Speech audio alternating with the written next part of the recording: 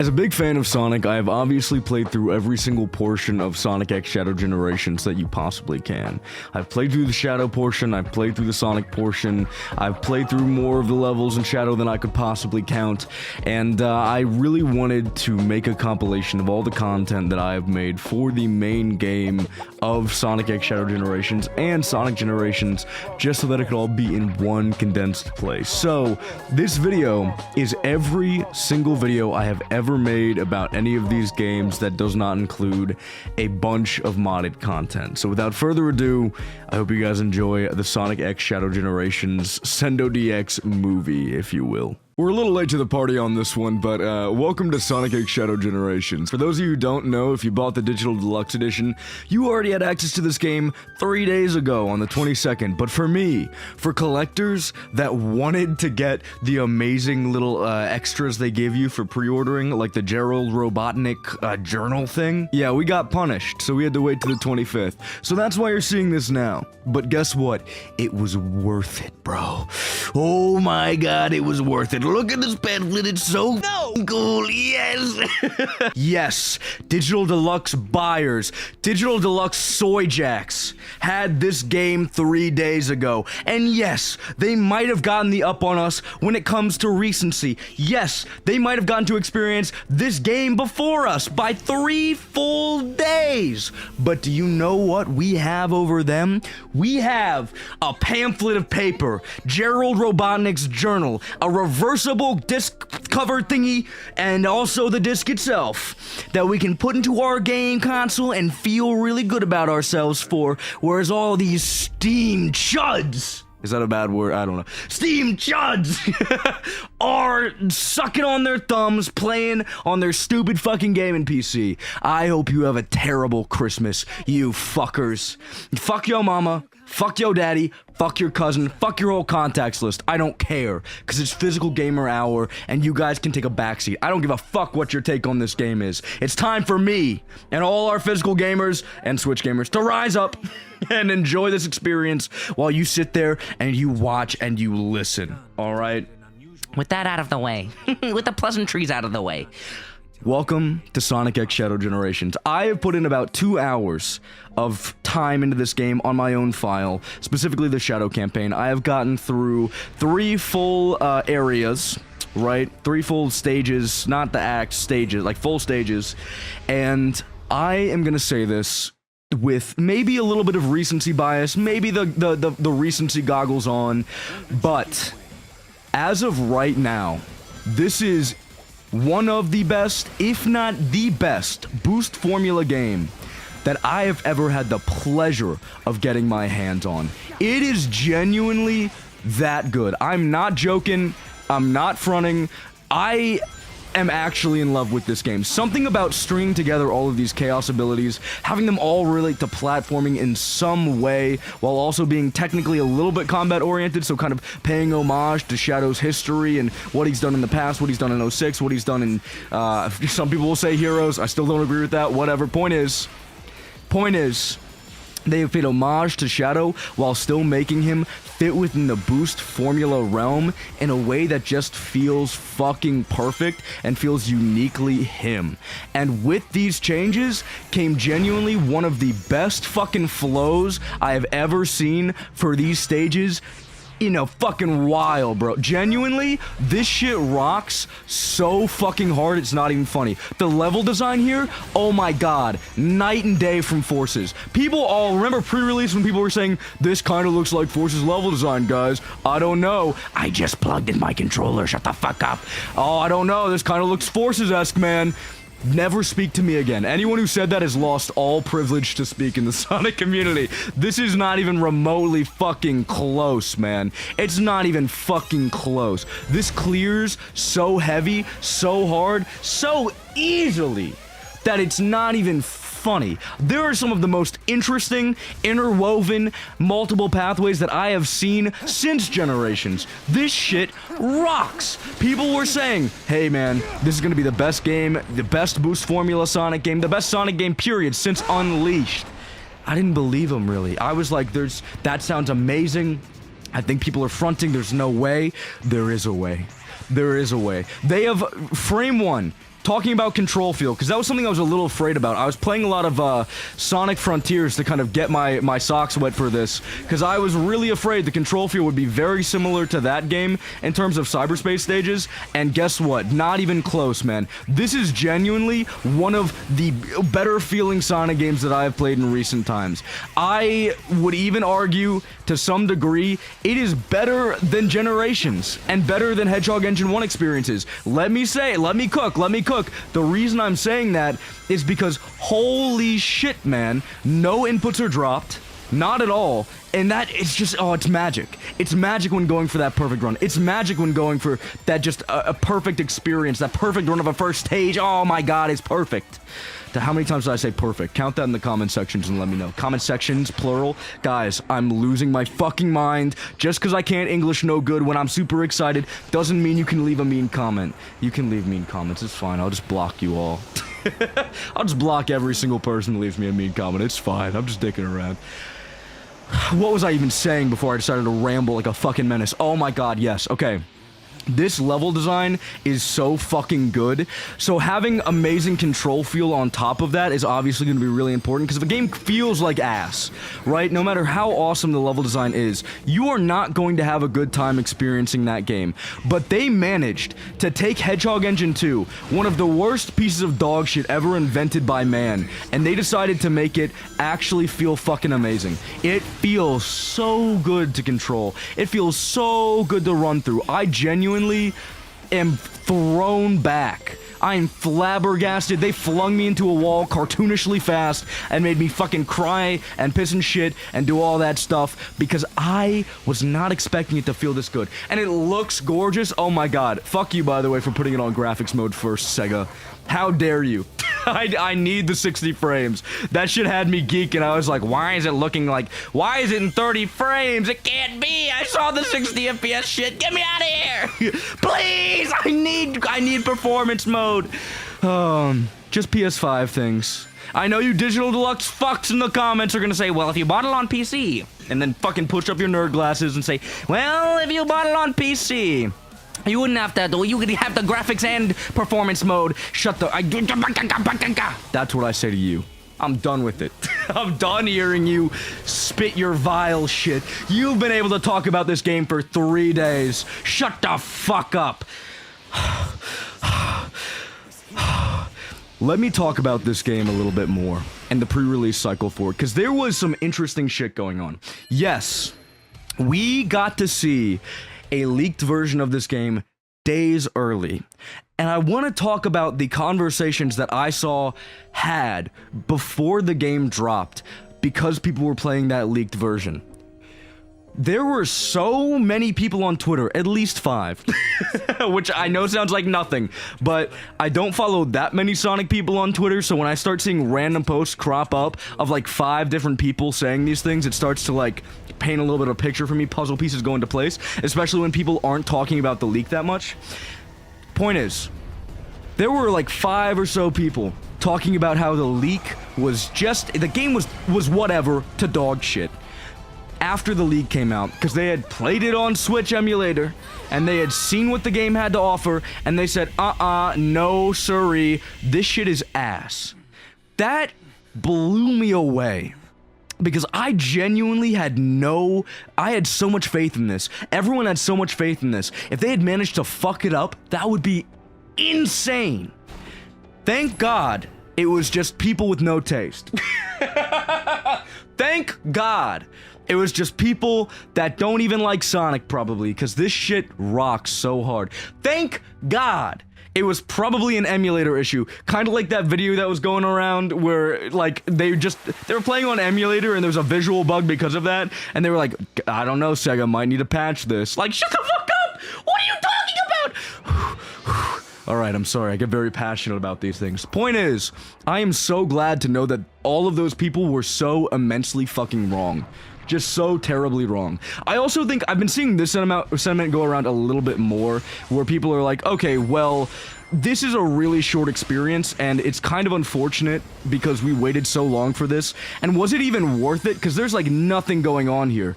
That I really disagree with. There is a lot of content here if you look for it. If you're speeding through this shit, yeah, it might take about an hour and a half to 2 hours. I don't know, something like that.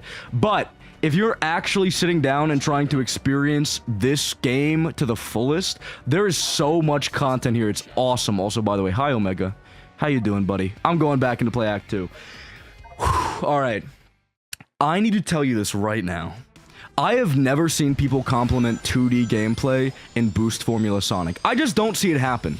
Like, it's not something that happens particularly often, because it's not what people want to see. But they've done this really interesting act structure with this game, where it's Act 1 is predominantly, if not all, 3D. Act 2 is where you kind of get the, let's just start over one more time. Let's just do it one more time. So the Act 1 and 2 structure is actually pretty similar to how it is in Gens, except they took it to like a very logical extreme. So Act 1 is entirely 3D, and then Act 2 is entirely 2D, which is an amazing way to differentiate this shit. So those people that complain about 2D being in literally any 3D Sonic game can like just sit down and shut up, pretty much, because if you don't want to play the 2D stages more than once, you don't have to, and you can play your real 3D Sonic game where there's no 2D at all.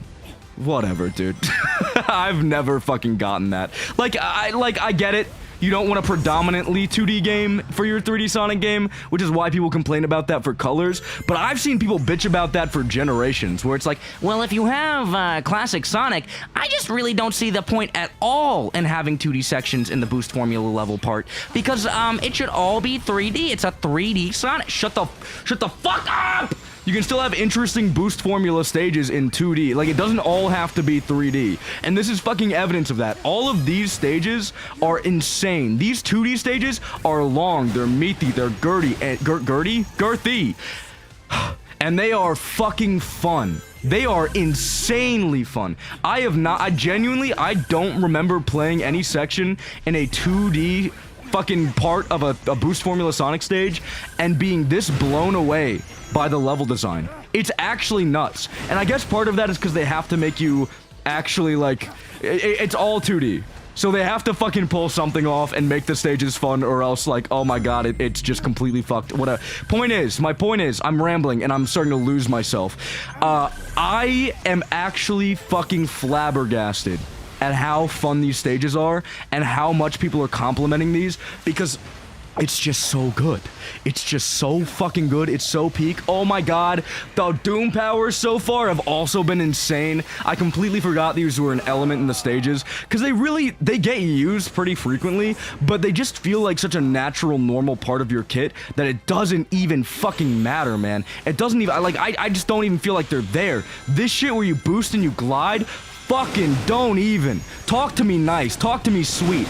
That shit is so fucking good. And then a little double jump in the air till you get with, oh my god, this is genuinely where they put their whole pussy into this game, bro. Making it feel just different from Sonic in a way that's fun, unique, still adds to the platforming, and doesn't really take away. Like, this shit feels fucking dope. This shit's awesome and perfect. No complaints so far. No complaints. Again, things could change over the course of time. If someone comes back to me and looks at this video and like a year later is like, well, actually, you said this in this video 3,000 years ago. Things can change over time, but right now, zero complaints. This shit is so fucking fun, it's not even funny.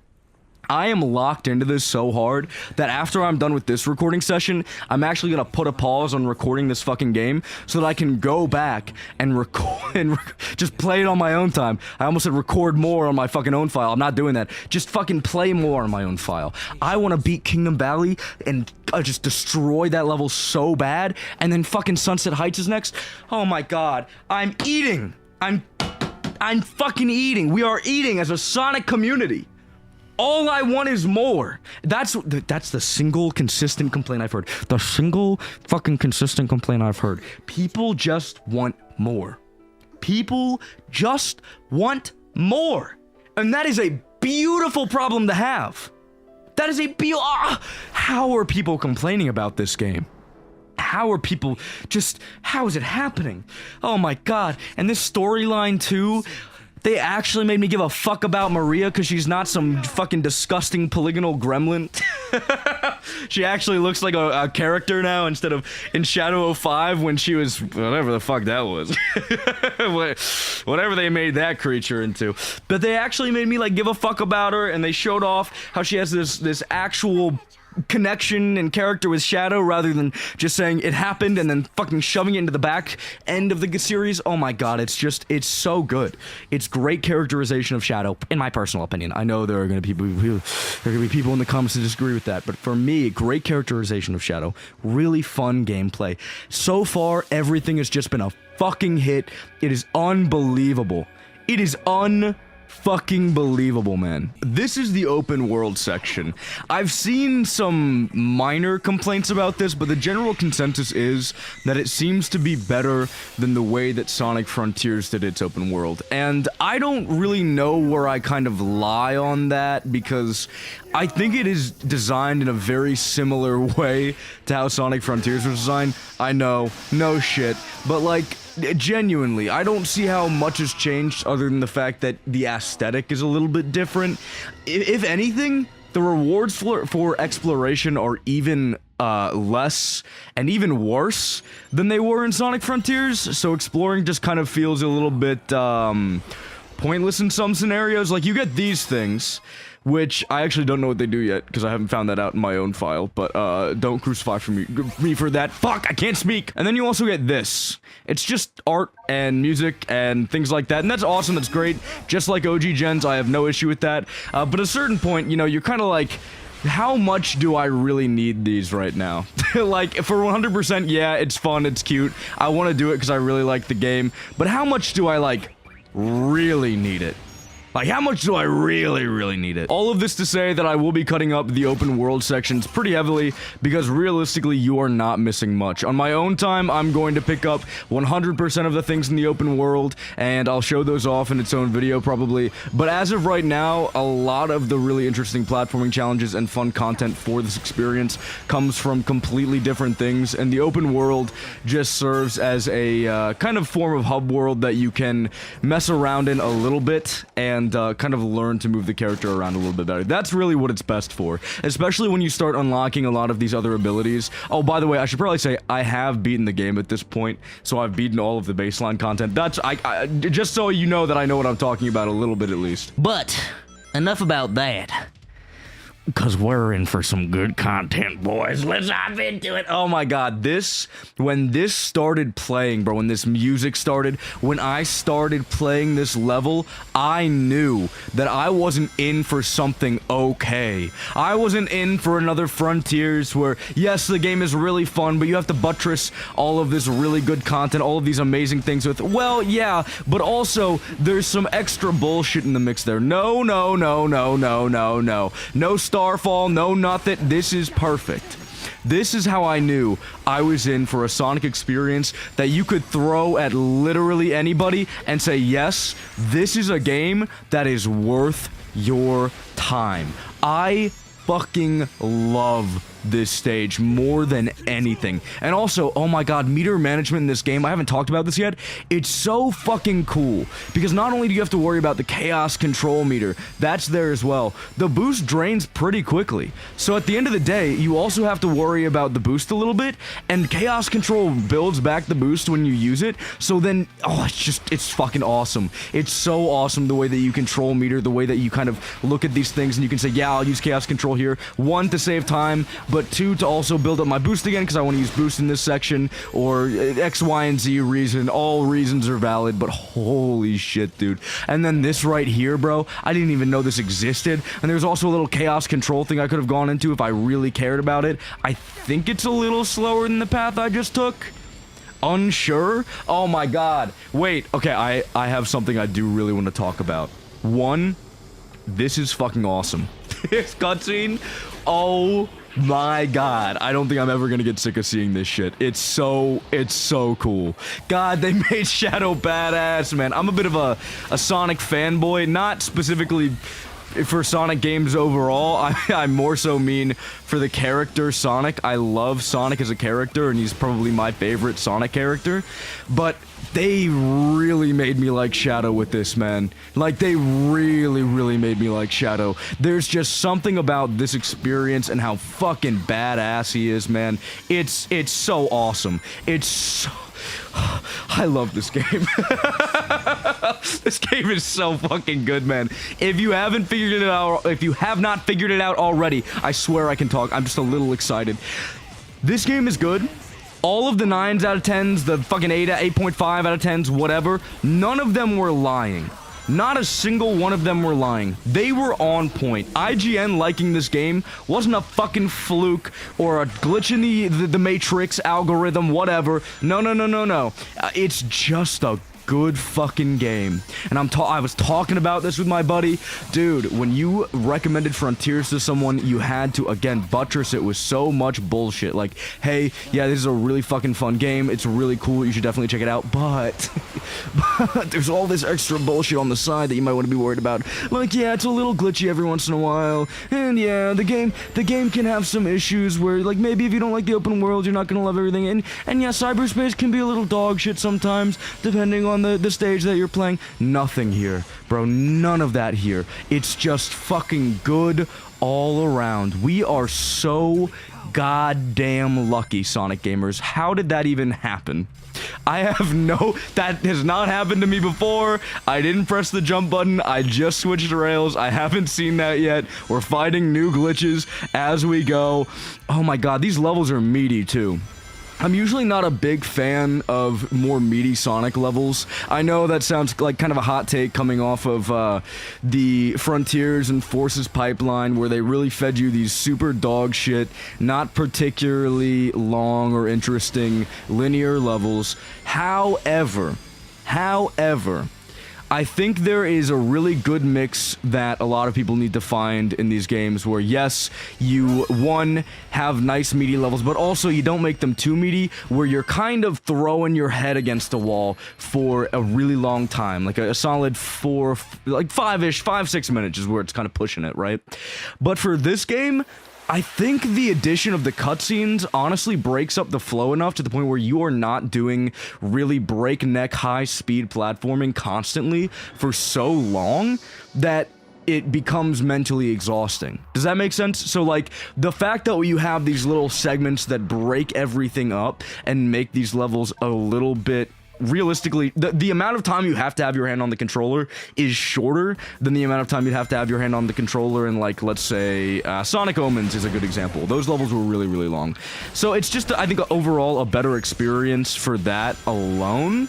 And I think that is what really makes the content work, even though it is kind of on the longer side of something that I'm personally used to. And I honestly think that's why people like it in general, man. It's cool, it's badass, but also you still play the level for a decent amount of time because the stages are so long, and it's just fucking, it's fun. At the end of the day, I think what really matters is that the content here is solid, the content here is fun. These levels are fucking awesome. I've seen a bunch of videos cropping up with 2D stages being like, hey, this is actually probably one of the best stages I have played in Sonic ever. And it's like, holy shit, man. This is a magical time to be alive as a Sonic fan. We are existing in an era where no longer are we the laughingstock of the gaming community. No longer are we getting a fucking Moist Critical, you should end your life segment, you know.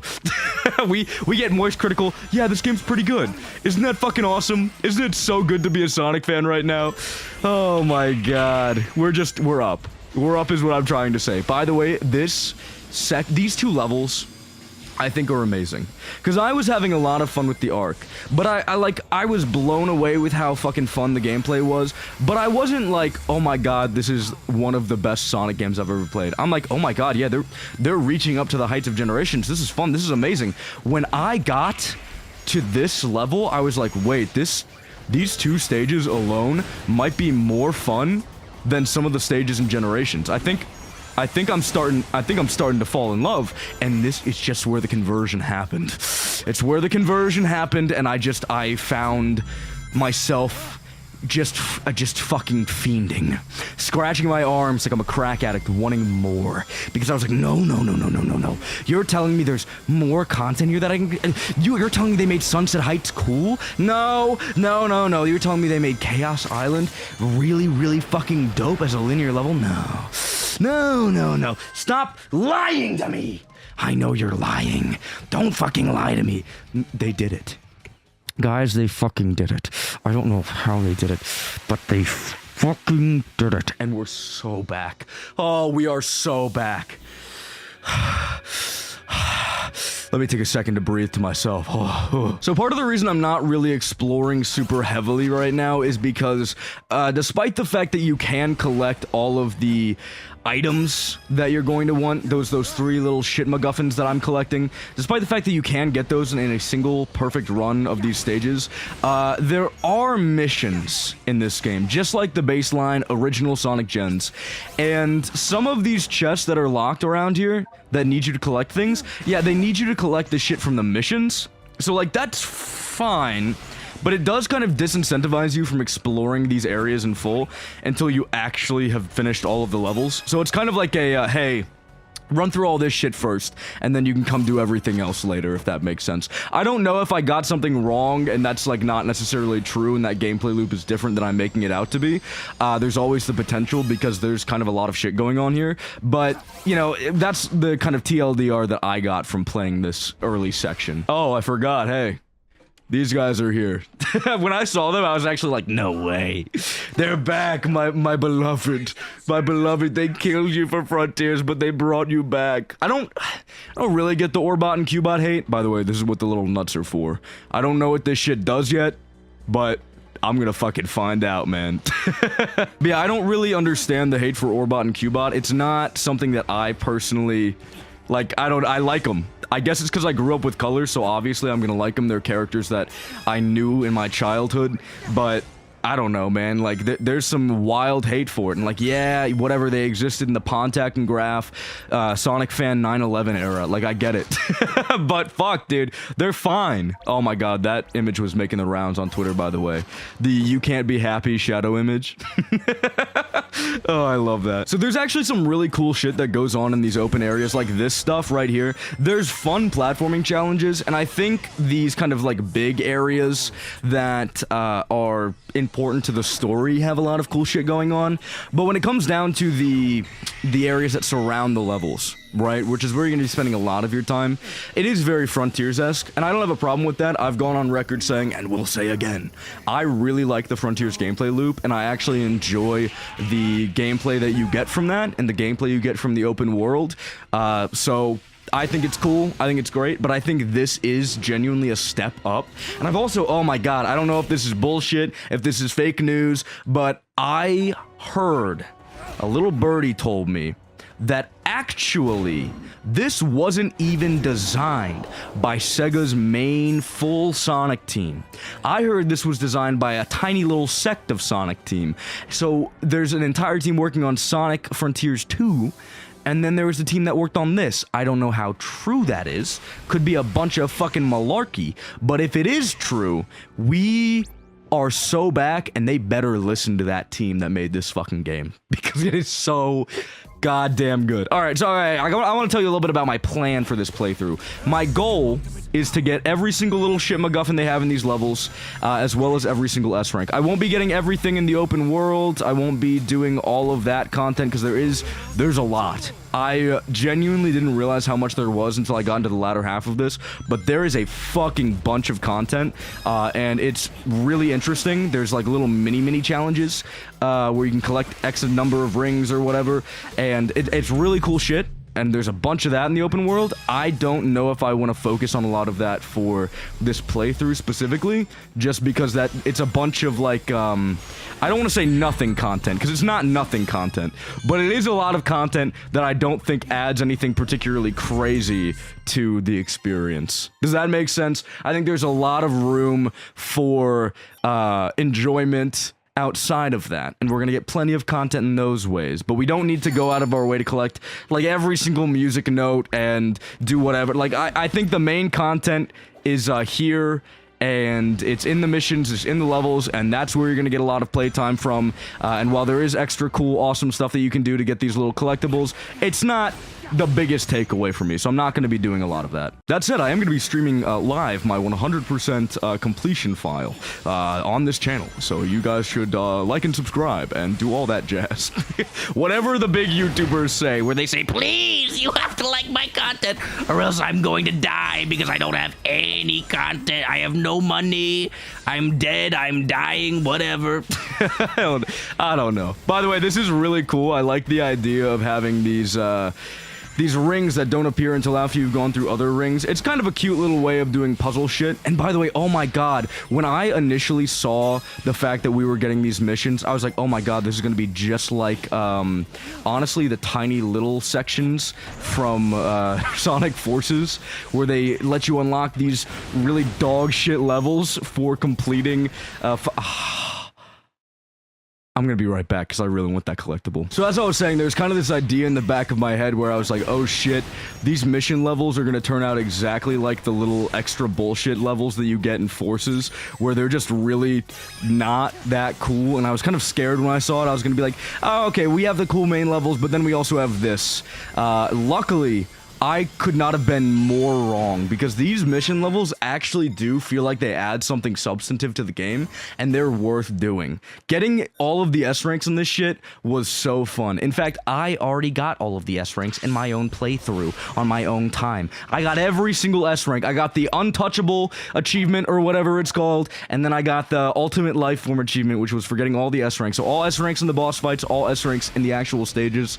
The boss fights are really cool in this game, by the way. I don't want to kind of blow my load too early and talk about them without actually, you know, getting to the boss fights. But the point is, they're really cool. Unlike that run you just saw, please pretend that didn't happen. Okay, alright, moving on. As I was saying before I went off on my crazy tangent, there is so much cool content to be had with these specific missions, and the missions that you get from literally every single stage in the game. It's so worth your time. And then, oh my god, this little homing attack section right here, where you go off of the beaten path, technically beaten path, it's not just a fucking homing attack chain anymore. No. There's value in stopping and just going a little bit slower and making sure that you get all those ring capsules by going on the alternate pathway. Technically, I guess you can count that as an alternate pathway. It's fucking cool. It's the TLDR. Got that. I missed the middle one? Oh wait, I think I know where that is. All right, we're gonna go back to it, but we got the S rank and we got 2 of them. That's all that matters. If I don't get all the shit MacGuffins, I'm at least going to get the S rank. Another nice little feature about this is that if you collect something, it stays collected unless you press retry stage. Why did I think that was a good idea?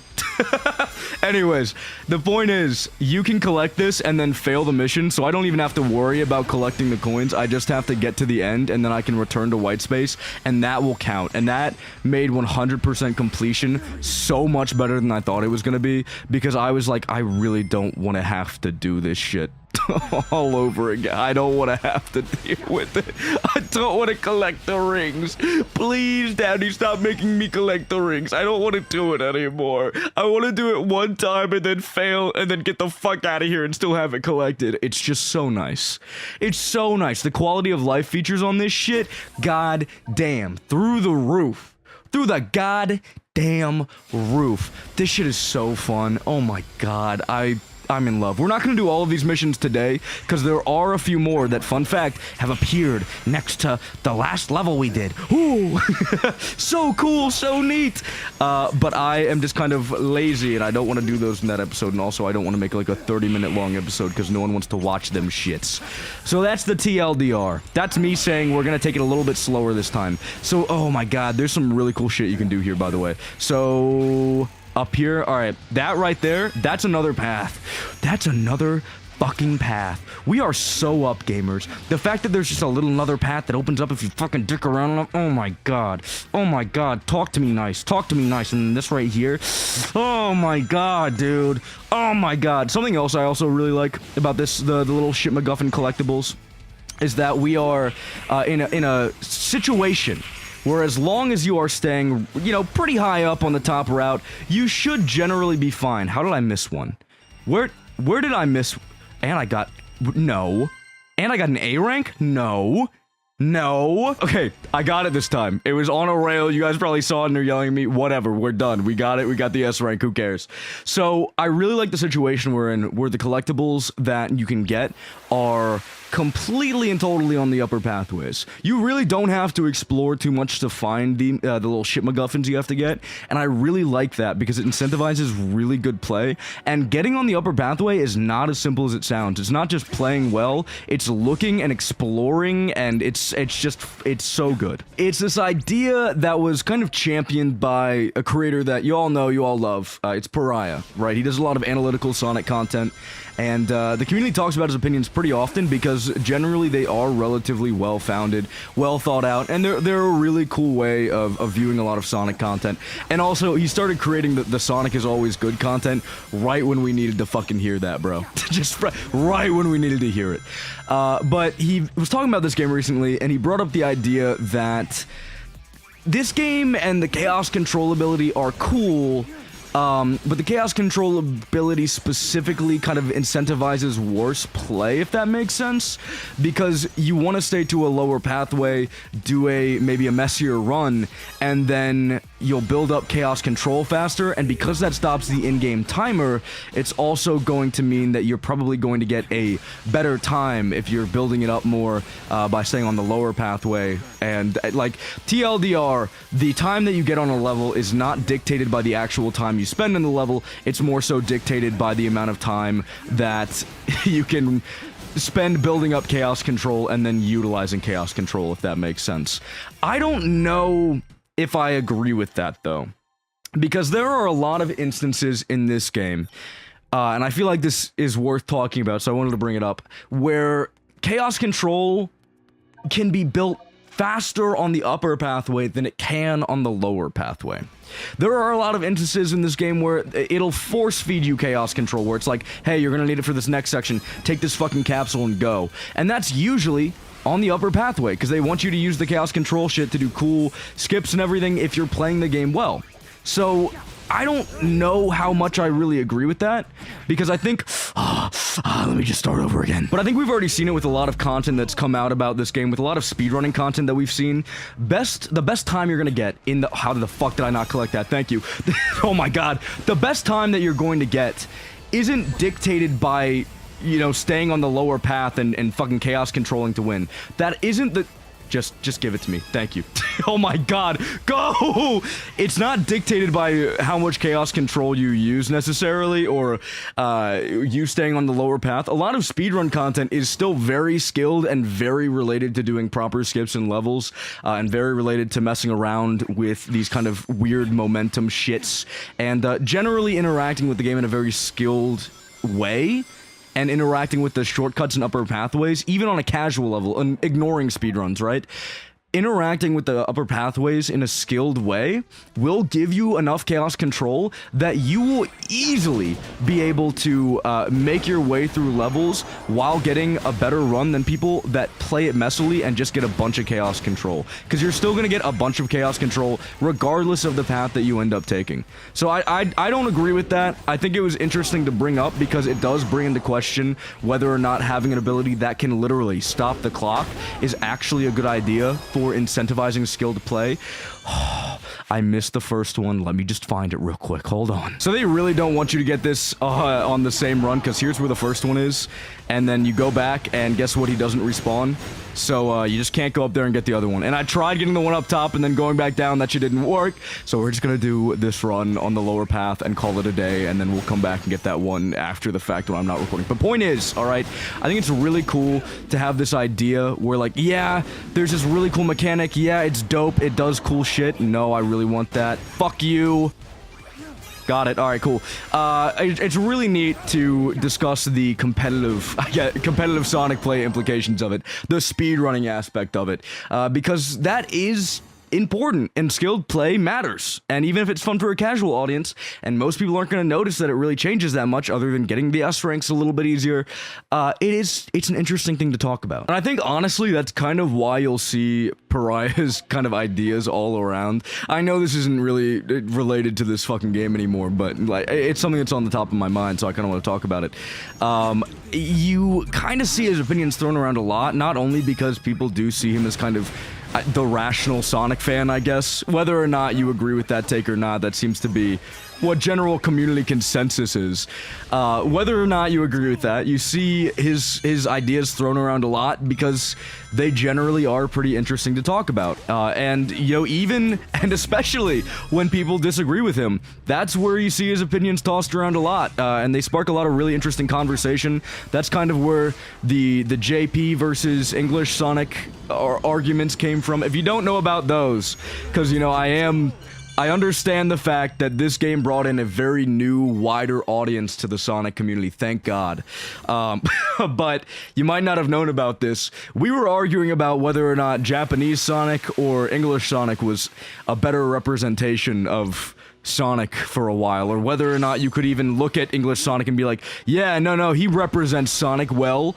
It was this whole debacle about characterization. And guess who sparked that conversation? Ding, ding, ding, it's fucking Pariah. If you couldn't guess that, I'm so sorry. You need to go to a doctor and figure shit out, bro. I was leading you right to it, man. I was leading you right to it. Like, it wasn't a hard answer to find. Maybe I didn't give you enough time. Maybe you got scared. Maybe you started getting a little queasy because I was asking you a question very quickly and you just weren't expecting it. I'm sorry, I know, but it is what it is. Just do better. You should have done better. By the way, oh my God, it's finally time to talk about the bosses in this game. I am going to say this without any shred of... it's not difficult for me to say. It's what I'm trying to say. I know the fact that I couldn't get my words right just there kind of makes it seem like it is difficult for me to say. Don't listen to him. That person that's talking in your ear right now, don't listen to him. Whatever he says next, don't listen. He's a fucking freak. He's a fucking freak. So anyways, sorry, I didn't mean to get in your head and try to gaslight you, but like, point is, I can say this with zero difficulty. These are easily the best boost formula bosses I have ever fucking played. I think they finally found a way to make boost formula Sonic bosses actually interesting, actually like unique and valuable, and a lot of it comes from the Doom abilities. But even with fucking BioLizard, man, even with BioLizard, there are still so much here because the adventure styled arenas actually work here. They actually work in this game because they managed to make Shadow and Sonic Control like they don't have a fucking bag of rocks that are have magnets in them. That in the magnets, the other magnet is at the end of the stage. You see what I'm getting at? Do you know what I'm talking about? Magnets in the shoes. Magnets at the end of the stage. Dragging you that way with very little ability to slow down and maneuver yourself in these tight 3D platforming sections.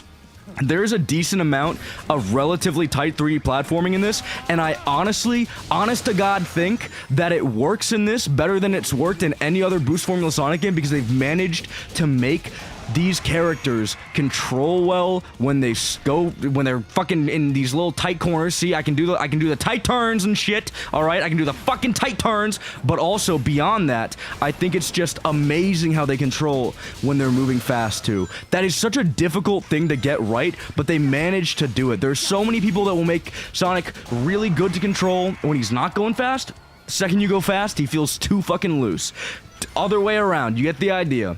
They made it fucking work here. They made it work, and it's beautiful, and it's magical, and I'm actually in love. I am fucking in love with these bosses as a result, because the arenas are interesting and unique, and they finally kind of returned to this, why didn't that work like I wanted it to? Oh, because he's going into the fuck you phase. Okay. I was like, why couldn't I kill him? What's going on? But yeah, they finally can have interesting arenas now. It's not just a run for your life and dodge these really fucking weird things every once in a while type of boss fight. No. You can actually do cool shit now. By the way, I do have these on. I know some people might be like, why the fuck do you have the button prompts on? It's so easy. I actually like them here. I think it, one, helps you kind of react better to things that are coming up in the future. It just makes life a little bit easier in that sense. Beyond that, in boss fights, I feel like it's almost, it's damn near necessary. Because you'll get into fights like everyone knows this is in the game, the Mephiles fight. Not a spoiler, the Mephiles fight is there, sorry guys. And that shit is actually I could not imagine doing that without the button prompts. It's really fucking dense visually, and I really only got through it as easily as I did. I got an S rank on the first run, just flexing a little bit on you. The only reason that happened is because I had access to these button prompts, so I feel like they are damn near necessary in some sense. But yeah, that's my takeaway on that. I don't know if other people will feel differently or if they'll call me a fake Sonic fan for X, Y, and Z reason. Perfectly valid. You can castrate me in the replies. That's fine. That's totally alright. But I'm right and you're wrong. And bada bing, bada boomy. Get the fuck out of my comment section. Something, something, something. I'm joking. I feel like I gotta throw it out there. Like a fucking little dart on a dartboard. Bam, bam. I'm just kidding. Just kidding. Just kidding. Fucking that's the hit point I'm going for. I'm just joking. I'm sorry, guys. I'm not making any fucking sense. But hopefully you're having a good time. This is where the hub world really opens up, by the way. We have been kind of dicking around in the kiddie pool, but now we're in the whole goddamn big boy pool, alright? The motherfuckers that got in when it was break time, that's where we're at now. We used to have to get out for fucking 30 minutes because it was break time, because it was the adults want to fucking break from you time. But guess what? I'm the adult now, and now I can bother people during break. So fuck you, fuck yo mama, we're in. We're so in. By the way, oh my god, something this game does so right, when they heard people bitching about the staticness of the cutscenes, oh my god, they listened. They fucking listened. Because this is easily, without any doubt in my mind, the most active characters have been during cutscenes that I have seen in a Sonic game. Like, genuinely. I know there's a bunch of other examples where characters have been active and shit, but this feels like there's fucking a bunch of action fight scenes and, like, Shadow's always moving around. He's never still. If he's still, it's an in-game cutscene where it's giving you a little MacGuffin that you have to collect to go forward, and then that's it. It's fucking perfect. It's so good. The ratio of cutscenes, too, is actually pretty fucking fire. Oh my god. For such a short experience, they paced this so well. There's so much content here, so much fun to be had. God damn, if they sold this as like a standalone experience, I would buy 30. I would buy 30. I don't know what to say other than that. It's just that good. Every single episode I'm ending saying I would suck this game off, but guess what? I would suck this game off really heavy. That's where I'm gonna end that one. Oh, they actually won't let me save until I go down to here. So, hey, check this out. This is how you get to the next area. Whoa, whoa. All right, now I can save and get the fuck out of here. No? What? Huh? So I lied. I'm not ending it. You guys get one more cutscene out of me, and then I'm done. Because I can't save yet, because I don't know. for whatever fucking reason, they're not letting me do it. They were like, no, this is a really cool one, though. You have to watch this one. Please. These cutscenes are really badass, though. Like, when I saw them, I was taken aback. These were cutscenes that I locked the fuck in on, because not only does it show you the cool little power you got, but also, he's so badass when he does this. What a fucking awesome way to show it off. And then they still give you the little button prompts and everything afterwards, but you're locked into it, because guess what? It's cool. It's fucking cool now. Because you just saw Shadow do it, and dick around, and be awesome. It's fucking dope. It's dope. We have 2 stage options right now. We can go to 2 different stages. Oh, which one do I pick? Which one? Okay. I think we're gonna do Kingdom Valley, because just respectfully, this is probably one of the best stages in the game. I am very, very tied and torn between 3 different stages, but this one is so fun, especially with some of the insane tech that's been shown off recently in Shattuck Gens. Look at this shit. Well, you didn't see that. Let me try that one more time. I am not gonna make that work. Point is, there's some really cool tech that you can do in this game where you can use the Chaos Spears to maintain momentum so air drag doesn't actually affect the movement of your character. But oh my god, in this stage, it's so fucking hard to master because especially in this beginning section, you kind of have to toe the line between a death pit and not a death pit because it slopes downwards a little bit. Fuck it, I'll do it later. This isn't gonna be a perfect run. It's not gonna be fucking amazing or whatever, but this stage is just so good that I just want to play it. I just want to beat it in a normal, cool, fun little way. Look at this shit, bro. Look at all the alternate pathways that you're already seeing, and this shit does not change.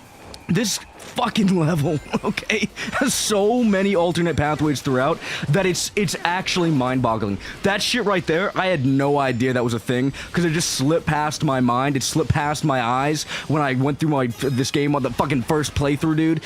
When I was beating this level for the first time, when I was playing for the first time, I was like, why are there no collectibles?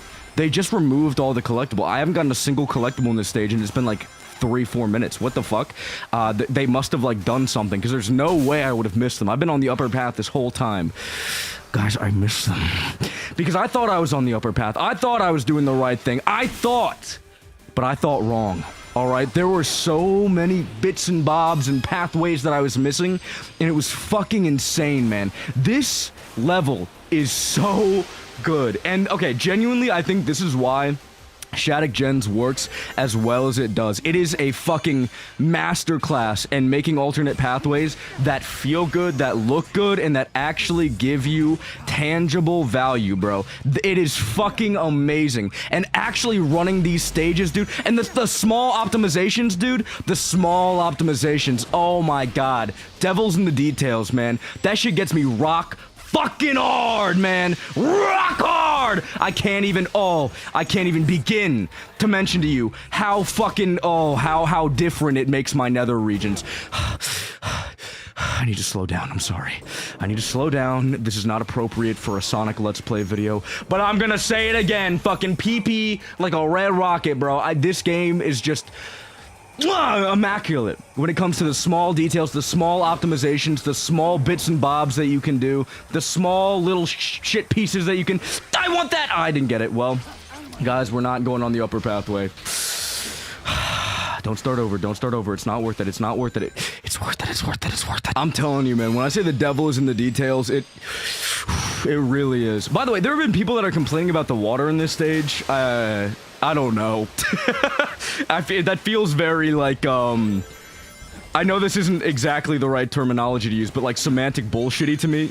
It feels like such a non-issue. Like the game is so gorgeous, and it just looks like slightly off. Some people are like, it looks like ice, man. It looks like ice. It's like, bro, like, who fucking dropped you on the head as a kid to give a fuck about that shit? Like, it doesn't fucking matter. Look at how gorgeous this goddamn game is in literally every other scenario. I guarantee you, it's just you, buddy. Little bro, it's just you. Like, you gotta calm down a little bit. It's not that deep. I don't know. We are kind of a very semantics. I know I just said the devil's in the details, right? But like, within reason, bro. Within reason. Like, I don't know. Yeah, it doesn't look great. It doesn't have like fucking an insane quality to it, but like, it's not bad. I feel like that's an overstatement. I feel like even noticing that's like kind of fucking crazy, dude. Like, no one is paying attention to the water in this shit, or at least I wasn't when I was playing through it the first time. I don't fucking whatever. Point is, devil's in the details, and the alternate pathways and the interconnectedness of the pathways is, I think, what makes this shit so fucking cool. And then when you add that new extra little tech on top of it, the Chaos Spear tech, the Chaos Control as this means to speedrun better, holy shit, man. All of this combines into just such a unique, fun Sonic experience that even, like, you can't go to Unleashed and get this. You really can't. And I'm not talking just about level design. The level design is pretty different in its own way because it interacts with Chaos Control and the Chaos Spear in kind of an interesting way. But you can't get it because it does have those little cute speedrunning elements that are really easy to pull off on a casual run and just can completely alter the way that you play the game. It's so fucking awesome. Like, just that carrying that momentum, dude, it feels so good. And that's kind of the reason that some people really like Doom Morph, actually. One of the more hated abilities in the game. Okay, I've got feelings about Doom Morph that I don't think a lot of people are going to agree with. I don't think it's that good. Like, I just flat out don't. And it's not because I don't know how to use it. Like, before I get sent the fucking little bullshit image where it's like, this is how you play Doom Morph. Like, I know all of the Doom Morph features. I feel like I'm blowing my load too early on this because it's just like, we're gonna talk about it when we get to Chaos Island, but fucking whatever.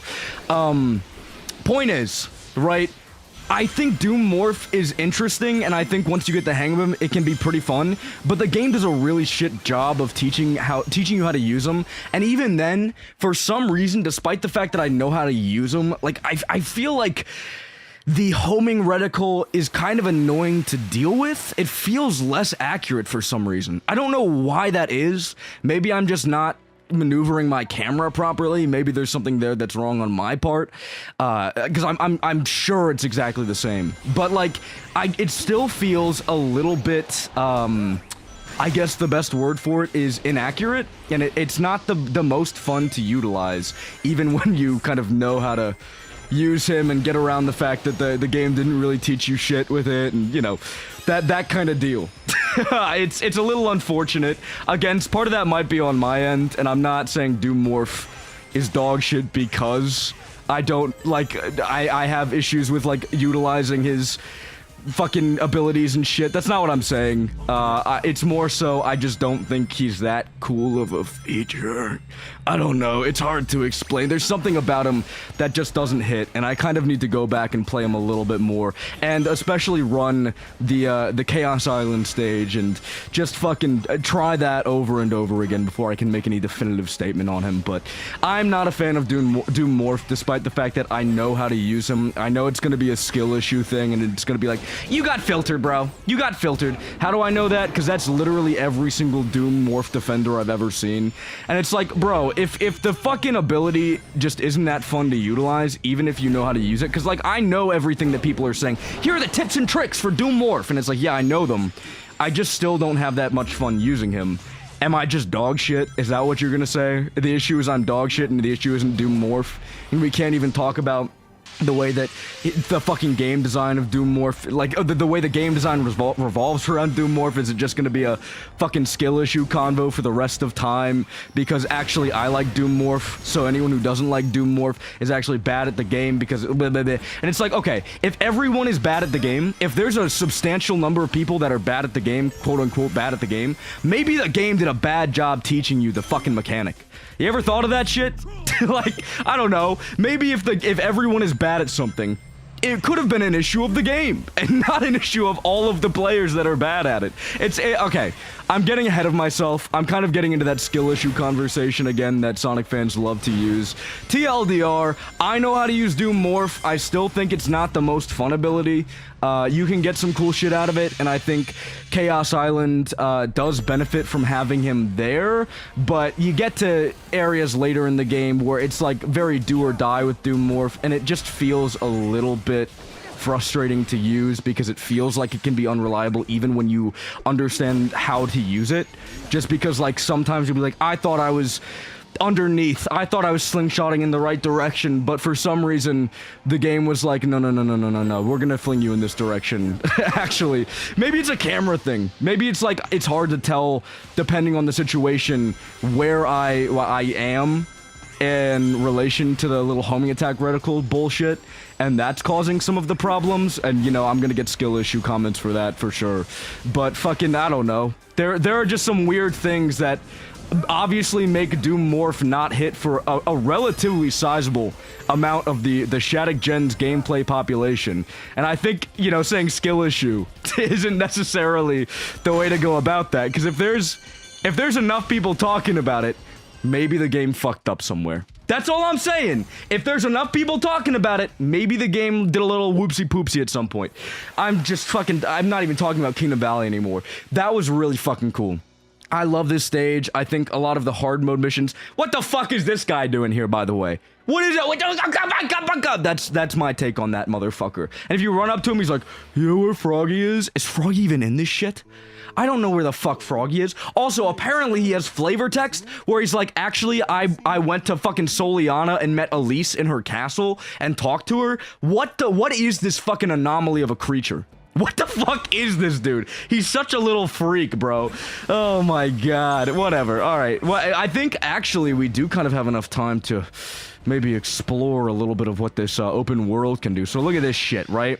They have little collect the ring thingies, and they have obviously the shit things you can collect where it's like, check it out. Oh my god, you can listen to music in the level, and it's pretty cool. I like it. It's really cute. There's a lot of stuff to do here, and it feels very packed to the brim with content. Very much like Frontiers after all of the updates, but we didn't need updates to make it feel more packed with content.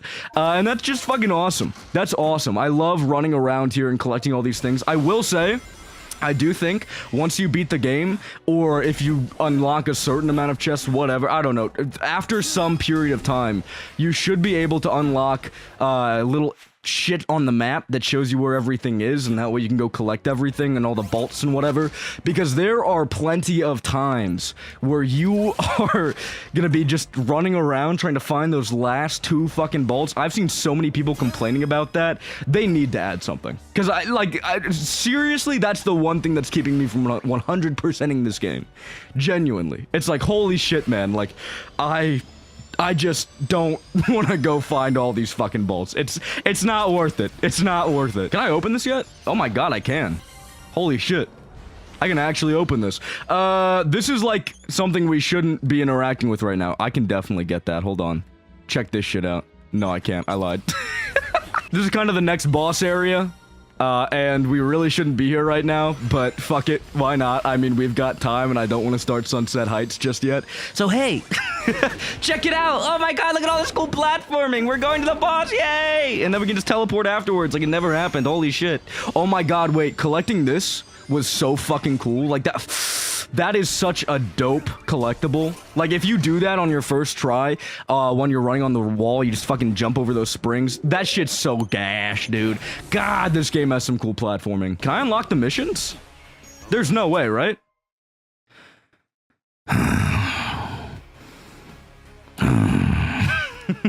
This stage, I don't know how they managed it, but they made this stage fun. Like, when I started off this stage, when it was that straight line from Forces, I was like, oh, look at this Forces set piece. This is so cool. But I didn't see this path right here. So when I saw these fucking rings over top, I was like, wait, what? I didn't get... Hold on, there's another pathway? I was so accustomed to Forces not having any alternate pathways that I just assumed, bro. I just assumed that this was gonna be a straight line with nothing. But oh my god, I was so fucking wrong. I was so unbelievably wrong. This stage rocks. The chaos control alternate pathways, dude, they managed to make this stage super fucking dope. And when collecting everything, oh my god, these guys, they made these guys cool as shit too, because there's this little section right here where if you fuck it up, ooh, I said if you fuck it up, you're embarrassing. And you actually should not play Sonic ever again, because if you mess that one up, that would just be fucking... I would personally never touch a controller again, because that's just not something that I would ever do. I fucked that up so many times on my first run, it wasn't even funny. And then this alternate pathway, dude, where you fucking do chaos control and you homing attack that shit. I don't know if you guys saw this. It was on twitter.com, so maybe not. But Sam Productions, or whatever his name is, a very big Sonic tuber who works with Sega and shit, when he saw that pathway for the first time, you could see his gears turning, and he fucking lost his mind when he did the chaos control and it worked and he figured it out. That shit is so cool. Again, bro. Fucking TLDR for this episode. The devil is in the details, and this game gets those details so fucking right. Those alternate pathways feel like fucking heaven. Heaven to pull off. And this shit right here, bam, bada bing, bada boom. Didn't see this shit, didn't even think it was a thing. Oh my god, fucking rocks my socks off. Fucking rocks my socks off. These alternate pathways are so fucking cool. And then this one right here, bro. Fuck you. No. I just have to get it. I just have to run it one more time. Oh, hey, I can show this off. Also, if you fuck it up, you just wait right here. Check this shit out, Bray. You can do this. This is how I fucking got this the first time. I was like, that's weird. I was like, that's gonna... No way. No way, dude. Fuck, I love this stage. Stop fucking me over, man. God damn it. Look, listen to me. Do you realize how much this changed my perspective on this fucking stage? It's not even funny, dude. Now I actually look at Sunset Heights and I'm like, wow. That's kind of a cool stage when you don't play it in the original game it appeared in. It's so fucking cool, dude. This stage rocks my goddamn socks off. This is the alternate path I was trying to show off, by the way. Holy shit, we're so up, dude. Oh, and then running through here like we're going into the little fucking, the computer room area. Oh, we are so fucking... And then this plays. Tell me this is not the most badass thing that you have ever fucking seen. Tell me, because you'd be lying to yourself. You would be fucking lying to yourself if you said that. This is dope. This is amazing. I love Radical Highway. Just like Black Doom, I love Radical Highway. Radical Highway is fucking awesome. Ooh, Shadow, I just love Radical Highway. I love all those jokes that have been popping up, dude. Oh my god. The fucking internet after this came out was, it's so good. Sonic... I was gonna say Sonic fans after a good game is just perfect, but, now I have to retry this because there's no fucking way that just happened. Okay, I'm back. Let's not fuck up the alternate pathway this time. Unless... Oh my god. This didn't fucking hurt me at all the first time I went through this. And any consecutive run of Sunset Heights I've done, I've gotten this just fine. It's just the fucking recording curse, dude. If you guys don't know, when you start talking, you start losing your ability to play video games. It's called life. It's par for the course when it comes to existing as a content creator in an online space. And then people will be like, well... You're actually awful at the game, and I think you should, end your life. And it's like, well, I actually know, tech for this game, so I think you should, shut up. And, get out of my comment section, because I'm better at the game than you, because I know one really cool bit of tech, and, it's really awesome, and I'm really awesome, and it's just so fun to pull off. Oh my god. I have been spamming the Chaos Spears, and getting my momentum, keeping my momentum this entire time I've been replaying these stages, and it actually is a game changer. It is unbelievable how fun it is to not have to deal with the air drag. Now, okay, there's a little bit of a conversation that cropped up after everyone was saying this is such a cool feature or whatever, it's so awesome to be able to remove the air drag, yada yada yada. There were people that were saying, why do Sonic fans just want to fly over stages rather than actually platform? That is a really oversimplification of, I think, why people like to mitigate air drag and why people like to experience these, I don't know, these very floaty, in a sense, Sonic games where you can really just get a lot of airtime and use that to get through a lot of platforming without actually having to do platforming. TLDR, I think the reason that a lot of people are very into that is because it isn't something that you can just pull off if you want to, right? You have to actually try, you have to be good at the game. It's not something that, you know, any fucking shit-nosed kid can pull off frame one without even having to try. I don't think that Sonic fans want to avoid all platforming together and just have a game where you're flying through the air 24/7. They more so want you to be able to do that if you have the ability to do so.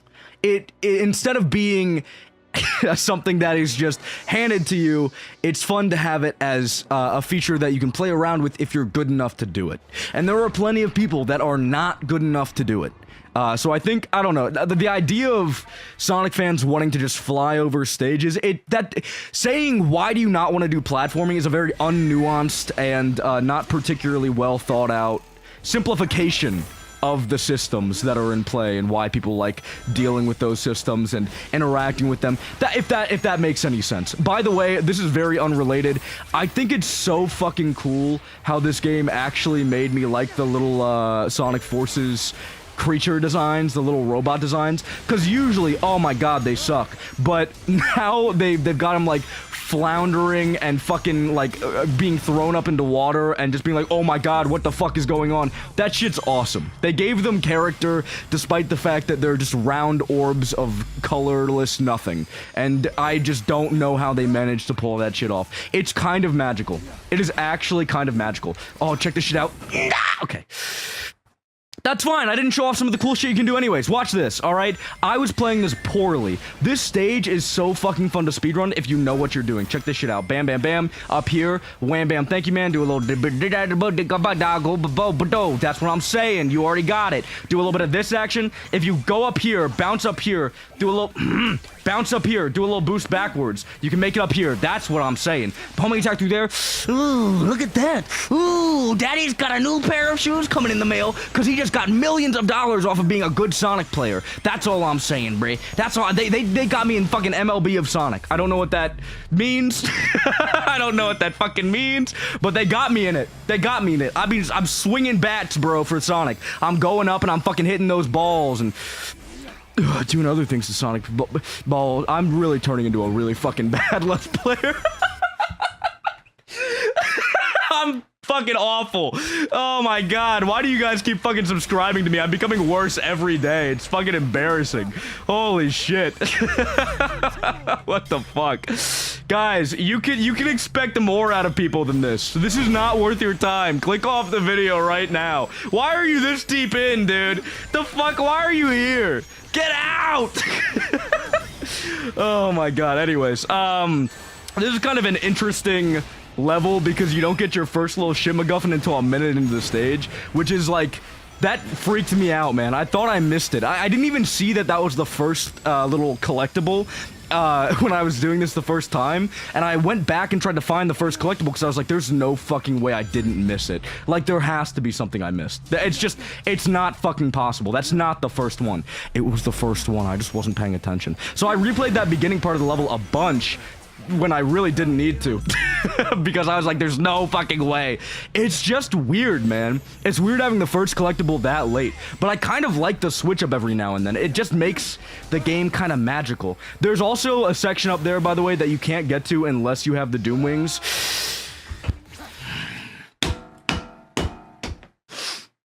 And just one more time. Just one more retry. I missed it. Nope, I remember. I knew there was one little thing that I kept fucking missing on my playthrough, and it's this one. It's that one, because I associate it with the lower path, but they want you to actually go on the lower path this one time, so you can get the little shit MacGuffin. I'm not gonna miss it this time, guys. Oh, I'm not gonna miss it, I remember.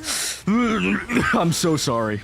I've been recording for almost 40 minutes. I'm starting to lose myself as a person. This is not who I am.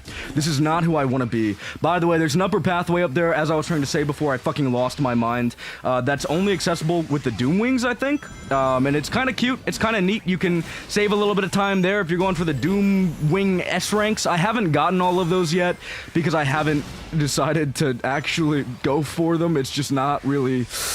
I don't know. Like, it's fine. It's a cool little thing. It's just not the most appealing thing to me right now because I think the Doom Wings, while being an interesting concept, feel more like a supersonic add-on to me, kind of like in base gens, which is pretty much what it's mimicking. And that adds its own cool, fun little skips and challenges and everything. I'm just not a huge fan of it. Like, it's okay, the Doom Wings are fun. They're cool. I'm not a huge fan of playing every single level with it again, is what I'm trying to say. Like, I feel like removing some of the challenges by just being able to fly over it, all of it, that's not... I think it's more fun to play them without it. TLDR. Case in point, Radical Highway Act 1 and 2. I really wish they made you play those without the Doom Wings first, because they are so fucking cool without the Doom Wings. The Doom Wings add just like a level of easiness that I'm not super in for. Now, keep in mind, I haven't really played all of the stages with them, so I could be talking out of my ass, and there's probably a lot of really cool speedruns with it that I just are slipping my mind right now. I think I've seen, like, Kingdom Valley Act 2, actually, is a pretty fucking dope speedrun with the Doom Wings, if I'm remembering correctly. Because you have to kind of, like, route in the rings to make sure that you can actually use the ability, and, like, that's cool and everything. For a casual player like me, right, I don't think it changes that much. By the way, look, oh my god, Shadow's like, Marie, it's really you. I thought I was having hallucinations. And then he goes down his dark boy arc, and, you know, this story is really cool. I really, really, really like this story. It is very dope. I think Shadow's reaction to Mr. Gerald Robotnik over there is also really cool, because he's kind of Gerald's a fucking freak in the future. And he's like, I'm gonna kill everybody! And he set Shadow on this path of revenge, and, you know, there's a lot of really cool shit going on in this story, a lot of really cool ways of kind of exploring Shadow's character, his past, making him relive past trauma. We love to see it!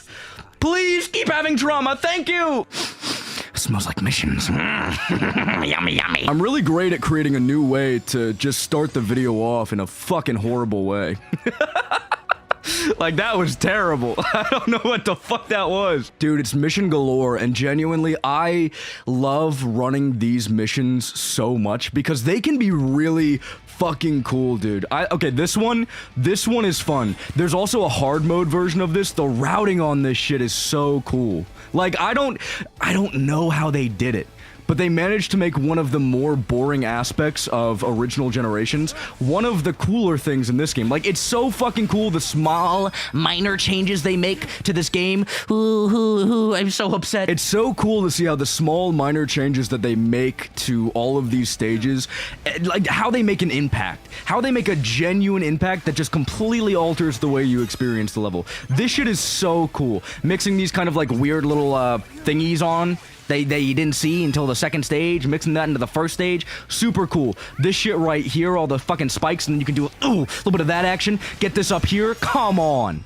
Come on, tell me that's not badass. Tell me that's not badass. And then, oh my god, I haven't even talked about this shit. There's so much extra content to do after the main story is done here. They have hard mode missions, and, you know, they're not that hard. I mean, don't mean to flex. As a Sonic gamer, I kind of got through them pretty easily. But they genuinely add even more. Like, it's just so fucking cool. And these, like, cute little beat the stage with one ring challenges that aren't really that hard, except for, bro, this fucking part annoyed the shit out of me the first time I played. I would try to get through it really fast, because obviously, you know, I'm a Sonic gamer.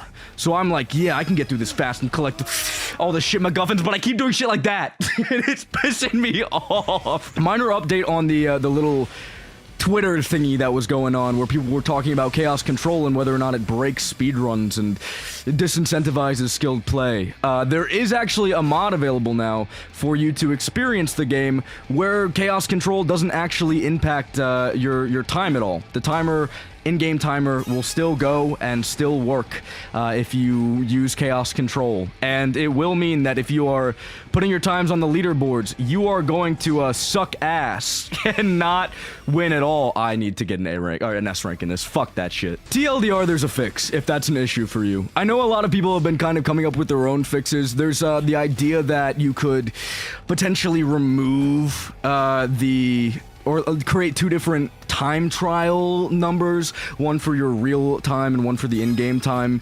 and that could just be two separate leaderboards. That's a cool idea. I think that would work really well and would pretty much completely solve the issue, but there's no solution yet other than that mod, so if you're really that pissy about it and upset about it, you can fucking change it.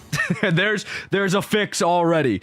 I, again, don't think Chaos Control is an issue, and I think the game works really well around it, but there are, again, some people that are not super happy with it, and that's totally fine, totally valid, whatever, have your own takes on things. Oh, God forbid people have opinions. Fuck that shit. I don't think I know the actual way to get up to these second missions. So I just always do this. Check this shit out. Ignore that. Hold on. Wait. Oh, fuck. One more time. I made it.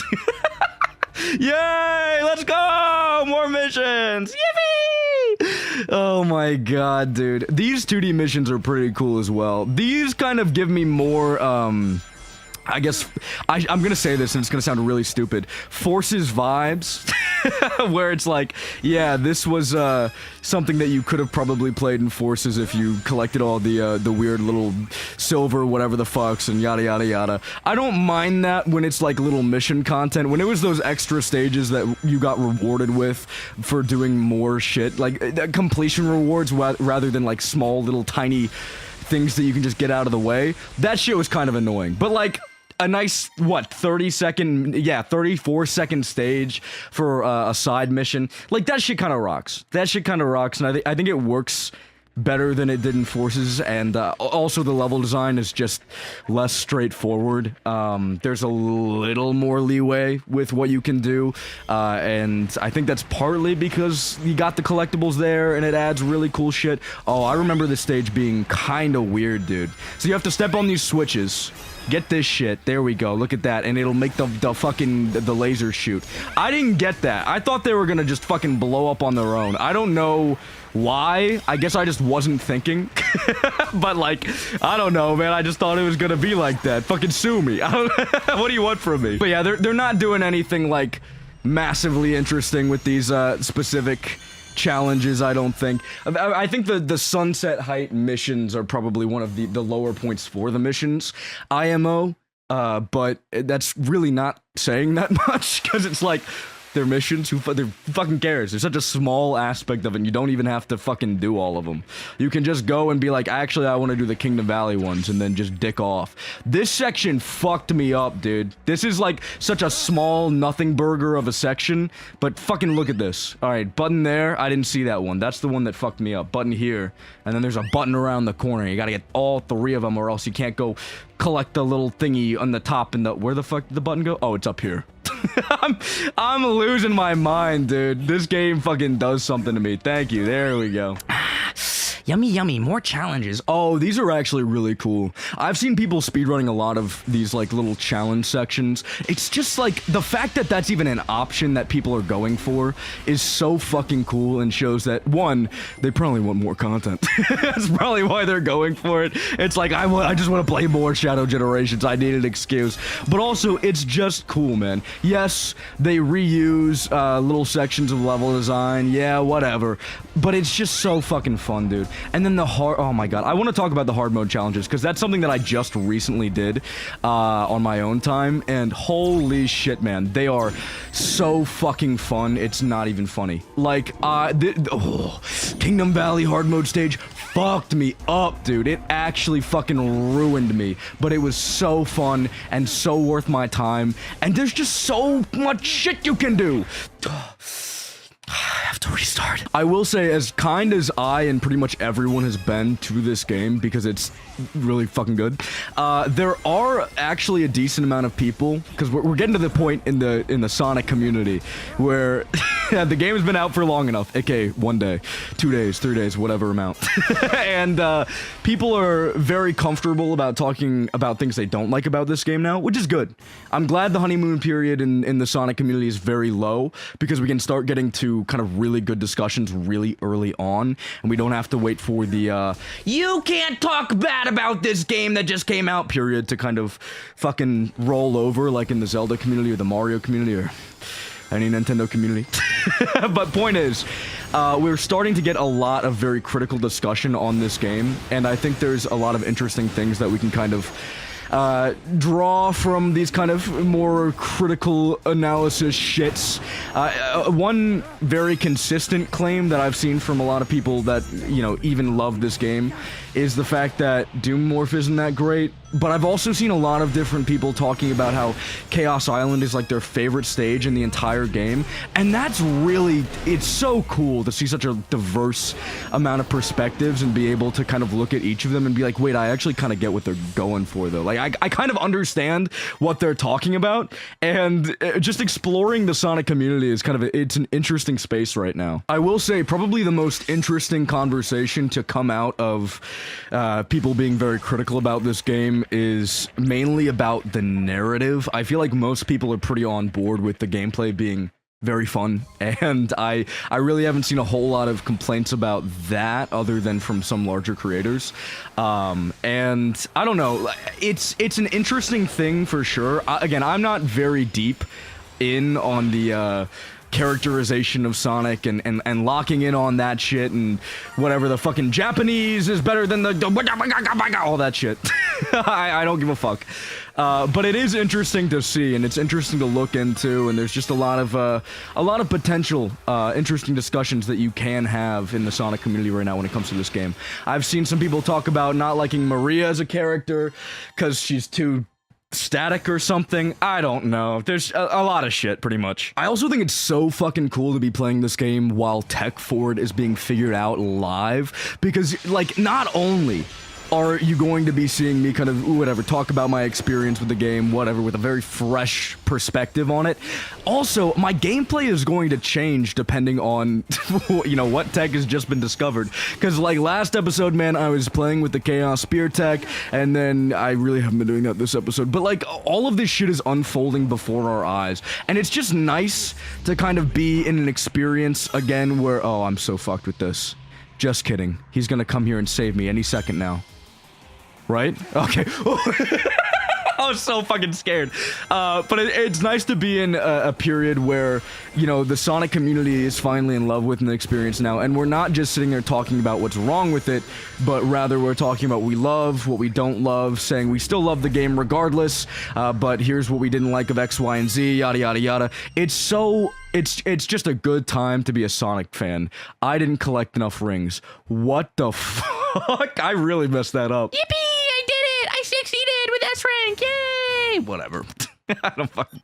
Moving on. I think I'm gonna save the boss for the next episode just because that's a really cool one. It's gonna take a minute and I kind of want to gush about it, but I do want to spend some time talking to Maria and Gerald because I think they're really cool, and it's a neat way to bookend this episode, which has been spent primarily in white space. Maria, hello. Shadow, when did you become so strong and confident? Oh, this is really cool. I like the way that they kind of talk about how Maria's like, what the fuck happened to you?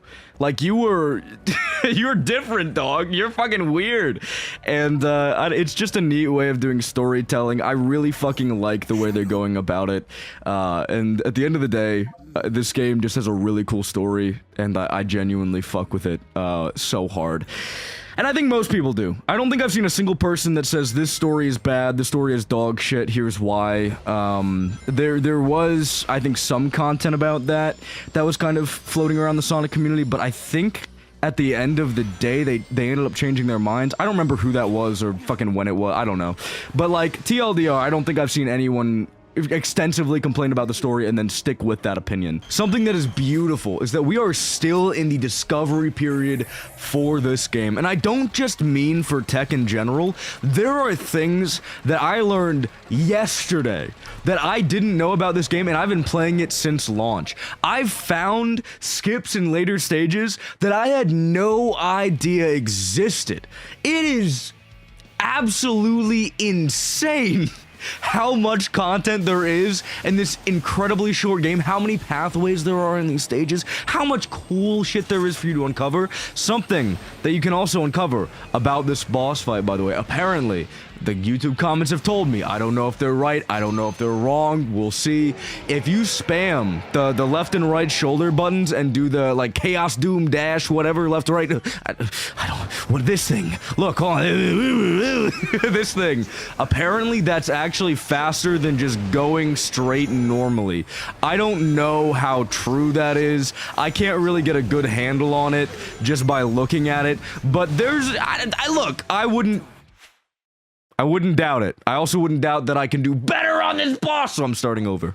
There we go. That's the right way of doing it. So I do actually remember that getting the S rank on this isn't a cakewalk. I've been doing relatively well on everything else so far, but getting an S rank on this kind of fucking hard, dude. I'm not gonna lie. I actually had to try, I think like 3 or 4 runs, maybe something like that, in order to get this. I kind of love how difficult it is to get S ranks on all these fights, and how you kind of have to not only route within levels, but also route within boss fights and make sure you understand every single mechanic pretty well in order to do well in it. Don't look at the fact that I just got hit. I'm perfect no hit run. I'm so good at this game.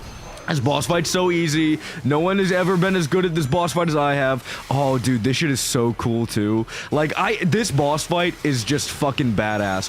This, mixed with the fact that you also have, the amazing music in the background. Just like, oh my god, talk to me nice. Talk to me nice. The music, so good. I don't, he's such an asshole. I know he wanted to go into the next phase, but you should have let me beat the shit out of you first.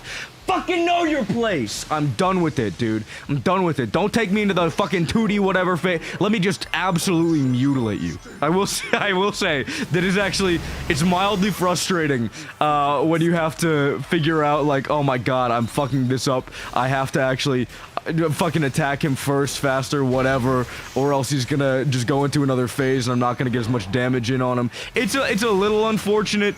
It can be kind of annoying. Again, that's just partly routing. And I just needed to route better, and I needed to hit everything properly. Fuck! Yeah, we're good. I needed to hit everything properly. I needed to stop being a little baby boy with a absolutely terrible gameplay. But like, it can be frustrating. TLDR. I get so overstimulated in this boss fight, bro. There's so much shit going on. It's so cool, but I'm fucking stimming like crazy, dog. This shit is nuts. Like, actually, I realized that I fucked this up. I shouldn't have used that now, because I actually need to save it for later. I think right after this, actually. Yeah, because I need to be able to get to the top and then... yeah. I'm not gonna get the S rank now. You've got to be fucking joking me. There's no way. I cannot believe I wasted my fucking chaos control on that. Oh my god. No, I'm not getting the S rank. I'm just not getting the S rank. Oh my god. Do I restart now? I know I'm not getting it. Do I restart now? What do I do? By the way, dude, post-Frontiers, they figured out how to do QTEs that just look badass. I will say, I kind of wish they were a little harder or a little more interesting, because at this point it does feel like after you've run this enough times, it feels like a little bit of a chore. You're like, all right, I beat the boss, but now I have to run through the fucking QTE and whatever. Check this out, by the way. Check this A rank. Check this A rank. Yay! Oh my god! Oh, I'm not touching that boss again. Fuck you. Get fucked, yo. Mama deserved to... who's his mama? Miss Eggman. Miss Eggman deserved to die from that fucking disease she had or whatever. I'm making up new lore. Motherfuckers are gonna be in the comments like, what are you talking about? That's not even... That's not even a Sonic lore thing. Are you fucking insane? Yes, I am. I'm glad you finally noticed. I'm losing my fucking mind day by day, second by second. I'm so sorry. This playthrough started off so fucking normal, dude. Did it? Did it really? Have I been weird this entire time? I don't know. I love this game, dude. It makes me fucking lose it. Because it's just so cool. And it's so awesome to be able to talk so nice about a Sonic game. And people in the comments have been like, fucking drinking game. Take a sip every single time he glazes the game. But you know what? I'm glad that I'm here. I'm glad that people are getting in my comments and being like, you glaze this game so much, because you know what? It deserves it. That 9 out of 10 from IGN was real as fuck. The most recent Mario RPG just came out, by the way, or it's about to come out, and that motherfucker has a 7, or no, 5 out of 10 on IGN. I just want you to know how wild it is for a Nintendo game to score lower than the newest Sonic game. What fucking world are we living in? What world are we living in? Because I couldn't even fathom this being a thing a fucking year ago. Post-Frontier, I didn't even think this was a fucking possibility. It just doesn't track. Something about it mentally doesn't track with me. But we are so fucking up, it's not even funny. BioLizard mentioned. Look at that. Oh, look at him. He's so cool. Dude, I genuinely love Shadow's lore. And this is something I've been thinking about for a while now. But my favorite character in the Sonic canon, the Sonic universe, is Sonic. And Shadow's creation and Shadow's introduction to the series and his backstory makes Sonic even cooler by connection, by extension. So, let me explain. Shadow being genetically engineered to be that guy. He has alien DNA and he has incredible science backing him from one of the best scientists in the world or whatever. And he is genetically engineered to be him, right? Despite that, he keeps getting his fucking ass beat, his spiny hedgehog ass beat by Sonic the Hedgehog, who is just naturally born to be that guy, bro. Like, it's kind of like a nature versus nurture type beat, if you will, and Sonic just keeps fucking winning, and I love it, dude. I actually love it. And then you mix that with, like, oh my god, you mix that with lyrics from fucking Sonic Frontiers, where it's like, I'm what you get when the stars collide, bro. That shit makes me feel some kind of way, and I'm not even joking, dude. That fucking hedgehog, what's down here? I don't think I've ever... What? Where the fuck? I've never been down here. Get me out! Get me out! I can't be here yet. I can't be here right now. But oh my god, he's just that guy. He's that guy, and it's fucking beautiful. It's magical, and I've never wished for anything more. I love Sonic. I love Sonic. I love Shadow. I love both of them together as characters. I think there's a reason everyone thinks they're both so raw for their own reasons. It's just, I've been thinking about this for days, by the way. I've been meaning to fucking blow my load about this for fucking days, and I can finally do it. I finally got time to sit down and record, and I can finally talk about why Shadow is the perfect stepping stone for Sonic as a character. All you Shadow fans in the replies, enjoy getting mad about what I just said. Enjoy fucking sending me mean, evil comments. I don't care. I don't care. Cause I'm right and you're wrong and whatever. And now we're at the part of the game where I have to be very careful about my word choice because Doom Morph has entered the screen. Alright, he's here to stay. And this is probably the only controversial thing about this game. Because there are a decent amount of people that like it and a decent amount of people that don't like it. So everything I say here is going to come back to me somehow. So the rest of this video and the rest of Chaos Island are going to be post-commentary to make sure I don't piss off the wrong people. So every single time that Doom Morph comes into the conversation of Sonic X Shadow Generations, something that I immediately notice is that it is surrounded by drama. Okay, genuinely. It is either you like Doom Morph or you don't. There's really no in between. And a lot of Doom Morph supporters will often immediately jump to, oh, they don't like it because they don't know how to use it. And that's because of the really poor tutorialization of Doom Morph in this game. They don't explain how to use him at all. It's actually atrocious because they tell you can swing with him, but they don't also tell you he kind of acts like a slingshot. And that just, it's bad. That's really bad. If you don't think Doom Morph is bad as a mechanic, whatever. That's still something that's wrong that surrounds Doom Morph. And it's understandable why people would not like Doom Morph just because they don't know how to use it. So, I get that, right? But a lot of people act like that's the only reason you couldn't like Doom Morph.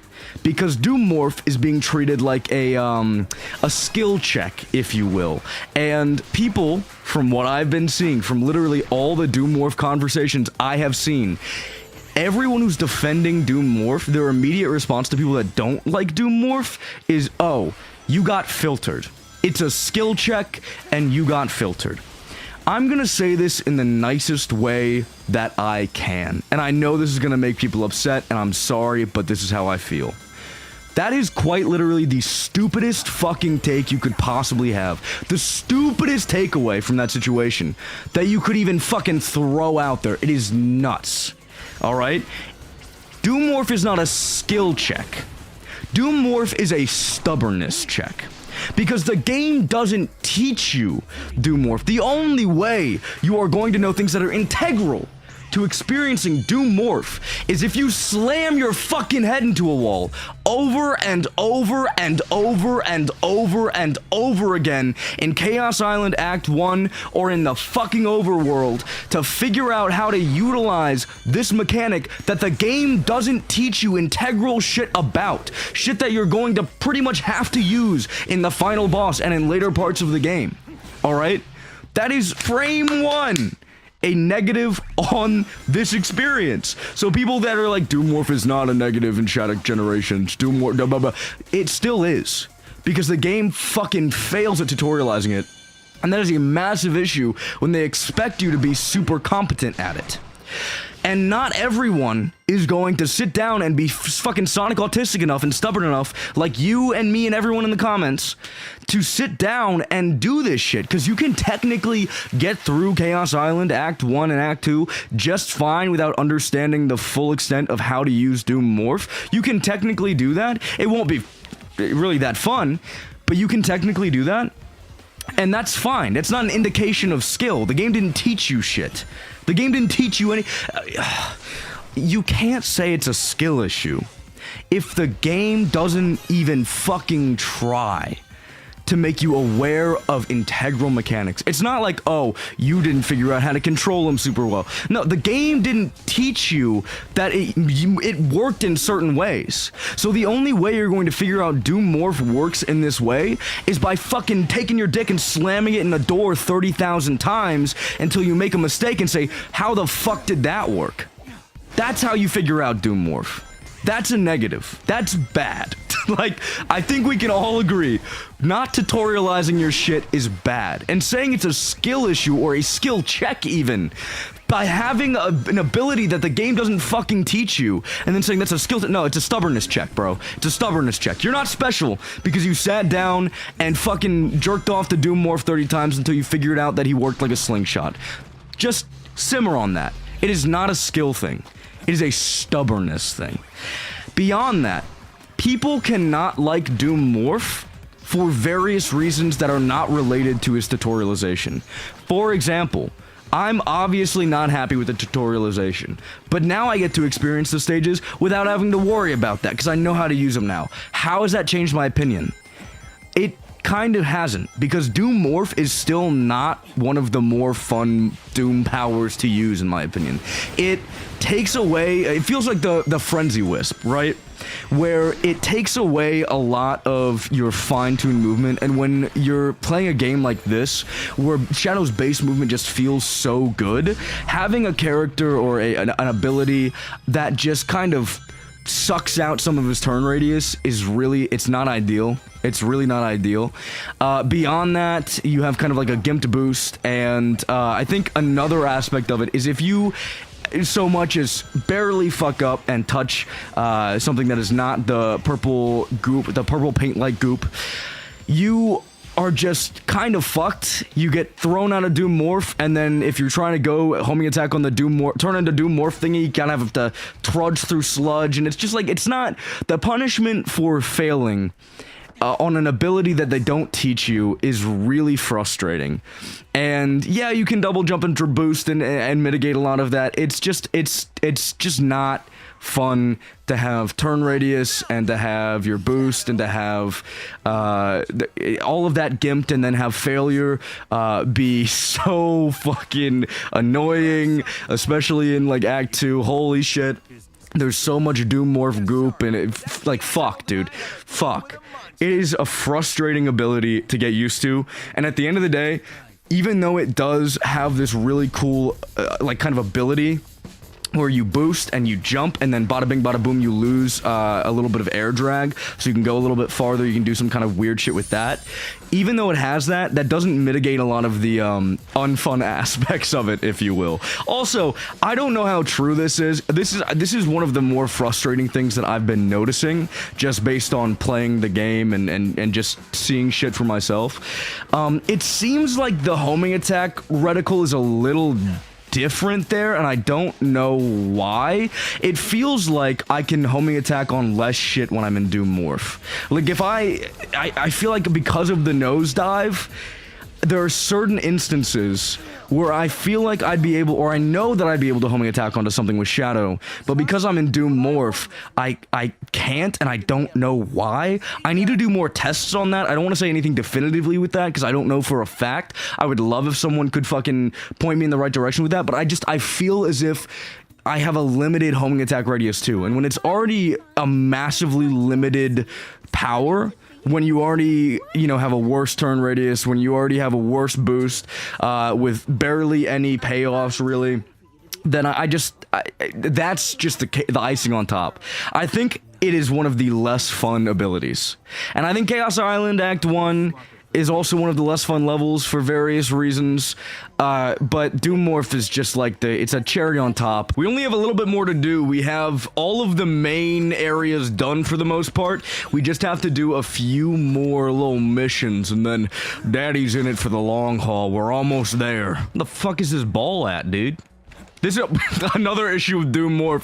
Okay, I'm surprised the amount of people in the comments agreed with me last time, because I was very harsh on Doom Morph, but people were like, no, you're kind of cooking, and that wowed me a little bit. I was genuinely expecting death threats, and as of now, I haven't gotten any. That's kind of amazing. This architecture is kind of amazing, by the way. Like, I just fucking love this, and every single person I've ever seen, this is why I hate Doom Morph, this is why I hate Doom Morph, this is why I hate Doom Morph, I hope he fucking dies tonight! Anyways, as I was saying, this architecture is really nice, and I think this is such an interesting take on the white space concept. Just like throwing in all this weird like gothic architecture and shit. That's so cool, bruh. So much cooler than what Base Gens did with it. By the way, we had to do all this just so we could go back outside and do the missions. I kind of wish you would just like show you where the gate was, then show you the mission, so we didn't have to like do this fucking game of cat and mouse and run back and forth. Very minute, small apples type shit, but it is mildly frustrating. I'm gonna say something that might be a little bit controversial, right? So there are all these areas surrounding the Chaos Island thing that mirror what we saw in Frontiers in terms of platforming challenges in the open world, and a lot of people are like, oh my god, this feels just like Frontiers because it sucks. And it's like, alright, look, I genuinely think the only reason people dislike these compared to everything else that you see in Frontiers, or everything else you see in this game, right, is the visual element of it. I think that alone is what has altered the way people, like, I don't know, view these challenges, because every challenge in other areas, it's like, oh, it's using the rails from this area, it's using the whatever. I genuinely think it's just a visual thing, because I can't see any tangible difference in terms of actual level design. Like, I don't fucking see anything. And I don't know if maybe that says more about me and how stupid I am or whatever. But like, I just don't see it. I don't see it. I don't remember where fucking Dick is in this stage. We'll see how this goes. Oh, there's one. Okay, fire. Alright, well, I'm just gonna get everything here first and then say fuck it to the S rank for now, and we can get that later. I'm really not worried about it. I'm playing very, very, very poorly. I think it's the first time I've ever gotten a B rank. That's really bad. But yeah, I just think Frontiers kind of gets the short end of the stick when it comes to this overworld discussion. Some people have been talking about why they think it's different in the comments, and I just don't really agree with those takeaways. Like, it's mainly about how the platforming is more interesting, and I just don't think that's the case at all. Like, even remotely. The platforming is about the same, and maybe it's like a length thing, because some of the platforming challenges in the open world here are a little lengthier, but it's by like fucking fractions of a second. It's nothing even remotely close to a substantial change, and I'm confused, I guess, is the TLDR of that. Like, if people like it more, that's great, and if adding that visual change was enough for people to kind of lock in on it more, that's fine in and of itself, but I think people are, trying to portray the differences as more than they actually are, if that makes sense, and I personally don't see any tangible level design difference that completely alters the experience and makes it better than Frontiers, or I don't even see the differences that make the Chaos Island platforming challenges worse, or, you know, it's the same shit. Same shit, different bucket, different visuals. That's the TLDR of it. So because I didn't really have a chance to talk about Chaos Island and my thoughts on the stage itself, I'm gonna kind of use these missions as an excuse to kind of talk about my overarching feelings on it. I think there's more wrong with Chaos Island than just Doom Morph. I think there are reasons that I personally don't enjoy it a relatively sizable amount, and it all comes from the kind of geometry of this early section. Later on, it's less of an issue, but like in this early section, they're trying to do that little visual thing where they put a bunch of shit on the ground, but everything has collision.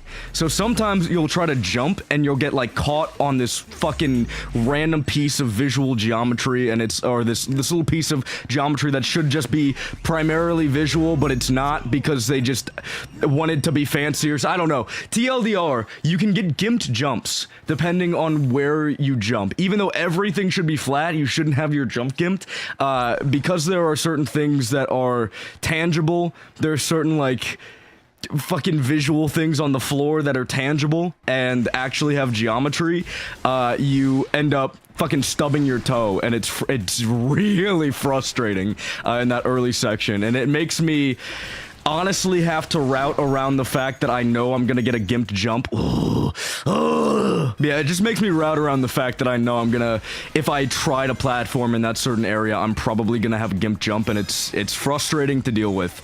I don't think that's necessarily a benefit to the stage, routing around the fact that, hey, you might get your fucking input stolen just because of this weird geometry. Again, that's not really generally an issue anywhere else than in the beginning part of Act 1 of the stage, but it was frustrating and annoying to have to deal with that, and then on top of that also learn how to use Doom Morph, and it's just there's a lot of fucking things that just pissed me off with that. By the way, I made a mild whoopsie poopsie when I was talking about the mission structure of this. You do actually have to complete every single mission.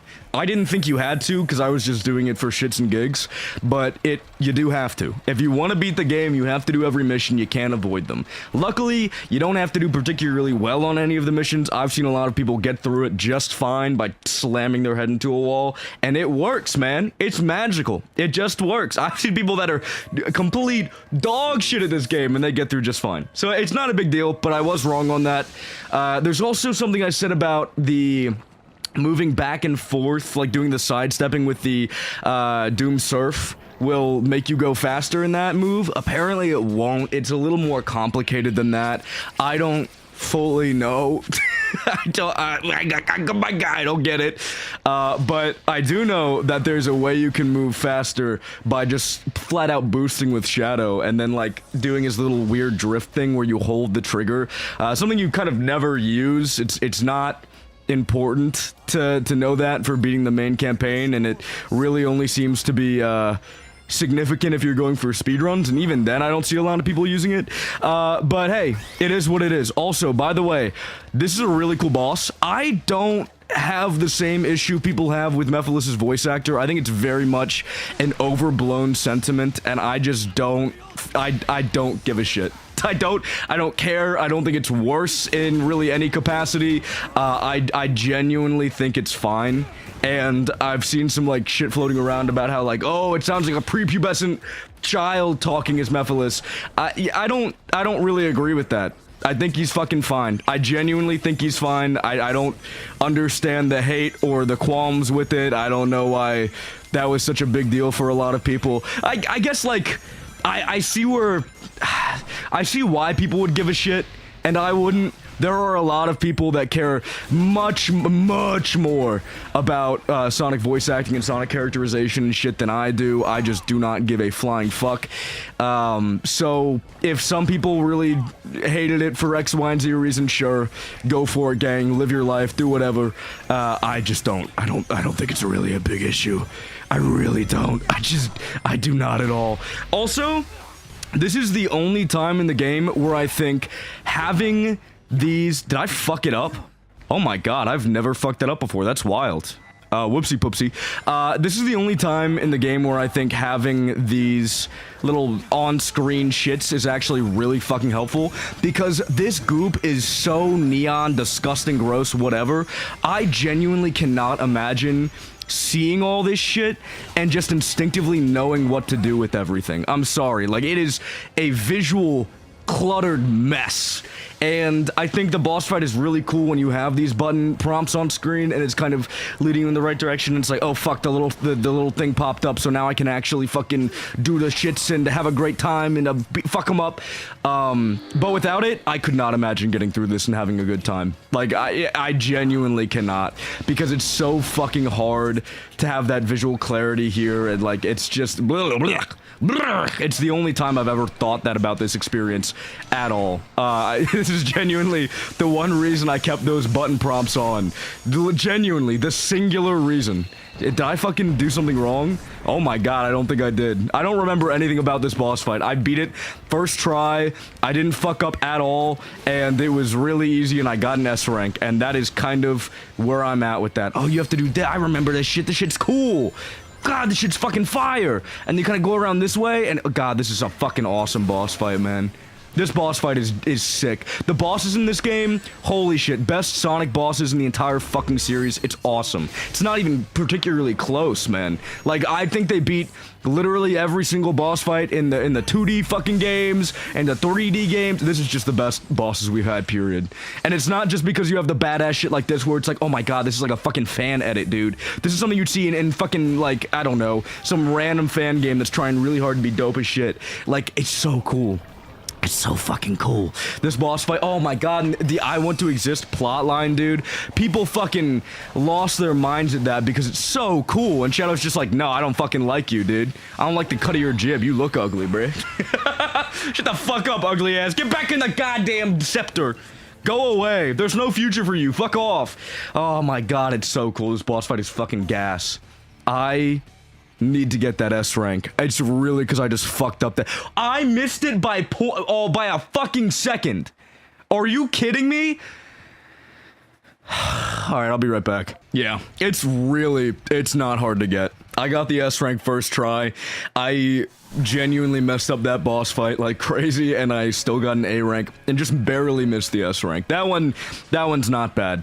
That one's not bad at all. And I feel like you should be at a level of competence at this point in the game where you're not going to struggle with that too much.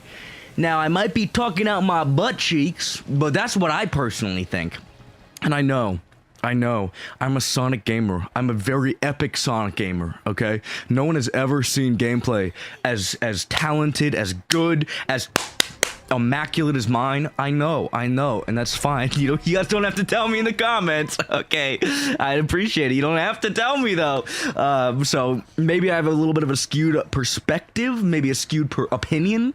I've been watching a lot of people that don't really like Sonic or haven't played him before play him for the first time, I guess technically Shadow for the first time now, and there is a drastic difference in skill level between Sonic fans and normal human beings. You know, like I didn't think it would be that drastic. I always knew that Sonic had a little bit of a higher I guess skill floor and a little bit of a difficult learning curve for people that, you know, haven't played platformers like this before. But hey, I didn't know it was that much of a skill floor. It was kind of nuts watching people go through it. I think the most interesting one for sure is check out this channel. I know this is gonna sound crazy. You've never heard of this channel before. It's 2 million sub channel Afro Senju. He's playing a little bit of Shattuck Gens right now, and he got through I think up to Sunset Heights and Kingdom Valley.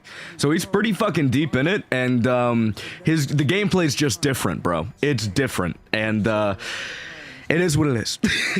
I don't know how I got on this tangent, but it's an interesting thing for sure. And if you want to understand the perspective of normal players, and people that aren't chronically Sonic heads, that's definitely an interesting path to go down. Because they're fucking swarming on this game, man. I've seen a bunch of shit. I've seen people who have never touched a Sonic game in their life finally just like lock in and say, yeah, we're gonna try it. We're gonna play it. We're gonna play Sonic Generations and Shadow Generations, and it'll be awesome.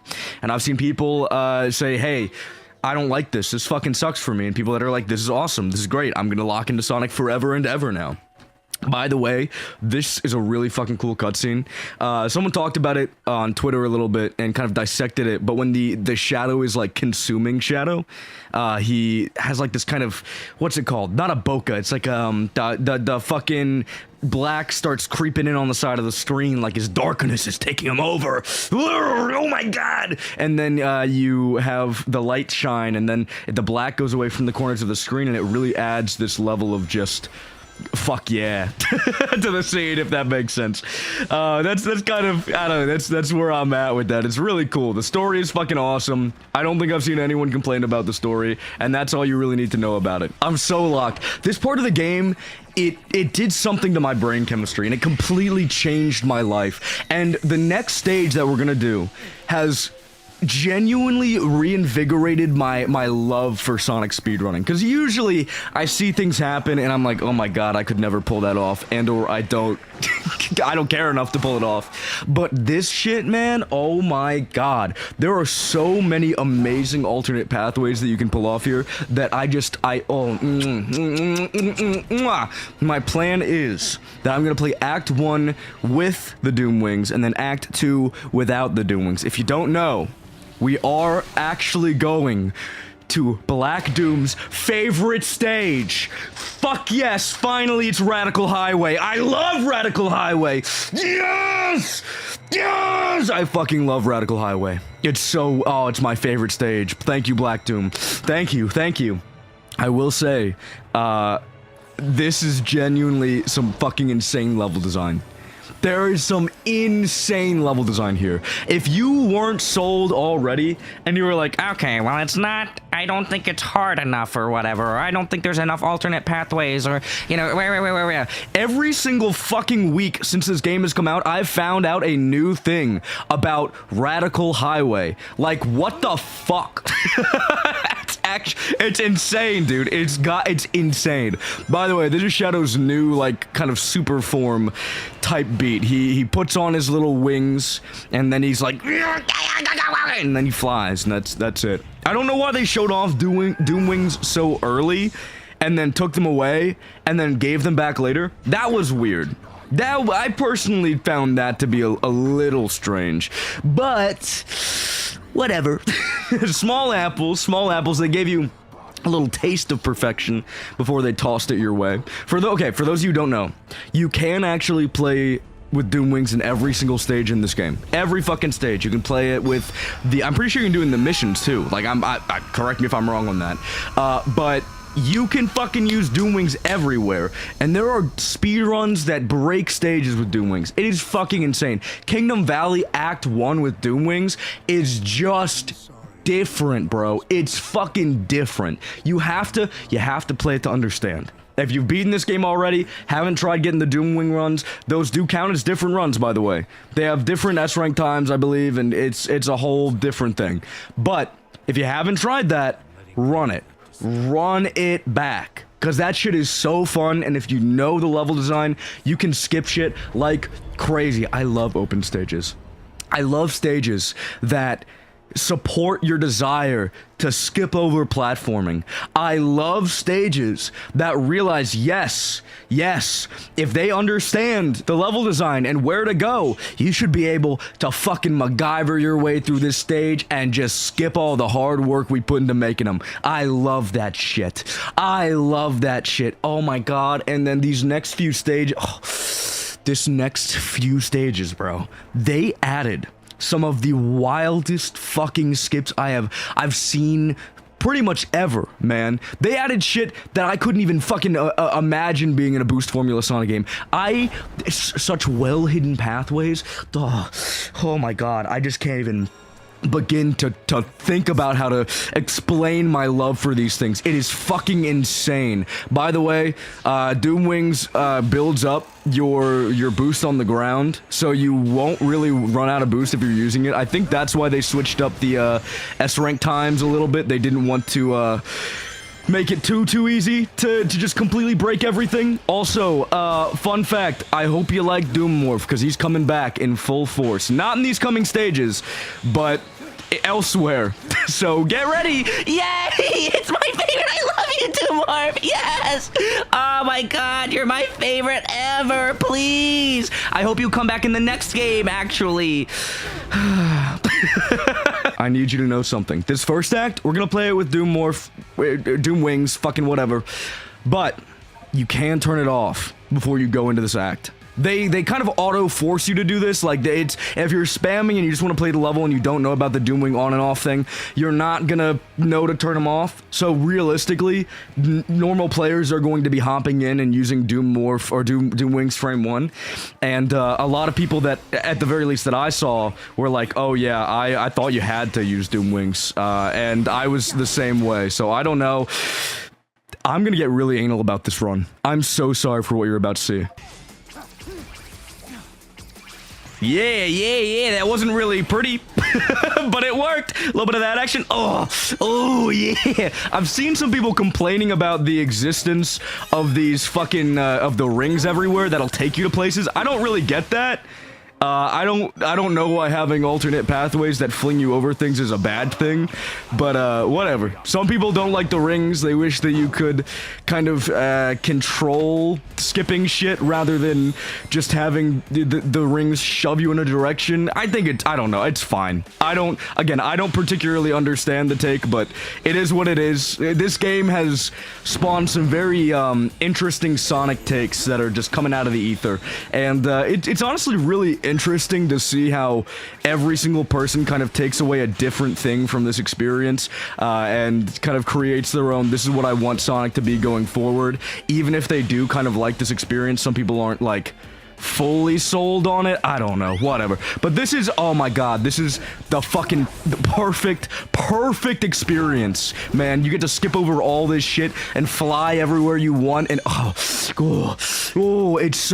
so fucking cool.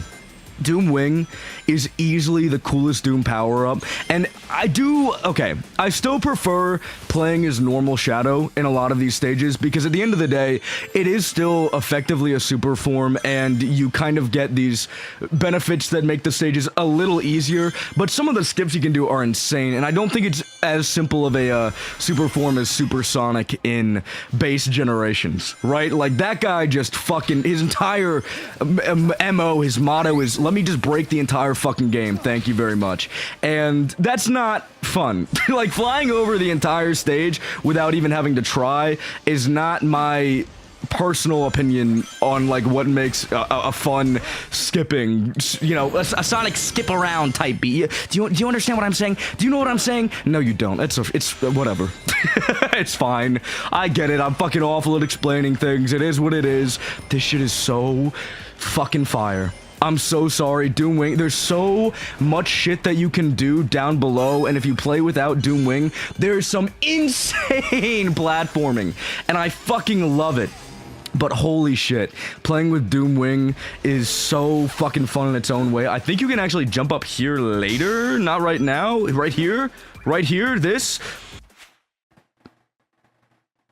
I was really wrong. All right, this is kind of where I was, plus this is a new pathway, so check this shit out. Yeah, but cut that out! Fuck. Wow, yay, we made it. Now we're really back. And I did that really cool pathway. Holy shit. Oh my god, it saved so much time. Anyways. This stage is just so fucking cool, man. I don't know what to say other than that. I think you can play it and enjoy it with or without Doom Wing, and it'll be awesome. I'm just not even gonna... You saw where it was. This isn't my main file. I don't need that shit. I give up. I've done so good before. I'm not gonna restart the stage or kill myself or whatever so I can get there. It's not fucking worth it. It's just not... I'm not doing it. I'm not doing it. Why are you saying I'm doing it? There's no fucking way. Okay, second try. Oh my god. I am not doing particularly well today on this stage, but it's so fucking awesome. And I love the existence of these little, the fucking electric, what are they called? I don't know. The SA2 boys, the gun boys. I fucking love them. I love their existence. I love how it kind of makes the homing attack a little more intricate, and it makes it so you have to think about how you do things rather than just, you know, spamming the homing attack and getting through. There's still some elements of that. There's still that tad bit of, I guess you could say, automation with homing attack chains, but they've mixed it up just enough to make it feel so goddamn good. Just so good. And speaking of so good, speaking of absolute peak, this might be one of my favorite stages to run in the entire game. I just found about this skip this week, and it's fucking changed my whole life. Look at this, dude. If you didn't know that existed, you're welcome. And then you can do this and jump down, and I'm not even gonna homing attack on those guys, because I can go right down here and then boost up this way. Bam, gotta jump down here so that doesn't hit you. Boost back up. You can technically get on top of that thing right over the thing I'm about to run on. You can get on top of that. It's kind of fucking pointless. Like, the only reason that's helpful is if you're doing like insane speedruns, which I'm more of the casual speedrunner type, but you can do nutso speedruns where you get on top of that and just break this entire game, because there's flat out collision everywhere. But oh my god, running this stage without Doom Wings is genuinely one of the most fun, interesting just pieces of level design that I have ever had the pleasure of experiencing, because you've got to avoid can I make this back? Oh, yes, okay. You got to avoid shit like that. It's fucking awesome. Ignore the fact that I'm getting hit a bunch. I'm not gonna perfect run this. I've been wasting too much time trying to perfect run shit.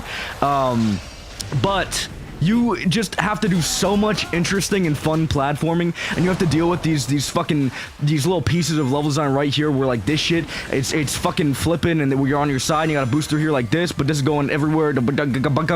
It's fucking awesome, man. It's awesome. I've given up on collecting those little shit MacGuffins, by the way.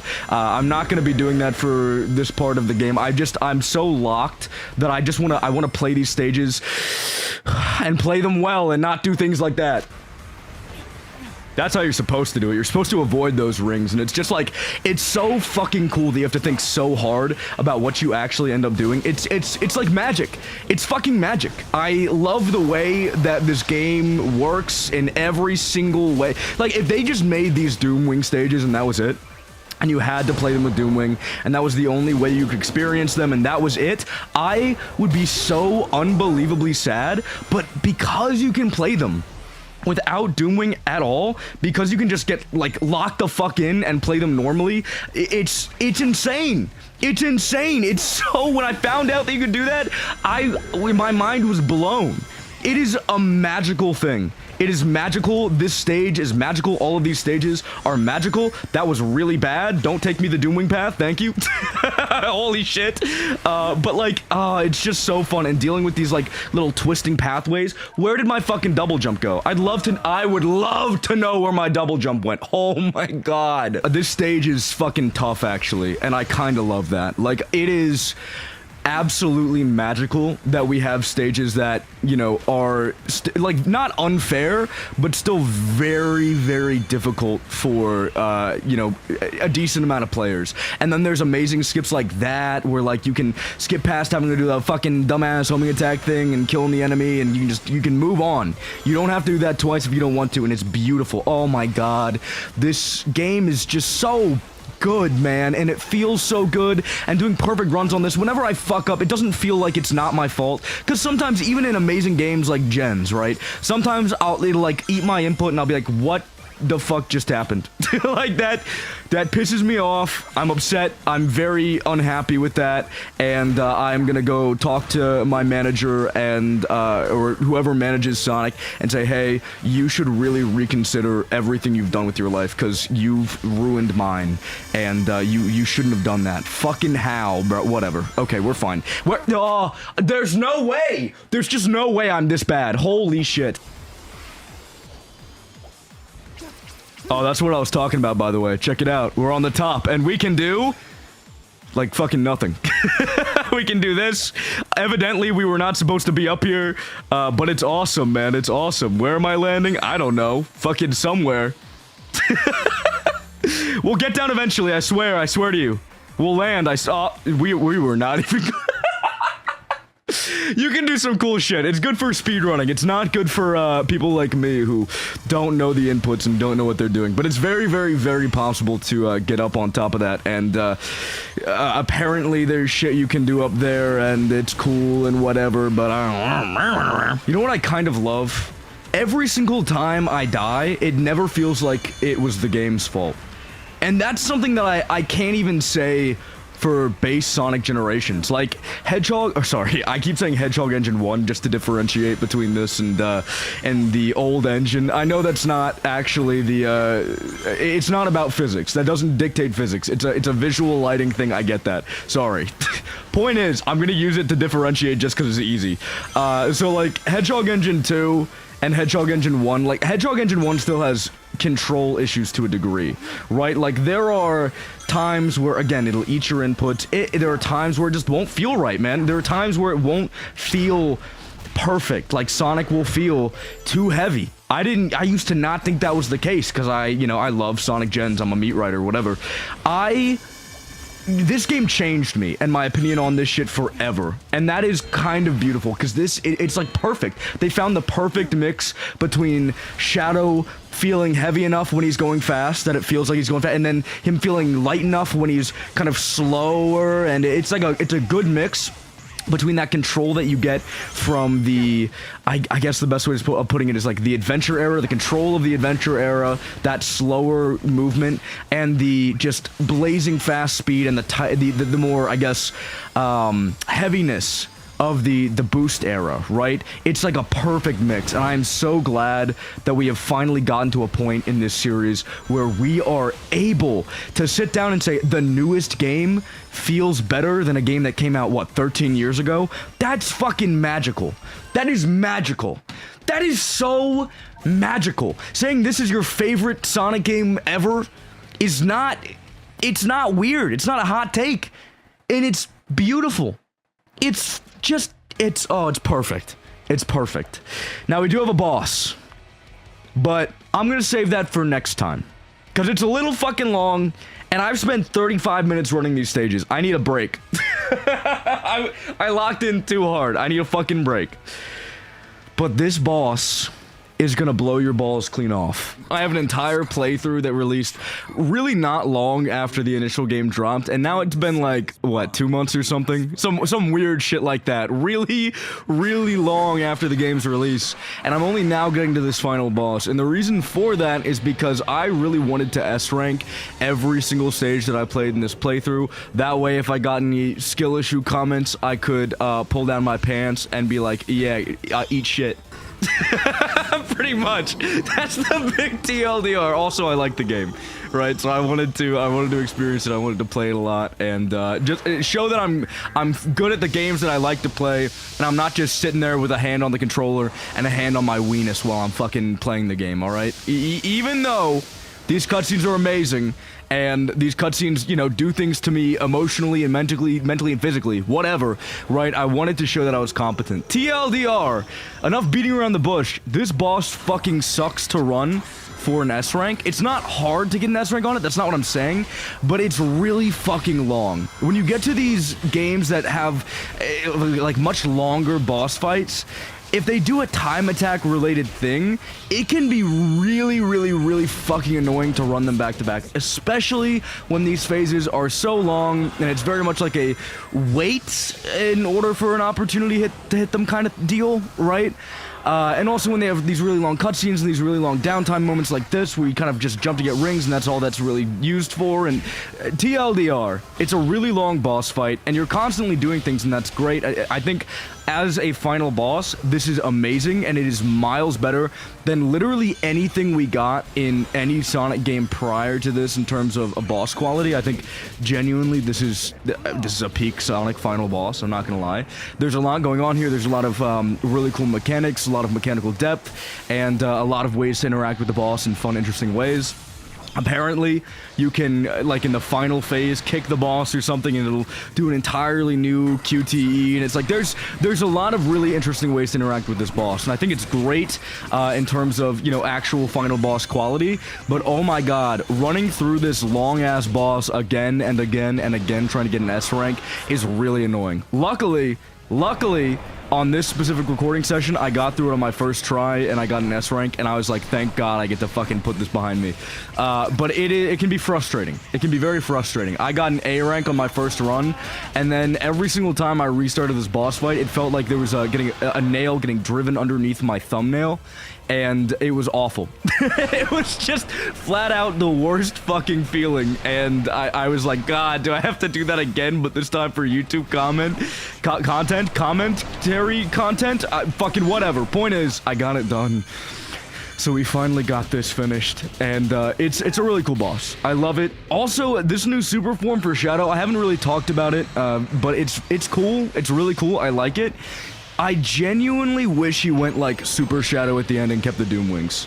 I know that's, like, a very nitpicky nothing burger of a statement, but, like, when there's a section, you'll see it later, he starts glowing, and I was like, oh my god, he got his fucking Neo Devil Doom, whatever fucking kind of name that is, went, and he clasped him, right? And he had him in his hands, and I was like, oh my god, holy shit, he's cooked. And then he started glowing yellow, and I was like, oh, that's Super Shadow with Doom Wings. This is gonna fucking rock the internet, it's amazing. And then they didn't do that, and I'm like, ooh, that feels like such an easy win. That feels like such an easy win, bro. I realize it wouldn't make a lot of sense. I realize it would make no sense. So, Shadow doesn't have the Chaos Emeralds. This is their way of giving him some type of super form. I get it. But, like, fuck logic. I don't care. Oh, he could have gone super because Neo Devil Doom had Chaos Emeralds in his balls or whatever. I don't care. I don't care about the Sonic lore. Bro, I just want cool shit. I want cool... oh my god, I'd be such a good Dragon Ball fan. Because I'm like, I don't give a flying fuck about if it makes sense or not. I want it to look cool, I want it to be cool, and that's all I want. That's everything I've ever wanted. By the way, this is really cool. This is a really cool cut. Every single attack that you end up doing to Neo Devil Doom, every single attack that you end up taking, they all have these really cool cutscenes, and this is just like an insane finale. Genuinely such an insane finale, and I'm so glad they kind of brought these really cool boss fights from, I mean, we had something like it in Frontiers, right? And they increased the mechanical depth, and they increased the cool factor and the wow factor, and they just threw together some amazing bosses for this game. It's actually insane. I know I've said it before, I'll say it again, best bosses we've gotten in a Sonic game ever, flat out. I don't care. I don't care how peak undefeatable is, I don't care. Whatever. This is what peak really is. This is what peak really, truly is. Also, I don't think you can fail this QTE. This was like a big conversation that was happening on Twitter for a while. You know, Twitter shit, right? People were a little upset that you couldn't fail this QTE, because, like, what's the point of it then? But also, if I, at any point, failed this QTE, at any point in my life, I would immediately dislike this game 10 times more.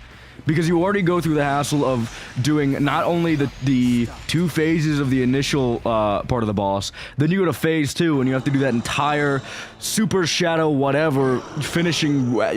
TLDR, if you could fail with the QTE on this one, that would actually be infuriating, and I think it would make people dislike this boss a lot. So I'm really glad they didn't do that.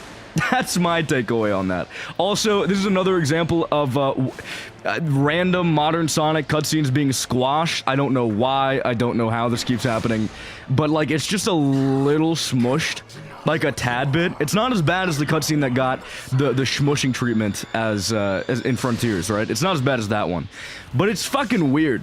And I don't know why this is the case. I don't know why these cutscenes keep getting smushed. And, like, I kind of want to stretch it out in post, but, yeah. At that point, everything I'm saying is not going to make sense, and whatever. This is cool. The cutscene is cool. The cutscene is fine. I really love this. Dude, like, going really fast and bursting through the enemy type shit, that's, like, so fucking fire. I love that. I'm so glad they brought this into this game. I'm so glad they brought it in with Sonic Frontiers for the first boss. Like, it's just such a badass thing. And, like, when you have a character that goes insanely quick, dude, holy fuck, does it not just feel so hard to just use that speed to run directly through an enemy that's been giving you pause the entire playthrough. I love that. Also, him exploding like he's got a bomb in him or something, so fucking funny. That shit made me geek out so much the first time. I was like, what? Why the fuck did he blow up like that? He's not a robot. He's a fucking biological being. You just ran straight through him and his heart was like, all right, time to fucking self-implode. My fault, gang. Let's... I'm giving up. I'm gonna explode like a goddamn robot. It's really cool. It's really cool.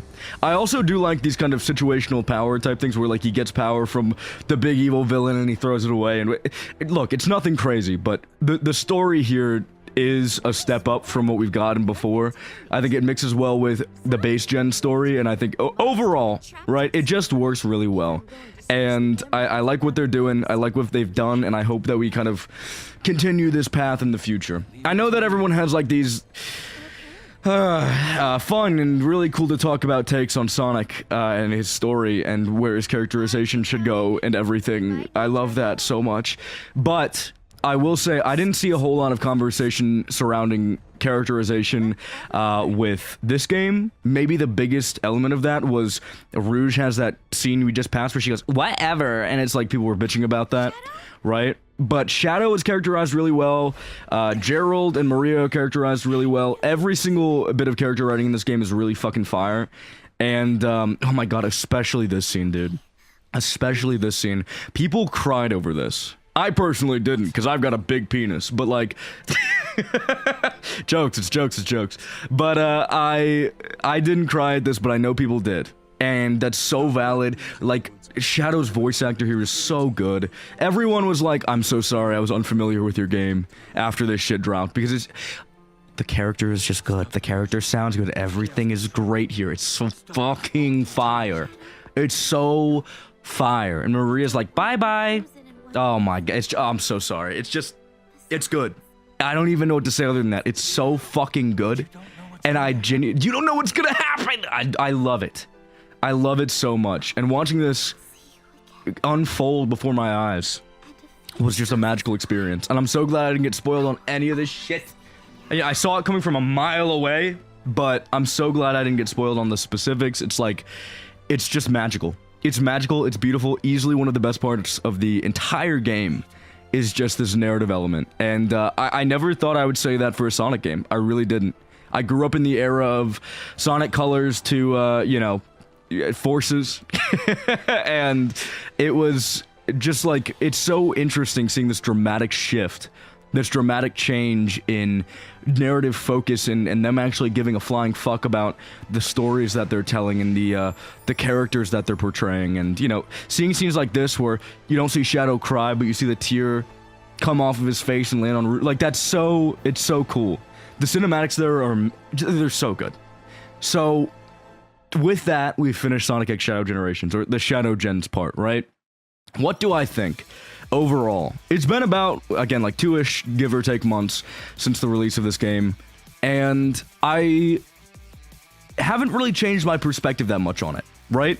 The honeymoon phase is very much over. People are talking about things that they like and don't like, and, you know, there's a plethora of opinions out there right now. We're definitely not still in the honeymoon phase, but I still really like it. I don't think my opinion has changed much since its release. I think the level design is amazing. All of these stages are so fun. The control feel is still better than anything I saw with Hedgehog Engine 1. And I think that at the end of the day, we have gotten to a point where this control feel, this creature that was built off the back of Sonic Lost World, has now turned into the best feeling boost formula game we have ever gotten. Which is insane. Actually insane. Going back to Sonic Gens after this was fucking painful. And it's wild that I can actually say Sonic Generations has aged poorly enough to the point where the newest game that came out can actually feel better. And, like, I know, it sounds so dumb. Like, a fucking 13-year-old game aged to some degree over those 13 years. Oh, holy shit, what a revolutionary take. But, like, genuinely, we haven't had a game that put to the test the control feel of the boost formula in any substantial way since Generations. That was the last game that, you know, slightly altered it and made boost formula feel different. And now that we finally have a I guess, a different, in a good way, control feel for the boost formula. And now that we've seen like a step in the right direction for control feel in the boost formula, I can look back at a game that I used to think was like perfect control feel for boost formula Sonic and be like, actually, I was fucking crazy. This is so much better. Like, this is amazing. I can finally see why people want the tight turn radius and all of this extra shit. It just works perfectly. It is genuinely insanely good. And I think the best feeling Sonic game we have maybe ever gotten. Realistically, it is really fucking good. That said, I know that a lot of people were very sad this game wasn't longer. It's kind of the biggest takeaway I've seen, the most consistent one. Yeah, I mean, that's true. A lot of people are saying this can't be the peak of the franchise when it's 5 minutes long. That's also fair. That's also fair. But personally, I feel that ignoring length, right, as a confounding factor, a confounding variable, this is one of, if not the best Sonic games I've ever played. This is absolutely my favorite iteration on the boost formula, without a doubt. And I cannot wait to see where we go from here. Like, it's magical. It's magical to be able to sit here and say that this is one of the best Sonic games I've ever played. Fun fact, Sonic X Shadow Generations is really fun, and part of that is because Sonic Generations is one of my favorite games of all time. It's just insanely good, and there's really not a lot wrong with it. It's one of the few Sonic games that I can look at and just absolutely adore with little to no problems. And I have not played it on the channel for some godforsaken reason. I have an idea as to why. I think it's because I have this perfectionist streak in me, and I really, for some godforsaken reason, want to run every single modern Sonic stage incredibly well, but I don't play the game enough to actually be able to pull that off just naturally. So I'm sitting here looking like an idiot, just running this over and over and over again, and I was never able to actually sit down and get a playthrough of this done. So here it is, years, millennia after the game came out, a long-ass time after Sonic X Shadow Generations came out. There's like literally... It was a perfect opportunity to rectify my mistakes, and then my dumbass didn't do anything about it, and I just sat there and played, you know, the new game like an idiot or whatever, and then I never actually beat Sonic Generations on the remastered port of Sonic Generations. You know, I guess that just goes to show how good Sonic X Shadow, the Shadow portion is, but whatever. Whatever, I'm an idiot. I needed to get around to it eventually, and here I am, and I finally decided that I'm not gonna hold myself to this unrealistic standard of being good at video games, because I already know. I know the truth.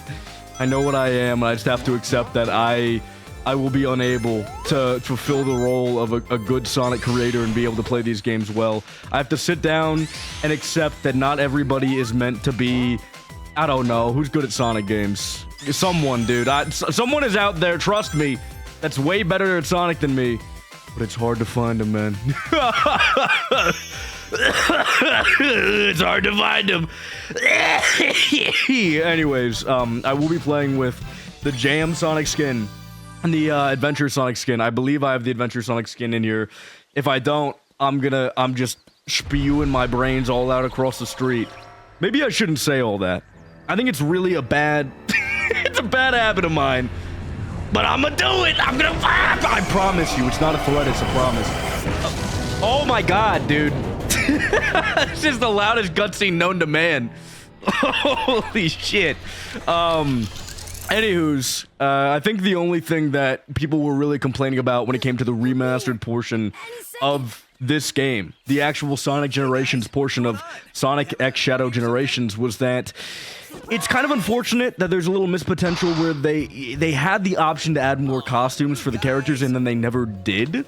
So you just kind of have these, the Dreamcast and Sonic Jam version of each Sonic, and then that's it. Nothing else. Nice try, buddy. Nope. No more. You can't have any of that. And they also changed up some of the dialogue and revoiced some of the characters. Now, personally, all right, I'm going to say this right now. They remastered the story and took it from shit to ass. So it's like the same level of dog water. Oh, I knew it was coming. Absolutely disgustingly loud audio coming in. 3, 2, 1. Dude, it's fine. Oh my god, man. Chill out, bro. Oh. Chill out, dude. Holy shit, I'm commentating. Get out of my ears like this, boy. Oh! But yeah, they took the story from shit to ass, and it's like, dude, who cares? It doesn't matter. It doesn't matter, dude. I don't even know if you can hear me right now. Loud ass cutscene. Loud ass fucking cutscene. Nothing else ever matches this level of audio in the game. Get out of here, dude. Get out of here. Can I turn out cutscene volume specifically? I don't know. Whatever. It's too late now. I'm too far into it. I can't go back. I can't turn around. But yeah, I think they didn't really change anything that drastically impacted the story negatively. It was just kind of like, oh, you can kind of see some Ian Flynnisms here and there.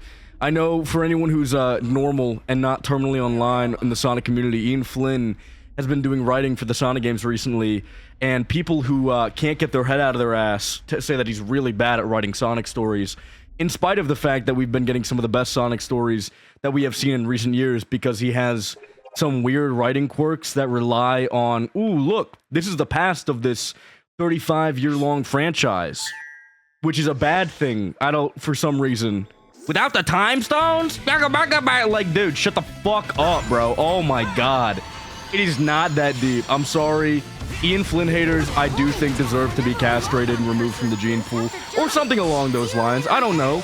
Circumcise them. Do something to ruin their life. Do something to make them think, oh, fuck, I wish I had that many years later. You know what I'm saying? Do something to mutilate their body. Circumcision. I forgot to turn Omo Chow off. I don't know if I can do that mid-stage, but, I mean, I'll do it later. Well, you know what? Whatever, dude. It's part of the Sonic X Shadow Generations experience, man. The only gameplay change that you're really going to notice is that, one, this game looks less crunchy, which is fucking awesome. That is actually a massive dub, and I love the world that we live in now that I can run this game very quickly and easily on my PC without having to worry about it looking like a toddler fucking ran it through a shredder. And you have all the pixels that are falling off the game, and then it's gross looking, dude.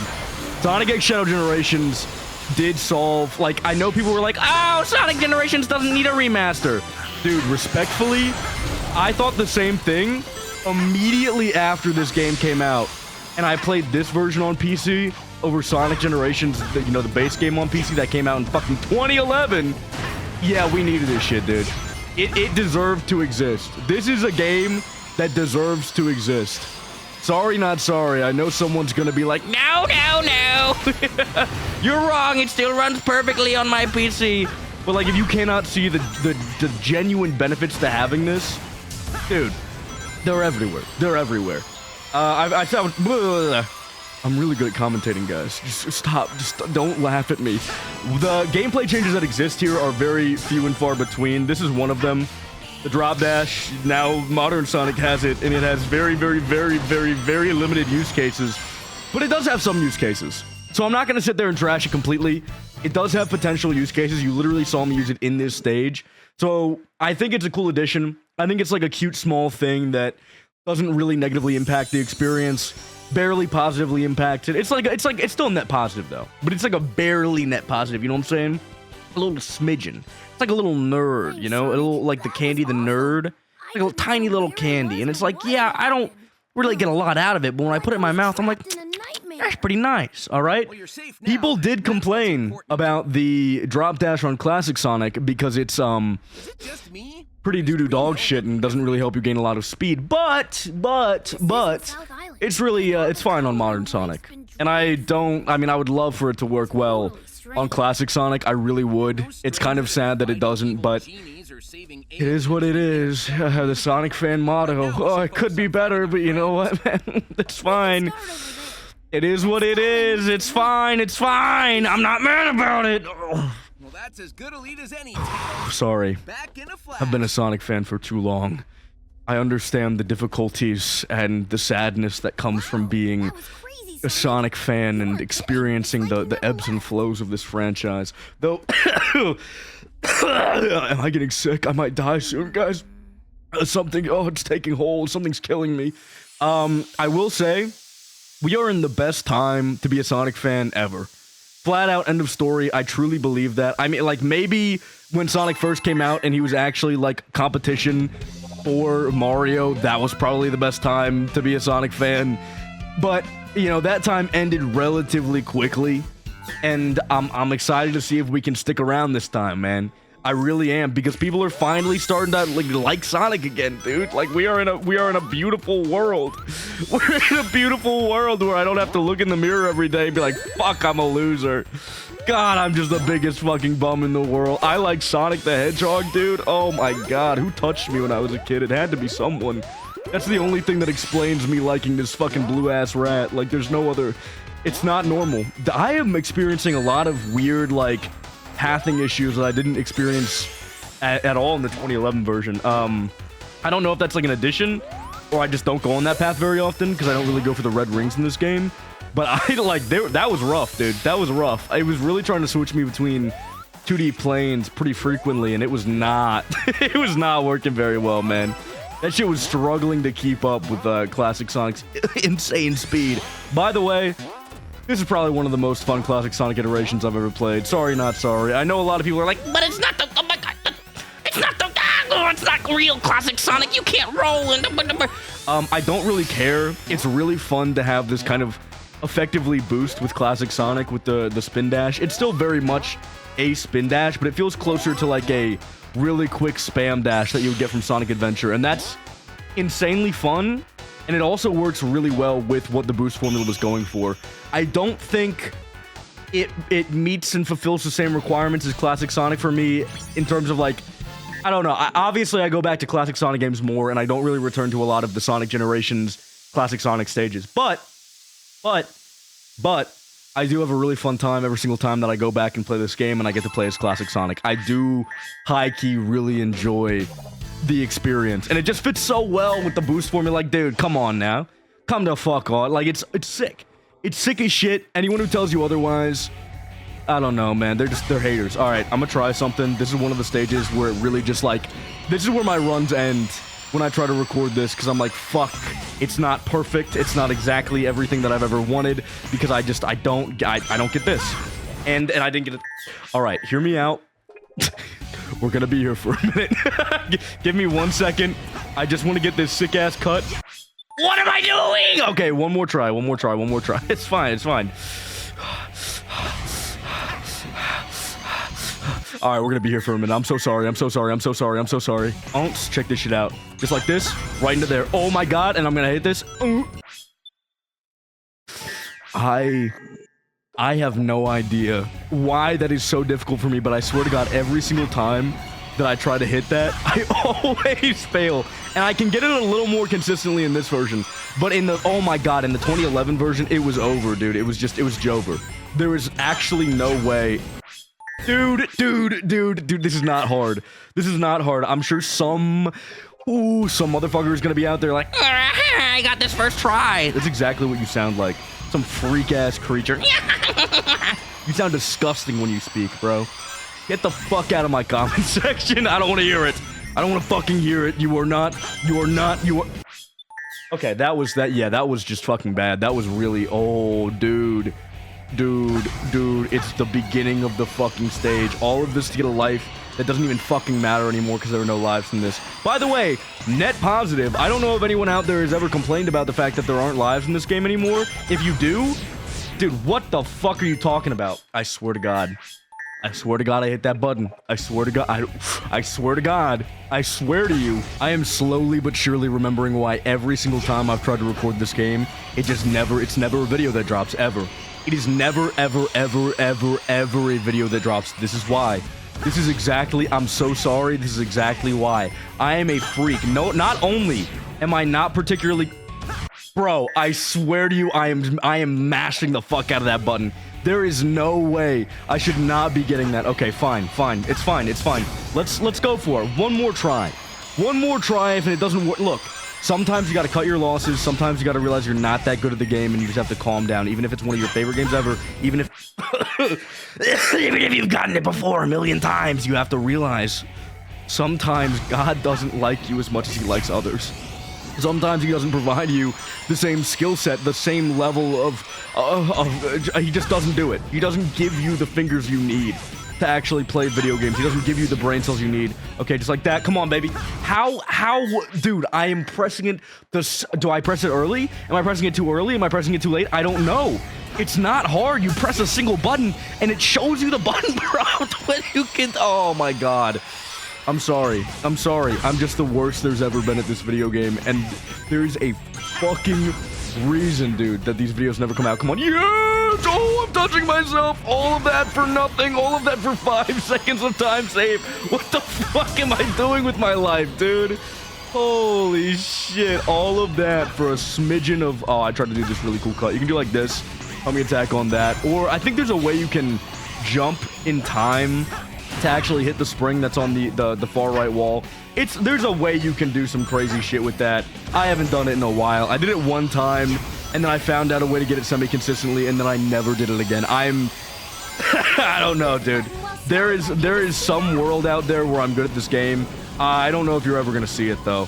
Sorry, not sorry. I have to get through the game at a normal pace, at a pace that would make you think that I can play Sonic games, and I do play Sonic games on my channel a lot. I have to... Dude, I have never wanted to restart a level so bad. Okay, hear me out. You can't always win. Sometimes you have to lose. Sometimes you have to lose in order to really showcase the moments where you're good enough to win. You know, if you always won, the times that you won wouldn't feel as special.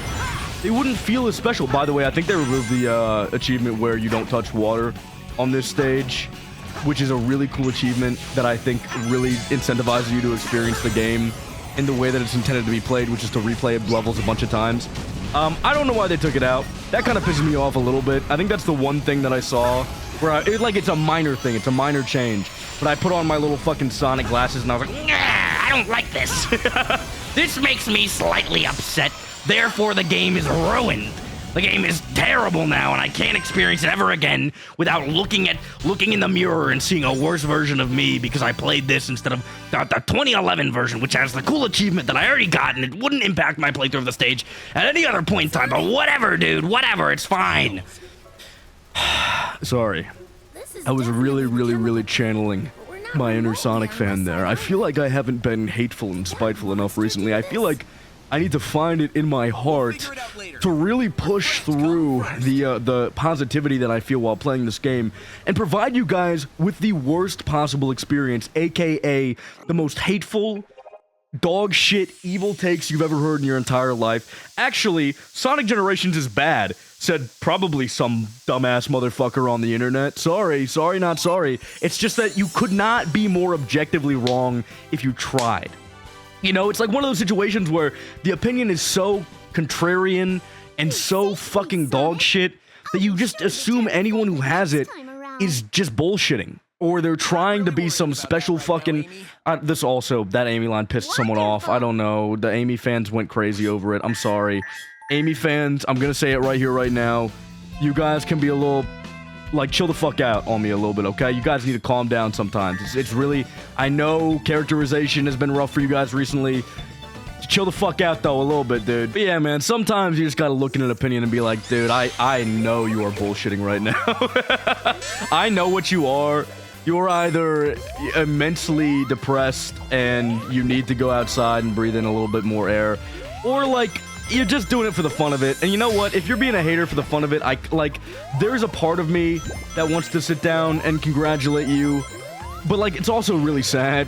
So, I don't know, dude. I don't know if I fully want to sit there and give flowers on that. But, like, it can be funny sometimes. I always jump over that. This is the one thing that makes me restart this stage. For some reason, that spring, I always get scared of it. I see the red, and I freak out, and I do, like, my instinctual classic Sonic. I think there's, like, a big fuck you baseball bat getting ready to stop me in the flow of my gameplay, and then it's, like, nothing. And then I jump over a spring that I desperately need. Sometimes, alright, sometimes my classic Sonic intuition is on point, but there are some times where it's consistently not on point, you know? It's like you go forward for enough time, and then it gets, like, a little... I get scared, man. It's like I've gone forward for too long, and now I know in my heart of hearts that there's like something coming and I can't stop it. I have to predict it or else I'm fucked, and then I try to predict it and then I fuck myself that way. It's like, dude, life is rough, man. Life is rough when you've played these games for so long that you think you can understand what the dev is going for, and then you just look like an idiot, bro. You go for it, you make the leap, and you look like a fucking idiot, dude. By the way, the drop dash doesn't work very well at going through item boxes. I don't know why. Whatever, man. It's fine. It's still cute. I like the drop dash. It's helpful. It does have value as, you know, for classic Sonic. It's not the best thing ever. It's not as overpowered as it is in other classic Sonic games, but it's still nice, man. I don't think there's any problem with it. Some people will get like really uppity about the fucking drop dash in this game. It's still good, man. Like, it's still helpful and it's still nice to have, and it's still a net positive. I don't think it's great, but there was like this time where people were trying to be very negative on the Generations remaster port of this. I guess because we got, I don't know, Sonic Colors Ultimate, and we were very like, you know, Sonic fans have been burned, so we were being very cynical as always, and it was kind of the situation where I think a lot of people were just being fucking assholes. Like, it's like, dude, this is the most pedantic bullshit I've ever seen in my life. Oh no! Oh fuck, dude, the drop dash is slightly underpowered. Fuck! And people are like, how do you fuck that up? It's like, come on, man.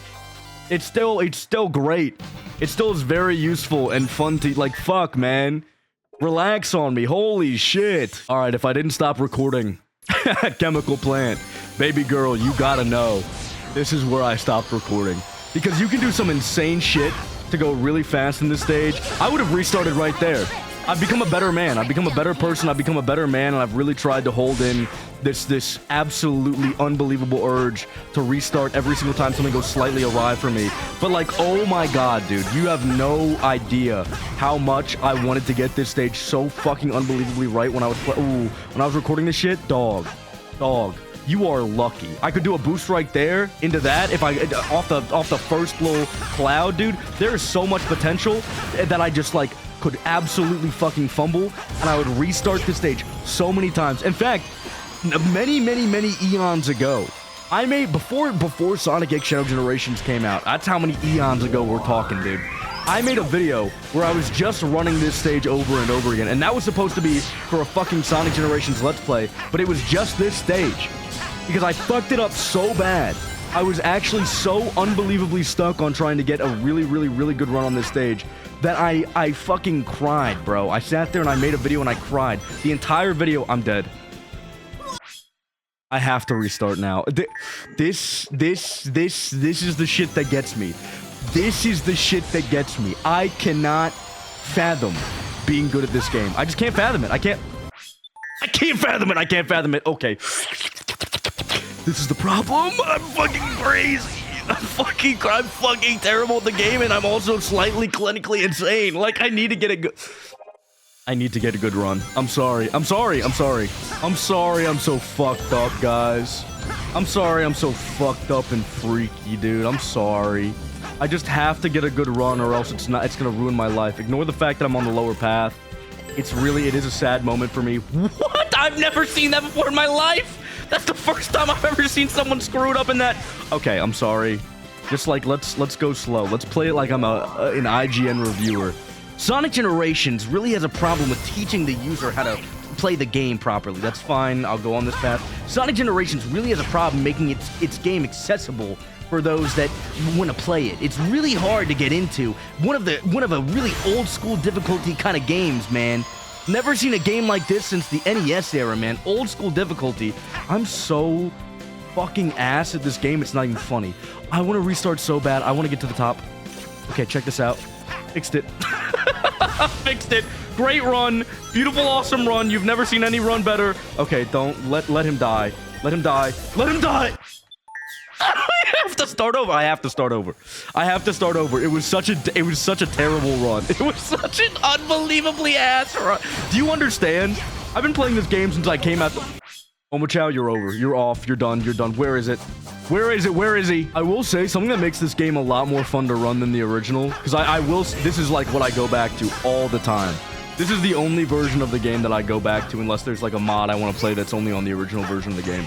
Something that makes this way more fun to run is that I never feel like I'm really losing my inputs, which is something that I felt was an issue all the time in the PC port of the 2011 version. Whatever, I'm gonna go on this path. I don't care. It's fine. Just beat the level. Beat the level. Don't do anything dumb, but still beat the level. So, like, I really felt like in the 2011 PC port, I would lose inputs all the time. I have never had that issue on this version of the game, be it on PS5, be it on PC, doesn't matter.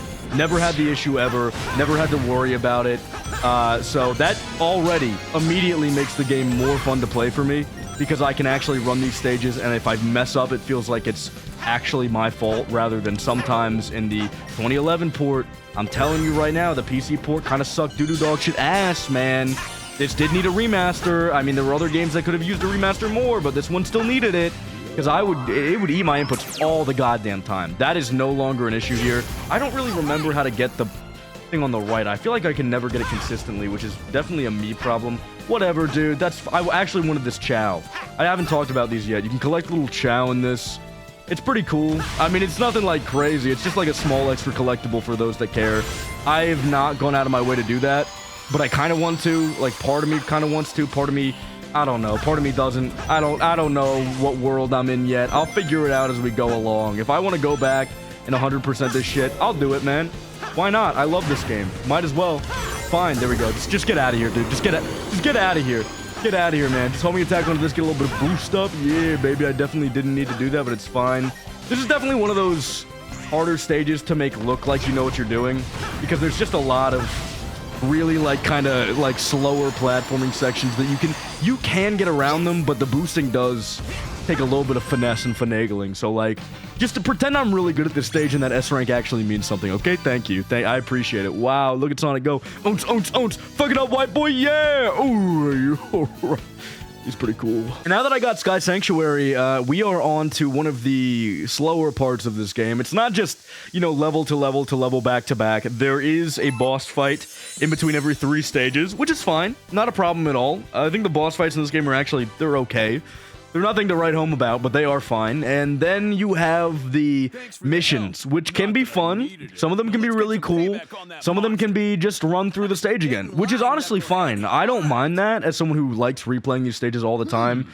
That's kind of the ones that I go for. But for this, I do want to kind of try to play some of the weirder ones. Welcome to the slower part of Sonic Generations, baby. We are in the mission section. We have to do a bunch of little weird things here and there. Mainly just bosses. That's kind of the big thing. We got Metal Sonic and we got... Spoiler alerts for anyone who doesn't know. Oh my god. It's the Death Egg robot. No, it can't be. It can't be. It's not like we're in the classic era and it's all classic bosses. No. I do honestly wish they kind of went with classic Sonic fighting some modern bosses here and there. I think that would have been way cooler. I understand, like, oh, Metal Sonic versus Classic Sonic, that's a cool rival fight, that's sick. And then, you know, Classic Sonic versus the Death Egg Robot, that is easily the most, like, visually representative boss of the era, right? Like, I understand the choices. There is no shot. I jumped over the only rings in the goddamn stage, and then I just immediately... No, dude, no, it's not... Bam, just like this, you can hit him like... I swear to God, you can hit him on top of it, man. I'm doing something that makes sense. I'm just timing it really poorly. Just ignore everything I've ever done wrong and pretend that I actually know how to deal with this boss fight. Get out of here, dude. It's so easy. There's so many times you can hit him. But yeah, it's, I don't know. I wish that Classic Sonic got a little more love in terms of rival fights and boss fights. I think it would have been cool to see Classic Sonic versus Shadow, or Classic Sonic versus Silver, or Classic Sonic versus, I don't know, even the Egg Dragoon or something, man. Just like anything, bro. Classic Sonic versus anything that wasn't in the classic games already would have been a really neat concept, and yet here we are, sitting chilling with just kind of like the basics, the bare bone basics, man. We ain't got nothing crazy. He's gonna hit me, but that's okay, guys. It's fine. Oh my god. Wait, he's kind of slow. Oh, man. Yo! He's doggy. Check this out. I swear to God, I roll. Just get out of here, dude. You're done. Get out. Ounce.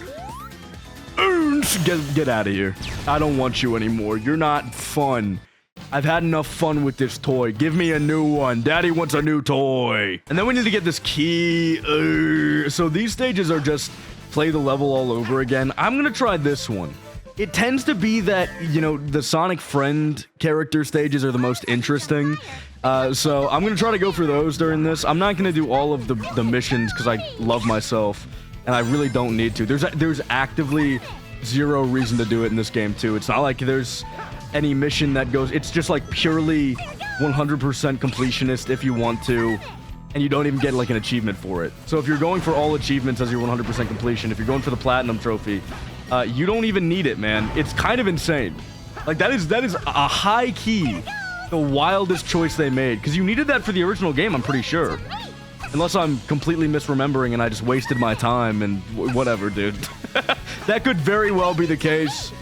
I don't remember, man. I don't remember what my, you know, all achievement run of Sonic Generations looks like. Though I will say, fun fact, I did not get all of the achievements for Sonic Gens in 2011, even though that was like something that I did go out of my way to try to do, because there was an online leaderboard mode that would just not function on my computer, so I literally could not do it.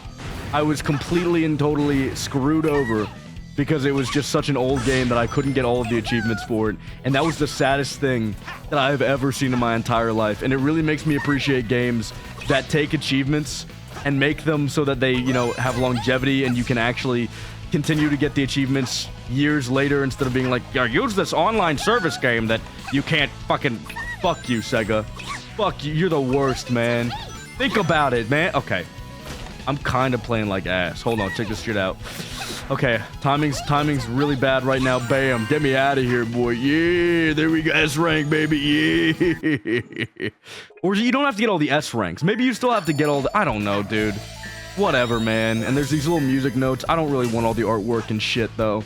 So I don't really care. I don't really care. This one, I believe, is just a race. Yeah, Tails, way past fast, man. You gotta race them to the goal, but I think they make changes to the level.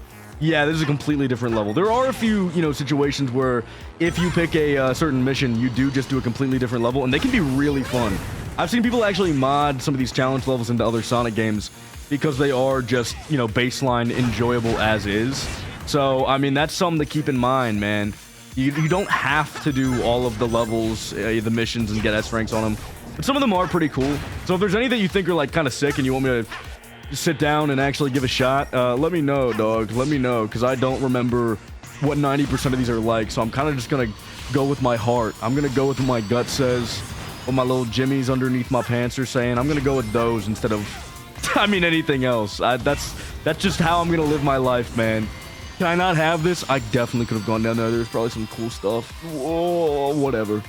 It's fine. Oh, they just made the level really short. Wow. Wow, very nice. Oh, that's kind of cool. Oh, yo, that's actually sick as hell. Going on top of that, I don't remember any of this. This was worthwhile in my opinion. This is really a fucking cool level, dude. Tails is slow as shit, but that makes sense. This is a very early, you know, mission. They didn't want to actually make you fight for your life. But yeah, there it is, baby. Ounce. Just like that, baby. Just like that. S rank again. Not even trying. Give me that freaking key. Yeah, yeah. I would normally go for, you know, this Knuckles one, but I do remember what this one is, and it's kind of just boring. Like, it's really not that fun, so I'm not gonna do that. What is this one? Balloon Bonanza. Use balloons to bounce extra high as you make your way to the goal in time? Sure.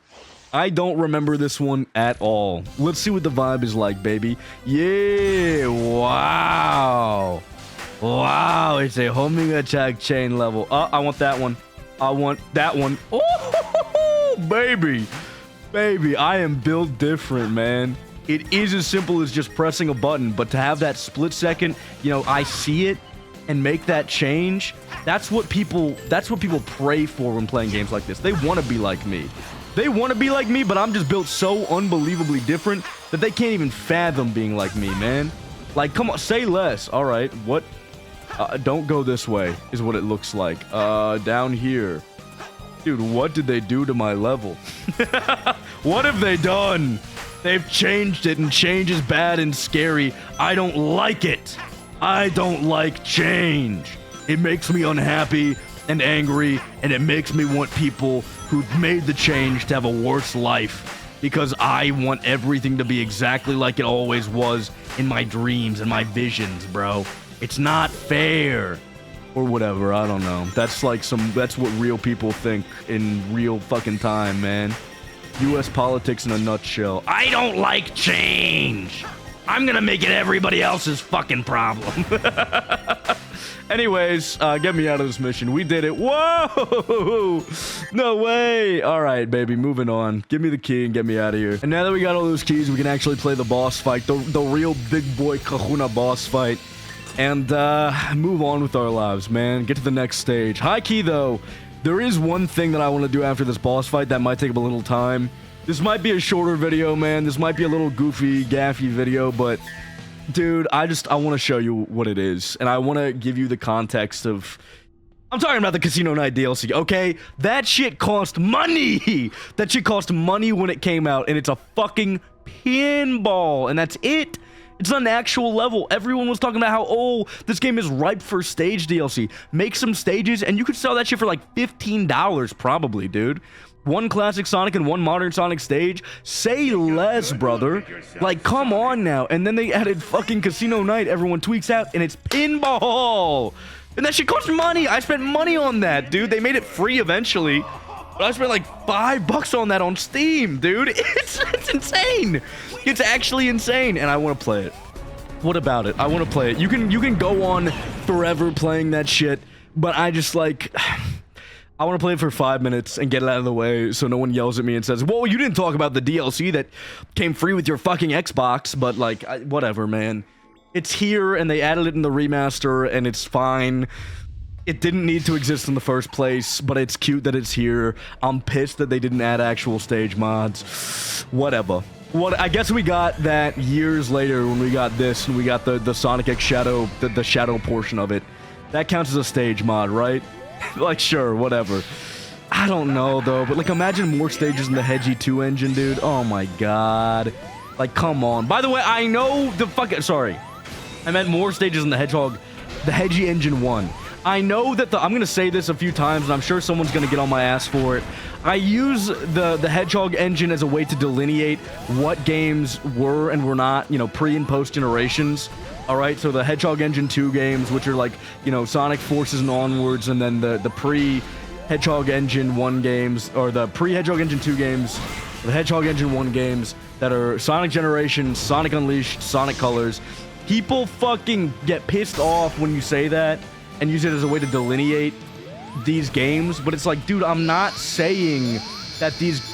Like, I'm not saying the Hedgehog engine is a physics engine. That's like a thing that gets really misconstrued all the time. People are like, oh, the Hedgehog engine 1 is the physics, blah, blah, blah. It's not a physics engine, it's a lighting engine. But it's such an easy way to delineate whether or not the game was made with a certain physics engine or not. So it's like, dude, shut the fuck up. I know that the Hedgehog engine is a lighting thing. I understand. I know. I'm aware. I'm really bad at this boss fight, by the way. Please don't look at me. Just, yep, right here. Nice, baby. Wow, that didn't work at all. Okay, up this way. Stand here. This is the best spot to be. Just like that. Up here. Bam, baby. Easiest money of my life. But yeah, like, I'm not saying that the physics engine is the Hedgehog engine. I'm not saying that. But it's a way to delineate the fucking games very easily. Let me have this, okay? Let me have this. I'm just... Fuck, dude. Hop off my dick, boy. I know it's hard. I know that shit look meaty and girthy and you want that. But stop, dude. It's not fucking necessary at all. Sorry. Let me calm down. Let me hop off you. That's my bad. I'm sure this was not your intent. I'm sure, you know, nobody was even saying that in the comment section. But I've gotten it a few times, and it's like, dude, I know. Every time I have to explain myself with this shit. It's not that deep, boy. It's not that deep. I got an A rank? What the fuck? That's like kind of hard to do. Whatever, man. This is one of those things where I need to not be very hard on myself so that I can actually just beat the game instead of retrying shit over and over again. Were you able to see Classic Eggman? Or is that a remaster thing? Whoa, whoa, whoa, whoa. That must have been a remaster. Dude, I do not remember that at all. What the fuck? Whoa, whoa, whoa, dude. Dude. That was different. That shit was different for sure. I do not remember that at all, boy. All right, that's pretty cool. I'm glad you got to see the classic version of him. I think that's neat. That spoils the story. Now there's no mystique. Shut the ooh, me when I fucking get you. Me when I rip your fucking throat out through your neck. Get out of here. Stop it, dude. Stop being... I'm sorry. It's just I've seen so many... Oh, traveling through time. There's so many fucking conversations I've seen surrounding this game over the course of multiple years, and there's so I just can fucking call what people are gonna say. I can see it in my mind's eye. I know you motherfuckers too well. I know the way that the Sonic fans interact with their own media. I understand how much of a hate boner a lot of Sonic fans have with just railing themselves, man. Being like, oh, fucking everything sucks, life sucks. Dude, he is so goddamn loud every time he shows up. Chill the fuck out, dude. But he comes in, blows up my eardrums, and then leaves every single time. You're a piece of shit. And you need to get out of my fucking headphones, man. God damn. And these are the new levels. Wow, we're now in the Dreamcast era, in quotation marks. There's Heroes. Everybody always brings up, why is Sonic Heroes in the... Shut up, dude. It's a vibe. It's all about vibes here, man. Not a single ounce of anything makes sense. It's all about the vibes. All right, let's get it over with, man. I gotta do it eventually. Here it is. Wow. Take a look, man. It's gorgeous. Wow. If fucking only we actually got to experience the real level instead of sitting here and playing motherfucking pinball for so long. It's a cool pinball board, man. One time, I forget who did it, but might have been like a Clement J thing. I don't know. Someone did a fucking hour-long video of just this. Just the pinball. And it's like, holy fuck. That's awesome. I would love to do that if I hated myself. I'm not a pinball guy. Sorry. I know. It's like, I don't like Sonic Spinball. It's just a part of me. I'm sorry. As a Sonic fan, I know that's crazy to say. I am not a pinball guy. I really am not. It's fine. It's like the most okayest wienering ever. But it's like, it's not very fun to watch your ball just go wherever. And then, like, I can kind of try to logic my way through some of this and hit it at the right spot. And, there's skill to it. But, like, not enough that I fucking care. Like, I'm sorry. Sorry, not sorry. I don't want to fucking figure out the physics of every pinball game I ever play. It's just not for me. It really is not for me. What are the little... Oh, I see. You can do a special move. Wow. This one's really different. Let me see what it actually does when it's like normal. Nothing? What it didn't do anything. Oh, there it is. Wrong button. Bam, there it is. Wow, you just kind of shoot around everywhere. Whoa. Sonic Generations is a magical experience, man. I think the stages in this part of the game are a very good litmus test for how terminal your Sonic addiction really is, because, like, high-key, I don't think I dislike a single one of the stages that you can play in this section of the game. Doesn't matter if it's classic Sonic, doesn't matter if it's modern Sonic, all of them are good. I actively cannot think of a single thing that I really dislike about any of the stages that are in this. Like, I can't think of anything.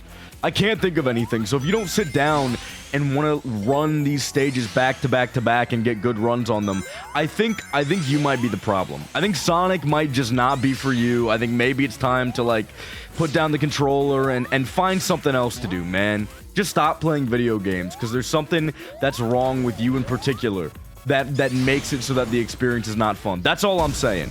I don't think you can blame the game if you dislike this type of stuff. Just shh. Just put the controller down, bud.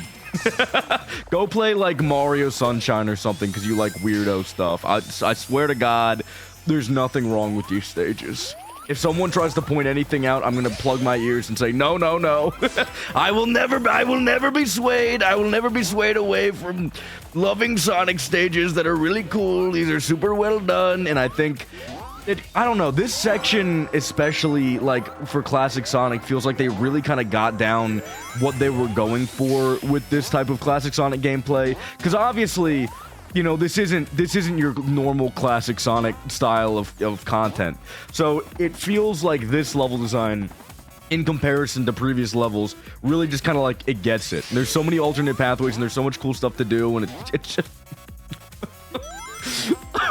I'm just crying. It's so beautiful. It's so gorgeous. Please, God, if you haven't played this game, I don't care if you don't like Sonic.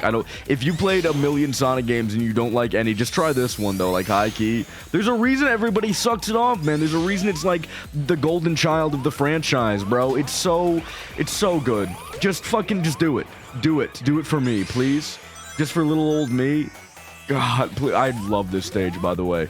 This is one of the few classic Sonic stages that I look at and I'm like, I want to go back and play that. Like, it's so... It's fun. I'm scared, though.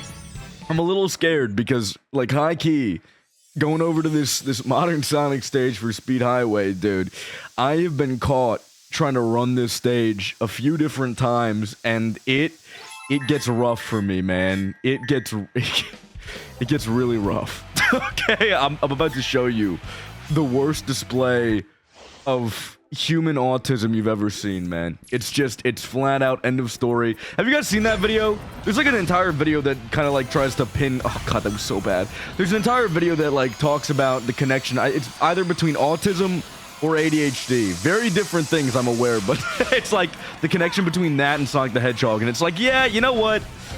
That makes a lot of sense. There's probably some diagnosis out there. That was the worst fucking thing I've ever done in my entire life. I boosted way too early. I didn't actually get the... Come on, man. Look at this. Blast off. And then Whoa! Whoa! I jumped way too soon. Alright. Alright. You're starting to understand. You're starting to see. It's just gonna get a little rough here. It's gonna get a little... And look at that. Look at that. Every time. Fucking every time. Ooh! Ooh! Ooh! I'm gonna lose my mind. Ooh! I'm gonna... Hold me back now! Dude, you know, sometimes I fucking hate this game. Sometimes I fucking hate this game. Jump right here. Sure, whatever. No.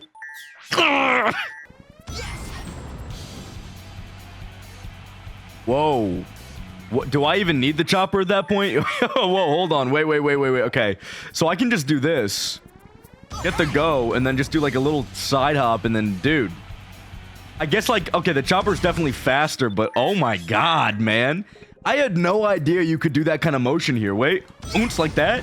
I have never done that before in my life. Oh, and there's such a big difference between a normal hop and, like, a short hop. Short hop, you keep more of your momentum. Whoa! How am I still learning this type of stuff? Yeah, you keep more of your momentum. Dude, that's sick as hell, and then you... Dude! This game rocks, man. This game's awesome. And I didn't hold right. Oh my god. I guess I can show you really quickly. There's this whole section down here for people who fail. And by the way, I love that about this game. And I think most good Sonic games kind of do this exact same thing where you sit down and if you fail, you don't immediately die. And it's not like you go on a less fun path. There is another path that you can take that is equally as fun as the upper paths. It's just like a little different. Like, I love that. I love that type of detail. Slightly longer path, slightly more platforming, but it's like not something that makes the game completely unfun. I think a lot of Sonic fan games do a job kind of making that function. A lot of people just say, oh, well, if you're playing a Sonic fan game, you're going to be on the bottom path or the top path most of the time, or else you're just bad at gaming in general. And they make the bottom path not fun for most people. And it's like, dude, that's not the ideal. That's not what you want to go for. You want to make every single path that you run on fun, but you do want to make the bottom path just a little slower. Like, I feel like a lot of people get the wrong idea and don't fully understand the reason that a lot of these games work so well, you know? Like, come on, bruh. It's sick when you can, you know, mess up and still be like, oh my god, there's another path down here, and go through that path and be like, whoa, it's still dope, it's still awesome, the game is still fun. I don't want to sit there and go into the fuck you path where the fuck you man appears and he ruins your entire gameplay experience. Like, that's stupid as shit. That's not how Sonic should be designed ever. It's never has that been done, and has a Sonic game actually been fun.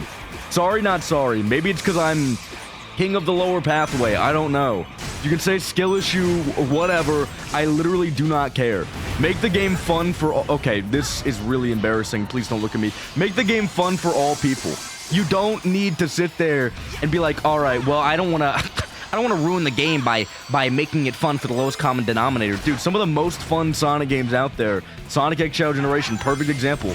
They are very approachable for people that have not played Sonic games before.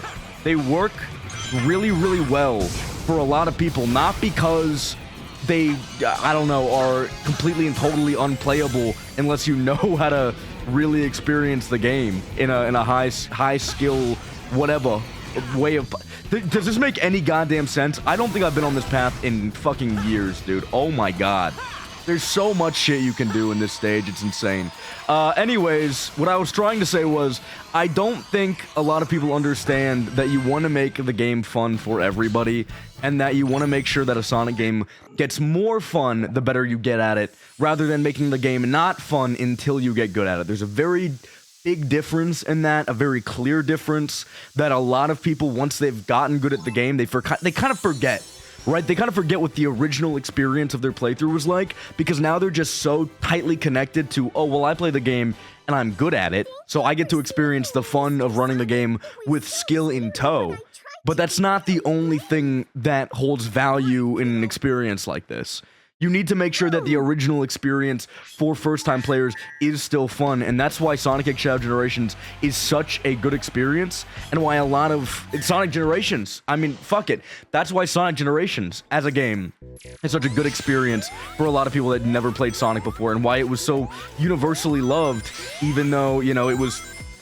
still pretty, I mean, still has a lot of, like, skill expression, and still has a lot of really nice ways for people that understand what they're doing to really showcase their skill, you know? It is the beautiful part of Sonic, that it can be fun for all audiences, and that you can find this really fun way to enjoy speedrunning the game, while still making the game an experience that can be enjoyed by people that don't necessarily know what they're doing. I do want to push someone to play Sonic Mania that's never played Sonic before, ever. And I kind of want to, I want to show a little bit of what I'm talking about, where you get to see someone experience a Sonic game for the first time, and you get to experience why games like Sonic Mania are so goddamn good at getting people that aren't into Sonic into a Sonic game, if that makes sense. It's a big deal, man. It's a big deal, and this game does a really good job of it as well. It's not, I don't think it's as good as Sonic Mania, as getting people into it, if that makes sense. Like, it still does very much take a little bit of energy and effort to understand how to deal with the boost formula. I guess classic Sonic is maybe a little bit easier to deal with than modern Sonic in this game. But, like, once you get the idea down, once you get the idea down for modern Sonic, it's really fun. And I think the game gives you a lot of time to really experiment with what modern Sonic is and what he can do. And it's not punishing enough that I think people are gonna play through a stage and be like, God, I'm fucking awful at this and I hate this. This makes me feel bad at video games or whatever. I had a buddy of mine who I have never landed on the truck like that. Dude, what a beautiful, oh my God, what a beautiful world we live in. What was I saying? God, I'm lost now. Whoa, I'm fucked. I'm high-key fucked. Anyways, as I was saying, I had a buddy of mine that I watched play, you know, Sonic Generations on the OG 2011 port. And it was really an eye-opening experience, because a lot of the ranks that I have never seen playing this game, you know, the B ranks, the C ranks, the D ranks, they were showing up, but it was like it wasn't a game that was harsh enough to make the person feel like they just sucked at the game and they wanted to put it down. You know, like the ranking system, they were like, oh, I got a B. That's not too bad. That's not too bad. And it's like, oh my God. I mean, anyone that's played Sonic before would look at that rank and scoff or whatever, but like, it is very valuable to have an experience that does make the, I mean, for lack of a better term, lowest common denominator have a good time as well. That is an important factor of making a game approachable and fun for a wider audience. And I'm sorry, guys, I know that a lot of you have been playing Sonic since the day you came out of the womb, and you're not attached to really what the casual audience for Sonic wants or really desires in any way, but like, you have to take that into account. I'm looking at you SRB2 fans, I'm sorry. I know, random stray, but a lot of people who talk about what Sonic should be and what Sonic needs to go back to, they don't really understand what the casual audience can experience and enjoy at a very base level. You do, unfortunately, have to cater to the lowest common denominator. And I know that there have been a lot of casual people that are not very good at Sonic that have played, you know, SRB2 and had fun, but none of them have gotten through the game without immense amounts of difficulty from what I have seen. If someone wants to point to a playthrough of some guy just running through SRB2 and not struggling whatsoever, or, you know, barely struggling in the game, or like not feeling. There were times I've watched people play and they're like, this is fucking bullshit. Like it's a hard game to experience and play as someone who's not deeply, unbelievably locked into Sonic the Hedgehog. And even for someone who is deeply locked into Sonic the Hedgehog, it can still be a very difficult thing to get into. Like it's kind of not good for people that aren't already very much into it. Like, it is not an experience that is meant for those who aren't ready to put in a bunch of fucking time into learning and understanding the game, which is a lot to ask for a single player experience, dude. It's a lot to ask. All of this to say, I think there is beauty in the simplicity of some of these games. I think the ease of access for Sonic X Shadow Generations is fucking gorgeous. I think the ease of access for this game and the way that the stages really ease you into feeling like you're understanding how to play the experience. I think the ranking system as well, it's kind enough that it's not going to make someone feel like they can't play this game at all, you know? It can be really hard to sit down and play a game and get constantly reminded that you're dog shit at it, and then continue to play it. And I feel like making an easier ranking system is helpful in making players that are kind of fucking trash feel like they're slowly learning what to do without making them feel like they're dog shit off rip and need to, you know, pull out a fucking guidebook to figure out how to start enjoying the experience like a real Sonic fan. You know what I'm saying? Does that make any sense? Am I just yapping to yap? I've also had a lot of people tell me that I underestimate what the casual gamer can really do. And unfortunately, guys, I'm gonna say it right now. This is coming from someone who has watched casual gamers play Sonic games before. I am not, I guarantee you, I am not underestimating what the casual gamer can do. This is something you have to account for people that are bad at games, all right? You have to account for people that are the who is it, bro? The guy who's really bad at games and then blames all the games for it. What the fuck is his name? I don't remember. He just like is absolutely garbage at everything, and then he's like, God, this game sucks. He's like Sendo DX or something. I don't. No, but like DSP. Like, you have to account for the lowest common denominator. I'm sorry, it's the truth. It is the truth. If you want to make sure that a game is experienced and enjoyed by the widest, you know, group of people, you have to make the children's game easy for people that probably don't have a fully developed prefrontal cortex. Guys, you have to remember that people playing a lot of Sonic games are not fucking 25-year-old freaks like us or whatever, man. I don't know how old you guys are. Maybe you're 40 or something. I don't know. You've had time to do a 9 to 5 and experience the struggles of life. You have to pay bills, motherfucker. You have to pay bills. I'm sure that you can deal with the momentum in a classic Sonic game just fine because you have to pay bills. You've done more difficult things. You set up a Roth IRA. Like, fuck, dude. It's gonna be easy to do Sonic shit. Alright? But this is a children's series. This is a children's game. And this is a game that is meant to truly and genuinely interact with some of the stupidest people in our society, period. AKA 5-year-olds, bro. This is a game meant for 5-year-olds. Sonic is a series meant for 5-year-olds. Sonic is the most fun when he is able to accommodate for the 5-year-olds and also create really fun experiences for those that, you know, do actually have a developed prefrontal cortex. I can't speak. Maybe I don't have a developed prefrontal cortex. I don't know, dude. It's looking rough. It's looking rough, man. But yeah, I just, you know, I think a lot of people are very removed from what this series is and what it's supposed to be and who it's supposed to connect to. Like, guys, fucking remember that you're playing a children's game right now. I am playing a children's game at this very moment. This is a game meant for kids. Like, fuck, dude. I know it's still supposed to be fun. I know it's not an excuse to be like, oh, this game is meant for kids. But you have to remember, it is supposed to be meant for kids. Like, you do have to... Whatever, man. Fuck it, whatever. You can make it like a Mario game where it's easy and, you know, still fun to experience at the same time. You can make it a fucking Mario Galaxy where it can still be hard, but it's easy enough for people to get their hands on and just, like, understand. You know what I'm saying?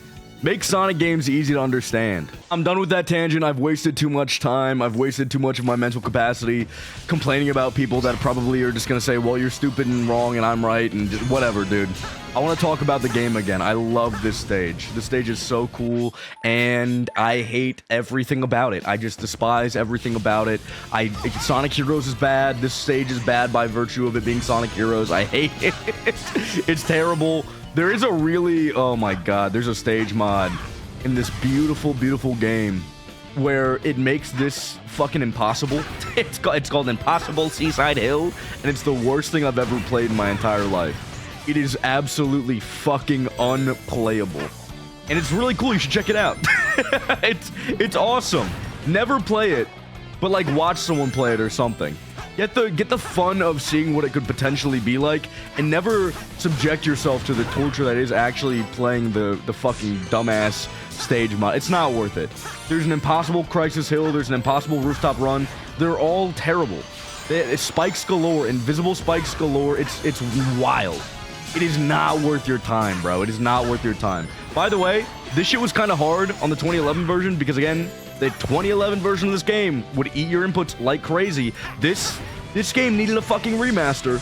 This game needed a remaster. These stages are infinitely more playable and replayable now that, you know, the game's actually reading my fucking inputs instead of sitting down and pretending to read them and then making me mess up a simple fucking... Dude, those sections are not hard. You press a button, you probably either press the left button or a right button, alright? It's fucking bumpers, you press the bumpers, that's it.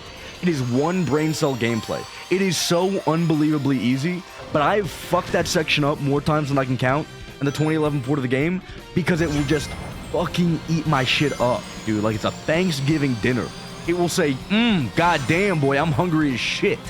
Give me your fucking left and right bumper right now. Right now. You don't get that anymore. You're done. You're done. This needed to exist. There was no mod that fixed that. You can't just mod it out of the game or what. No. It was either you just sit down and take the fact that it ate your input like a good little boy, or you cry about it and turn the game off. Those are the two options. Those are the two fucking options. That's it. Nothing else. Sorry, not sorry. Try again next time, buddy. So fuck, guys. We needed this. All right. All right. Don't sit here and tell me otherwise. I actually think this port's fucking awesome, and whoever's like, oh, it just didn't do enough, fuck you. You don't know what you're talking about. You're crazy. We needed this shit like nuts, bro. Just fuck off, man. Let me have this one thing. I think oh, yep, right there. It would also eat my inputs a lot. I'd fuck that up totally because of me this time. But it would, in fact, eat my inputs there, and my jump wouldn't come out, and it would make me cry, and it was fucking awful. Trying to get that last red star ring, it's so goddamn annoying. I just feel so much more in control, and it's beautiful. It's a magical experience feeling like I can actually play the video game that I spent money on. It's great. There we go. We did it. Oh my god, we're so talented. Now we get to watch more beautiful, awesome story content that really does heighten the entire experience. Trust me. Trust me, bro. Massively loud audio incoming. There he is. Wow, there he goes. Just to remind you, the big bad guy exists. Whoa, holy shit. Oh my god, the modern era. Oh, and they don't show you the last stage. Whoa, so you can be really surprised when you find out it's fucking Planet Wisp, and it sucks, dude. I hate the fact that they had the perfect opportunity to make Planet Wisp super fun and cool by focusing more on the outside section, which they did for a little bit of the stage, and then you go inside, and it just fucking sucks. Like, dude, the world we live in, it's a fucked up world. That's all I'm saying. I'm sorry, SPO. I don't care. My bad, dog. I'm sure you got really cool audio.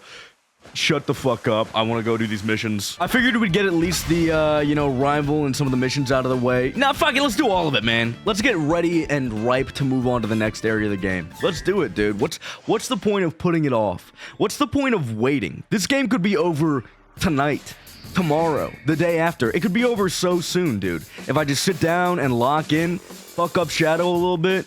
Yeah, boy, we got it on lock. 2 more videos of this game, trust. Then we never see it again. It's gone for good forever, bro. Okay, I'm not gonna lie. I do high-key hope that the modding scene for this game brings it back. Not the, you know, the Shadow portion of it. I understand that everyone's like kind of mad focusing on the Shadow portion of this game and modding that because, yeah, duh. It's an entirely new Sonic experience. We already have a shitload of modding that's been done for this game in the past. I am wowed that I've missed every single one of these stupid fucking things ever. Can I get the hello? Thank you, baby. God damn. But I do hope that we can get some of the mods that already exist in the 2011 version of this game. I hope we can get it back ported over, because I guess ported over to this. It's not really back.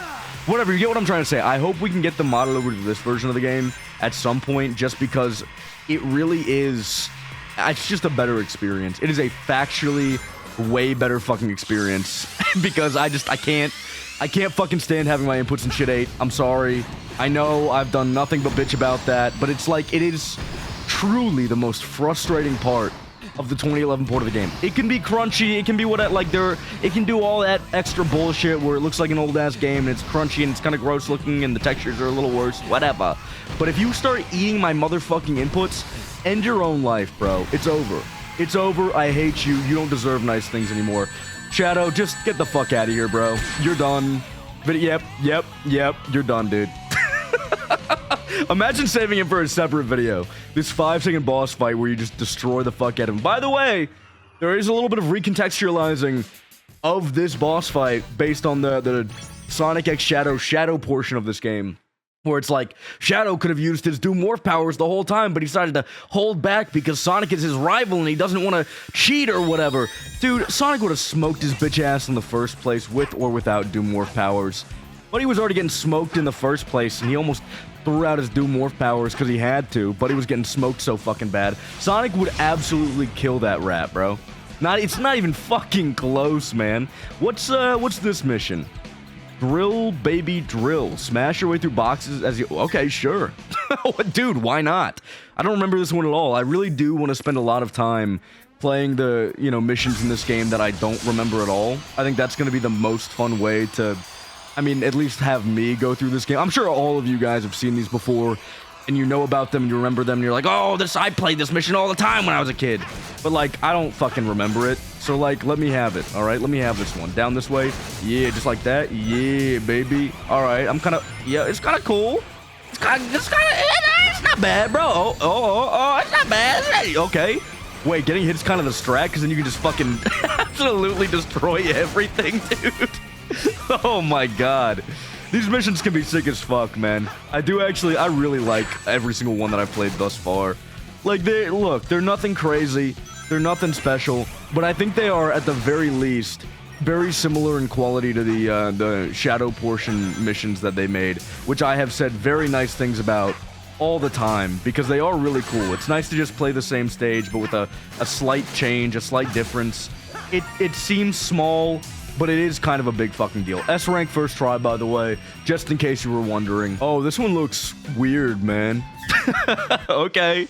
Yeah, baby, I don't remember this one at all. Show me. Show me what you can do, Sonic Gens. Yeah. Yeah. Oh, yeah. Oh, this one's gonna be strange. I played a level mod one time in this game that was really just, oh my God, dude. It used these spinning platforms. They were fucking unwieldy as shit, dude. These can be rough to deal with, but it's fine, bro. I'm just too unbelievably good at this game, so it's not gonna matter. Check this out. S rank first try on this one too, baby. God damn, I could really easily 100% this game. Oh God, no. I kind of want to. Fuck. Oh shit. I'm getting the itch. I want all the achievements in this now. Oh fuck. That's really bad for me, actually. Oh no, because then I'm gonna have to go get all the achievements for the fucking Shadow portion, and that's gonna be a pain in the ass because you have to do all of the side mission shit that I specifically didn't do because I thought it didn't seem that fun. Fuck. Alright, well, I'll consider it. Part of me wants to do some achievement hunting and get the platinum on this, but how hard could that really be? Look at me, I am absolutely destroying these missions. S rank again. First try, barely. But oh my God, how hard could it really be? I could dial in so easily, bro. Fuck. This is the kind of energy that I was missing when this game came out. I just was not that interested in replaying Sonic Gens at the time, but I think it finally got to this breaking point where, yeah, I wanted to replay Gens again. It was just something that was on my mind, and I sat down and I was like, yeah, man, why not? Let's have fun. let's re-experience Sonic Gens. Let's see what the remaster is really like, even though I did play through a decent amount of it in the first place, so it's like I wasn't really that new of an experience, but like whatever, man. Let's just see what the whole game is like. Let's play it for realsies. Let's play it for realsies this time. Let's not get halfway through and then call it a day. And dude, this game is so good. Like I know it's good. In my mind, I know it's good. In my heart of hearts, I know it's good. I've played it a million times. I knew exactly what this experience was going to be like. I had played enough the remaster to know, yep, still the same game, still going to be really fun to play through, just like better in pretty much every way. And for some reason, dude, I wasn't dialed in like I should have been. But look at this. Oh, it's quick, it's fun, it's kind of got that arcadey feel that you get from like Sonic Colors, which I love. Dude, Sonic Colors, a lot of people trash on it for having very short stages, but I kind of love, again, that like arcadey feel where you get to play like a really short, quick level, and then bada bing, bada boom, that's it. And it's like, it's kind of in this game too, but you also get the benefit of having literally every single like big ol' stage, like the Unleashed styled stages. Dude, it's just sick. It is just fucking awesome. And I don't know why I didn't go back and play it when it came out, dude. Fuck. Anyways, it's boss battle time, baby. This is easily the coolest boss in the entire game, and from here, it's only downhill. Sorry, not sorry. I mean, the rest of the game is really fun too, but I mean, boss-wise, dude, this is it. This is literally the last cool boss in the game, and then there's Silver, who's fine. I mean, he's kind of... It gets weird, man. Silver, I think, has a lot of weird things that aren't telegraphed very well, but, like, the final boss is fucking trash. It's, like, the biggest piece of dog shit I've ever seen in my entire life, and it started this really weird trend of, like, super easy, not even remotely difficult final bosses for Sonic games, and, like, that's not great. And then also, there's one more I'm missing somewhere. Oh, Egg Dragoon. That one's the most okayest wienering ever, dude. The biggest, most okayest wiening of my whole life, bruh. It is not that crazy, but whatever, bruh. Whatever. I think the reason I like this one so much is because it is an actual stage. This right here is how you should do every single modern Sonic boss fight ever. End of story, bro. The running shit is fine. It's okay. You run straight forward. Okay, whatever, dude. But this, dude, an entire fucking level where the boss is attacking you and you're running through it's awesome. It's sick. Running through a broken cityscape while this boss fucking attacks everything. Dude, say less. This is also the part in every Sonic Generations Let's Play ever where everybody talks about, oh my god, look at how much Sonic has improved. He's beating Perfect Chaos without the Chaos Emeralds. Yeah, he is. Whoa, it's Sonic Generations. He's better now. Whoa, oh my god, he can just kill Perfect Chaos with no... I don't care about Sonic lore enough to give a shit. Sorry, not sorry. That does come off as very hater energy, but like, I don't fucking... Whatever, dude. Yes, he's doing it. Whoa. Holy shit. It's fun. That's all I care about. High key, I am the biggest Sonic gameplay purist ever, bro. The only thing that fucking matters to me in Sonic games is gameplay, and that's it, boy. That is the only fucking thing I think about. And if anybody else talks about anything else that I don't, like, remotely care about, it's over for you, dog. You're dead to me. You are dead to me as a person. I never want to hear you speak ever again. We beat him, by the way. I think that's an S rank. Pretty sure. I've died on this a few times in the past, and it's made me really sad to watch that A rank roll across the screen. And I just have to sit there and be like, fuck, now I gotta play it again because I want that S rank. So, whatever. That's it. Now we have the entire rest of the world open to us, and we can go and explore the modern era. Oh my god, boy. Yeah. Look, we've made so much progress. It's not even funny. And now it's time for modern Sonic to get his kick. This is the Sonic 06 and Hedgie Engine 1 era. If you want to call it that. I don't know what the fuck. High key. Okay, hear me out. Sonic 06 probably should have been in the Adventure era. And Heroes probably should have been in the modern era. That's all I'm saying, because modern Sonic goes very, like, it's... God damn, bro. Chill the fuck out. Loud as hell. I feel like Sonic 06 gameplay-wise matches the Adventure era more than Sonic 06 is Adventure 3, in case you were wondering. Just so you know, because like if we ever got another adventure game, it'd be Adventure 4. I just want you to know that right now. But like the modern era of Sonic was very much them trying to figure out who they were, and yeah, I think Heroes as an experimental game fits that a little bit better. But hey, I think it would have also been weird to have it kind of chronologically fucked. So I understand. I understand. Oh wow, Sonic, you're so cool, man. That's right. Fucking whatever, dude. I just found out that you can't do the drop dash in white space, which I don't like. Why? I don't know. I don't get it. Something is weird about the drop dash in this game, from what I understand. Not only are the physics, Oh, slightly weird and strange. How will I ever survive with them being slightly weird and strange? but also it's something along the lines of it's connected to the spin dash in some way, or it's like a skill. The drop dash is a skill in this game, and you can take the skill off. I don't know why or how that works, but whatever, dude. It's fine, and you can't use skills in the open, whatever, white space world. It doesn't matter. It doesn't matter. What does matter is that we are finishing all of the important stages in Sonic X Shadow Generations today, baby. Today. There are 3 more stages. There are 4 insanely good stages, and then there's literally all of Planet Wisp, and I'm ready for it. I am down with the sickness, because all of these classic Sonic stages make me just a little, I'm gonna say it, don't kill me, They make me a little hard. I kind of beat my really, really, really hard whenever I see these stages. When I play them really poorly, not because they're harder than every other stage in the game, but because I put one hand on my schmeat every single time they pop up.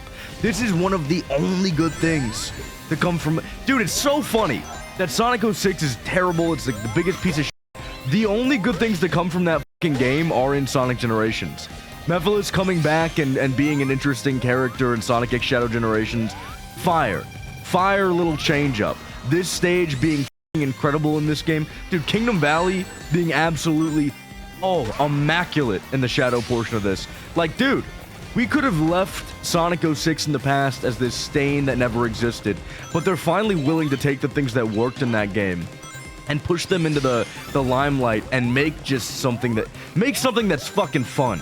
Make something that's good from the absolutely abhorrent dog shit that is Sonic 06. And I can say that, okay?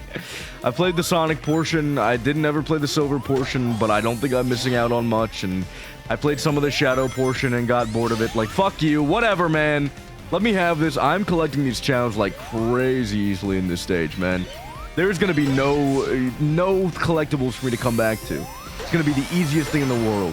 I still don't know if I want to go for 100%. Part of me wants to, part of me also is like, no, you love yourself, Sendo, stop it! Stop, don't do this, no!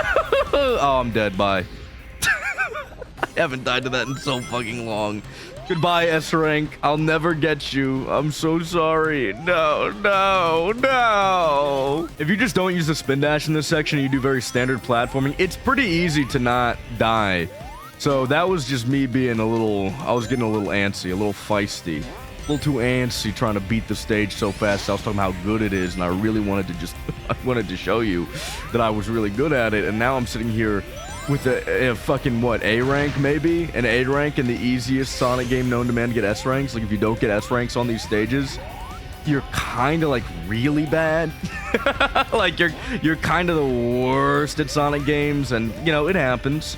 It happens. I think it takes a really strong man to admit that sometimes it's okay to suck at video games. Sometimes it's okay to not, you know, put your whole heart and soul into video games and just be, like, fine with being okay. You don't always have to be the best thing since sliced bread. You don't always have to be a fucking esports champion. You can get an A rank in Sonic Generations and just exist. You don't need to go crazy. You don't need to and whatever else I'm telling myself to make me feel better. Okay, fuck you. I do really like the addition of the chows. I don't know if I've talked about it a whole lot. I mean, to be fair, there's not a whole lot that you can talk about when it comes to them. They are a little extra collectible that they kind of tossed on, and it's nice. It is very much, you know, standard remaster. What? What? Okay. I'm sorry. Let's dial in. Forget the chow talk. I played a stage where it was just the worst Crisis City mod I've ever played. And it was unfair Crisis City. And there is no way that I'm going to suck on a stage that I put so much lifeblood into. I sat down and I played this stage for eons. A lot of this stage is just homing attack chains, dude. It's unbelievably easy. Check that out. Bam. Look, if you suck at that, you got a problem, big dog. You got an actual problem. There is no way. I've never seen that happen before, Sonic. Keep your feet on the ground, big dog. Keep your feet on the ground. Keep them planted. I've gotten a little better. A little tiny bit better about being very, like, anal about my runs and trying to be the best that I can be. Sometimes you just have to accept that you're not gonna be the best thing since sliced bread. By the way, check it out. Bam. I saw you. Yeah. I saw you. Don't think you can get away from me, loser. I know you're afraid. I know you're afraid of what I'm gonna do to you, and you should be. You should be fucking horrified. You should not allow me to get within an inch of a chow. I have evil thoughts and evil plans in my head. What was I saying? I don't fucking... Whatever, dude. I don't know. It doesn't really matter. It's probably fucking nothing in the first place. TLDR, I am quite good at allowing myself to suck now. It's fine. Things happen and life will go on. That's a really cool way to switch between 2D and 3D. Dude, these stages are awesome, man. I love... Look, now that I've played Sonic Unleashed in full, now that I've played Sonic Unleashed H-Dizzle, alright? It is completely fine for me to say this. I really like Sonic Unleashed. I like it a lot. I think that the boost formula stages have a different vibe, a different feeling than the boost stages in Sonic Generations. I like the Sonic Generations boost stages more. This is, I know, oh, whoa, hot take, I know. Crazy thing to say, but I truly do feel that way. I think that this game does a really good job of making boost stages that kind of toe the line between being, you know, hard to master, but also really fun for people that are playing it for the first time. And so it's like, it's a good mix between being hard, being fun, and being approachable. Like, it's perfect. It's perfect. It is the perfect difficulty. I think, you know, Sonic Unleashed is probably a more enjoyable experience for people that are super Sonic autistic like me and are very into the series. Like, I understand the appeal. It is more difficult to experience those games and get through them in a way that shows skill, which it's nice, you know, really high skill ceiling, but also the skill floor is a little higher as well. And I don't necessarily think that's a good thing. I think it's good to be able to kind of breeze through a Sonic game for, you know, people that aren't very good at it. So, whatever, man. I know that's gonna get I'm gonna get shit on for that. I think it's a good thing to allow people that aren't good at Sonic to experience Sonic and be good at it when they run through the game at first. Or, like, give them a little bit of speed. They don't have to be good. I'm doing a really fucking terrible job explaining my point. Hold on. Give me 1 second. I think it is completely and totally okay for a Sonic game to be easy, is what I'm trying to say. I think if you make a Sonic game that is too hard, you can alienate an entire group of people that is not capable of surpassing that skill floor. And before anyone says filtered or skill issue, whatever, have you ever thought about taking that big fat dick out of your ass and just experiencing life like a normal human being again? Have you ever thought about taking the fucking Sonic the Hedgehog Meat Rider experience just completely out of your ass crack and just fucking understand what it means to be a normal human being? Understand what it means to be someone who does not understand Sonic like you. It is fine to not be a Sonic god. It's okay. You should allow people that aren't the best at Sonic to also still have fun. It's not, oh, you gotta get better at the game, start having fun. That's fucking I always talk about this. I've made my point a million times over. I'm sorry. I think I've talked about this single thing 15 fucking times in this run of this fucking 2-hour-long game. I will shut the fuck up, but you're gonna have to make me. you're gonna have to make me, man. Get me up here. Yeah, baby. Yeah, I love this stage. Oh my god, I don't think there's really any bad stages in this game until the very, very, very end. And I know some people will go out of their way to, like, really defend, you know, Planet Wisp and that. Look, man, I am a Sonic Colors lover. I adore Sonic Colors. I love the absolutely... What? Huh? What the... How the... How did I go through them? Okay, whatever. I will go out of my way like crazy to defend Sonic Colors. I love that game. I think it has an incredibly fun, incredibly fun vibe. I love that kind of arcadey feel of the shorter levels. I think it's fun. I think it's great. It doesn't scratch the exact same itch that other Boost Formula Sonic games do, and I don't think it's the best Boost Formula Sonic game out there, but I do like what it goes for, like, quite a lot. That being said, guys, even if you like Sonic Colors, you don't have to sit there and defend, you know, doo-doo dog shit the level. It's fucking awful, man. It is one of the worst, like, excuses of one of the worst piece of shit excuses for a Sonic stage I've ever seen. It's fine. It's fine that it sucks dick. That's okay. It's like fucking long and arduous, and dude, it has that exact same problem that I think a lot of kind of adventure-styled stages have, where it is just the longest fucking thing ever. You are constantly doing this platforming that is intensive and fast, and your brain has to be turned on 100% of the time for like a full 10 minutes. That's not good. That's not good for Sonic games. I know Sonic Forces gave us this weird perspective on, you know, the length of Sonic stages, and suddenly every Sonic stage has to be fucking 30 hours long or else it's not good enough. But like, guys, it is completely and totally fine for a Sonic stage to be... It's better for a Sonic stage to be shorter in many cases. It needs to be the perfect length. It can't be fucking 15 minutes long. I'm looking at you, Sonic Heroes. What was I even talking about? I don't know. Planet Wisp sucks in this game. I hate that it sucks in this game because I love Sonic Colors, but we have to sit here as a peoples and understand that it is not...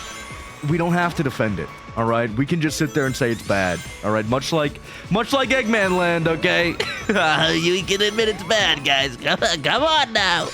I'm sorry, that was just a little... There was a hater in me that really wanted to throw out there that I don't like Eggman Land. We're talking about Boost Formula games. Let me have this one. I want to get good at Eggman Land, but partly I want to get good at Eggman Land so I can shit talk it a little more. Like, that's actually a very key integral part of my desire for getting better at Eggman Land. Not because I want, you know, oh, I hate Sonic Unleashed. I want Sonic Unleashed fans to take an L. No, nothing like that. You know, it's not about Sonic Unleashed. It's about the fucking length of the stage. The length of the stage is abhorrently disgusting, and there are so many fucking Sonic-adjacent games that have fallen into this same trap, where they're like, ooh, it's the final stage, it's gotta be big and grandiose, let's make it 15 years long. No, stop, guys, it's okay. You can make a hard stage that is also a normal length. It doesn't have to be a fucking marathon. Marathons are tiring and they're not fun. You know, one of the key things that makes Sonic games fun and Sonic stages fun is going back to replay them. I don't go back and go play fucking 30-minute long stages, because that's like an entire hour of my life I have to commit to at least doing like 2 decent runs. That's bad. That's a bad thing. I fucking hate that Eggman Land gave people this idea, like, yeah, let's make this giant, long, marathon-ass Sonic stage. No, dude! No! That's not fun! That's just fucking annoying! Stop, please, please. I was over here buying some skills before I hopped into the next level. It looks like I haven't unlocked much of anything, but, dude, I forgot this was a thing. I forgot about the collection room a little bit. I never really go into it on my own time, but I did get this flashback.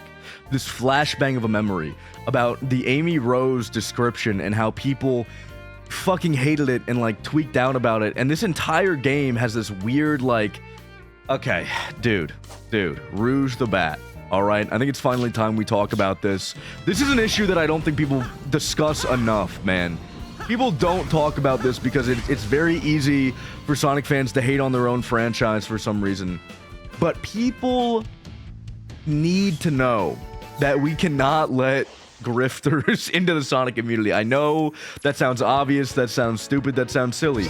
This is something that needs to be said because, dude, I don't know if you know the exact type of person I'm talking about, but like the motherfuckers that got mad at like Dragon Quest II Remake having like character A and character B rather than having male and female, because it doesn't fucking change anything. It doesn't change anything, but oh my god, look, it's woke or whatever. The anti-woke crowd. The people that we used to fucking noogie before we had the internet. The people we used to beat the shit out of before we had the fucking internet, and now they can just say whatever they want. Those people. That exact group of people. Okay, fun fact. The Sonic community had a stint with them, bro. The Sonic community had a stint with them because Rouge the Bat had her tits removed. for no fuck, like, it was whatever, the most minor, barely noticeable, like, I don't even want to call it censorship, model change ever. She had her tits reduced, which, like, okay, fine, whatever, who fucking cares? And then right-wing grifters started to give a shit about the tits on a fucking fictional bat. And then here we are, sitting here watching the anti-woke whatever the fuck. I know this is like a crazy tangent, but guys, these motherfuckers made millions of videos where they were like, they've ruined Sonic the Hedgehog. This is an incredibly important character to Sonic the Hedgehog. They've ruined her by making this alteration.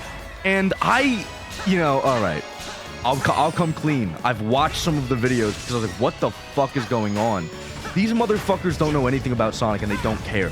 They see a paycheck. They see a paycheck. They see a fucking paycheck and complain about Rouge the Bat having her tits removed. And then there's a fucking decent amount of Sonic fans being like, yeah, yep, they censored my baby girl. They removed her titties. They said, I can't jerk off to this anymore.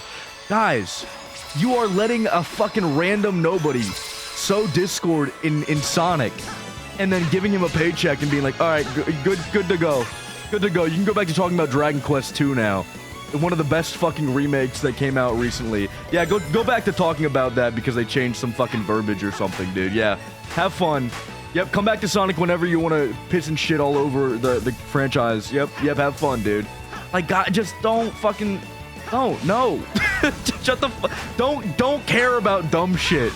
Stop it. Rouge's tits got reduced. Amy's fucking character bio got changed. I don't even think they cared about the Amy thing. The Amy character bio thing is a whole different story that I think you have to be more deep into the Sonic franchise to actually care about. You know, the Rouge tits thing is easy. You can make a video on it and be like, Sega's falling for the woke mind. They're removing the character's key feature, aka her big fat boobies, because I only know Sonic through nhentai.net. There's no way. Hold on. Hold the phone. Hold on. No, we're starting. No, I'm sorry. And that sucked. This is one of the stages I run a million times. I'm sorry. I need to get this right. Fuck off. Don't yell at me. Yeah, all I'm really saying is don't give motherfuckers that don't care about your franchise a massive voice in the community because they want a paycheck. Like, don't do that. Don't fucking do that, dude. Okay. I won't name names, but there is one specific video that popped up in my feed, and I've seen this person make a million videos before about how I'm a Final Fantasy fan, alright? And a lot of the anti-woke, whatever, like, bullshit content where you make some dumbass video about, like, Nintendo's new fucking CEO is a woman! Oh, the woke left! or whatever. A lot of those fucking dumbass videos that get hundreds of thousands of millions of views because it's easy content, you don't have to fucking try to do anything, except, you know, pander to a very fucking man-child-ass audience. A lot of those videos come from the kind of JRPG crowd, which makes sense. Like, yeah, if you're playing a JRPG, I love JRPGs. They're really fun. I love RPGs in general. You probably didn't get enough love as a child, though, is one thing. And you probably don't have any friends to spend time with, and that's why you're fucking sitting there playing Persona 3 all day, and you can beat it in a week. But whatever, man. Whatever. My point is... my point is...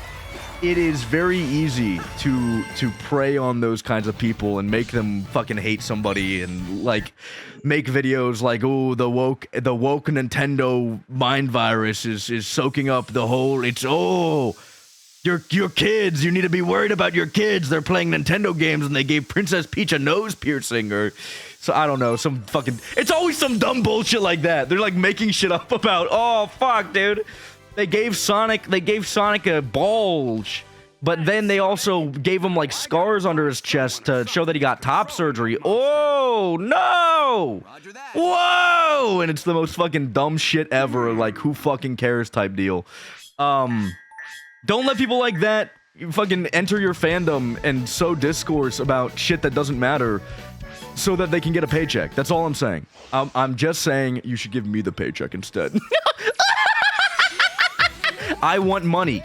I want money right now. Give it to me. Give it to me. But yeah, the fucking thing I was talking about specifically, because I didn't actually finish my thought. I'm really good at doing that. He talks about Final Fantasy VII a lot, and, like, one of the big issues, one of the big complaints about the remake is that they censored it, because Square Enix has some, I don't know, board of ethics now or some shit. I don't, like, some dumb fucking, oh, they care about portraying people appropriately now. They have, like, a fucking group for it, and the group will come in and be like, hey, maybe, like, don't portray certain groups of people like this. And it's like, okay, sure. They have that now. They've got a board that makes sure people get treated properly in their games, and that's, like, become a fucking massive problem for a lot of people that don't fucking go outside ever. And it, you know, apparently, one of the characters, everyone knows her, everyone loves her, Tifa, dude. Tifa. Oh my god, Tifa, my beloved. Fucking incredible character, alright? Beautiful, smart, funny, mi vida, my love, my life, alright? They gave her a shirt or something, I don't know. They, like, fucking put a shirt on her. It's such a minor change that Heike makes her character design look better that I didn't personally notice it. And when I actually got to see, you know, the character in-game and Remake, I was like, holy fuck. She's still so bad, and, like, she looks so fucking great. Whatever. TLDR, they put a shirt on her, and that made people really upset. Like, really upset. And that the person that made a video on fucking Rouge the Bat having smaller tits made, like, fucking 15 different videos on Tifa getting a shirt. It's like, you want that guy to be a voice in the Sonic community in any capacity?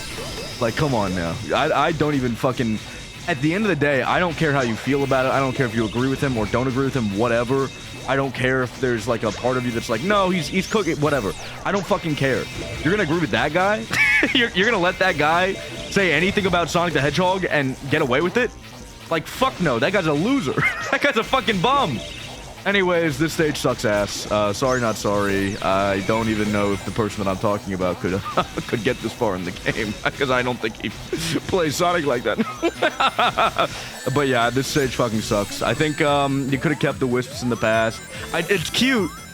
I really do like the idea of gameplay mechanics being brought back from the games that we're looking at. But also, I don't think the Wisps that were chosen were particularly fun Wisps to choose.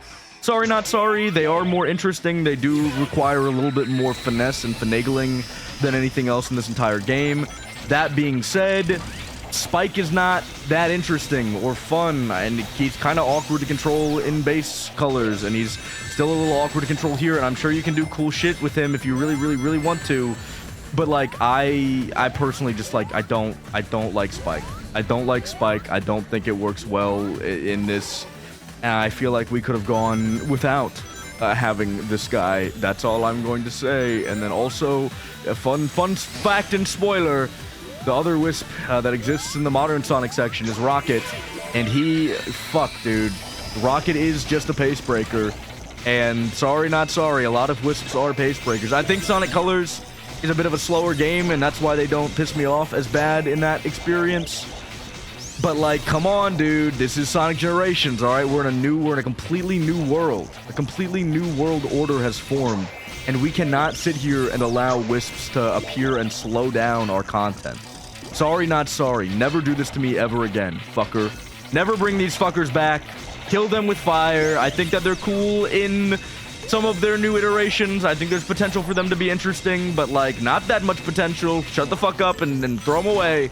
Never put them in my Boost Formula Sonic game ever again. Thank you. Thank you, thank you, thank you, thank you, thank you. Unless you make a Sonic Colors 2, in which case, fine. I'll let you have that one, okay? Just because I like Sonic Colors so much, I'll let you have it. Okay, Sega, you got me. Yes, yes, yes, you may do whatever you please. Yeah, throw more Wisps in the game, actually, please, yes. Like, these are the real things we should be complaining about. This is the real shit, okay? There are so many things you could complain about when it comes to this remaster, and you sit there and bitch about Rouge having her tits reduced. Like, come on.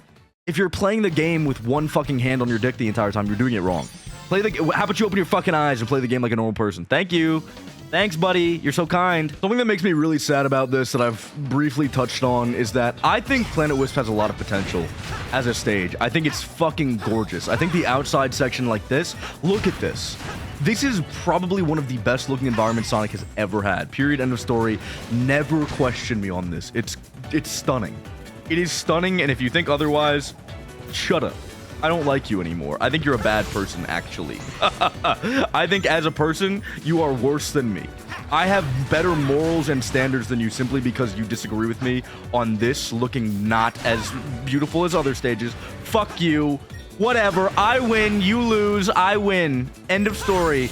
But yeah, it's so gorgeous. And I love the amount of time that you spend out in the actual, like, beautiful, grassy, green section with the purple water. Like, it's fucking incredible. And you didn't get any of this in the original Sonic Colors. You got none of it. But then there's also an entire half of the stage, which we are coming up on, that is, unfortunately, exactly like the fucking Colors stages on the Shui, okay? It is just inside a boring, uninteresting fucking, like, orange factory. And we are starting over. I'm never getting another A rank again. I'm sorry, not sorry. I'm going to play this stage well if it's the last thing I fucking do. Honestly, a lot more of this stage is outside than I remember it being, but it is still like a situation where I kind of just wish the factory section, the orange factory section, was more of a footnote rather than being a large section of the stage. And I know that is very... It's on point with what the truth of the matter, the fact of the matter was in Sonic Colors Wii. Like, Planet Wisp was, unfortunately, majority boring-ass factory. Like, that's just what it was. But I wish Sonic Generations, I almost called it Sonic Colors, I'm losing my mind. I wish Sonic Generations could be the change I want to see in the world. I wish this was, like, a beautiful... Dude, what if it was, like, after Eggman invaded and whatever? I don't know, dude. I just think there's so much potential for this part to just be gone. Maybe Act 1 is... whatever. Make Act 1 all in the fucking factory and then make Act 2 all outside. There were so many ways to make it cool and just keep me outside and seeing the beauty of Planet Wisp rather than, you know, factory level 38. But, like, here we are. Here we fucking are. There's no way. Oh my god. I hate being on the bottom path. What am I doing? Is my brain turned on? Is my brain actually turned on, or am I an invalid? What's happening? There's no shot. I hate everything that's... Ooh, I'm killing myself. Tonight! One thing I do like about this stage is that in comparison to Act 1, it is at the very least not the worst thing ever.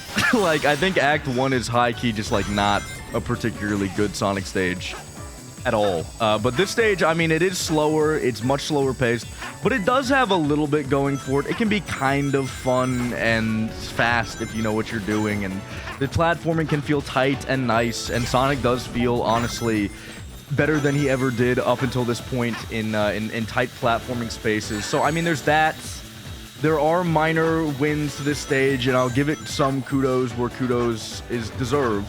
But also, like, whatever, dude. I want to sit down and I want to play a stage that makes me feel happy, like Rooftop Run. And I want to play a stage that makes me feel, like, oh so fluffy and fuzzy inside. And I wish there was more of that. I wish there was more, you know, the little sections where I'm outside looking at the beautiful world and less of this, where, woo, I mean, that's still a pretty cool aesthetic. I don't mind that. I don't mind the, like, where you can still see a lot of the outside, and a lot of the purple goop and shit, while there's still orange floating around. Also, people will, like, be... you ready for the funniest joke you've ever heard?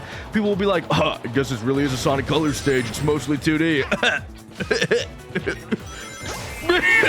And then they'll fucking laugh really hard and have a hernia problem or something. But I don't know, man. I think it's fine to have stages that are primarily 2D. I know people are gonna be like, it's supposed to be a 3D Sonic game. Classic Sonic's literally in this. Shouldn't he be all of the 2D? I think that's kind of a fucking stupid perspective.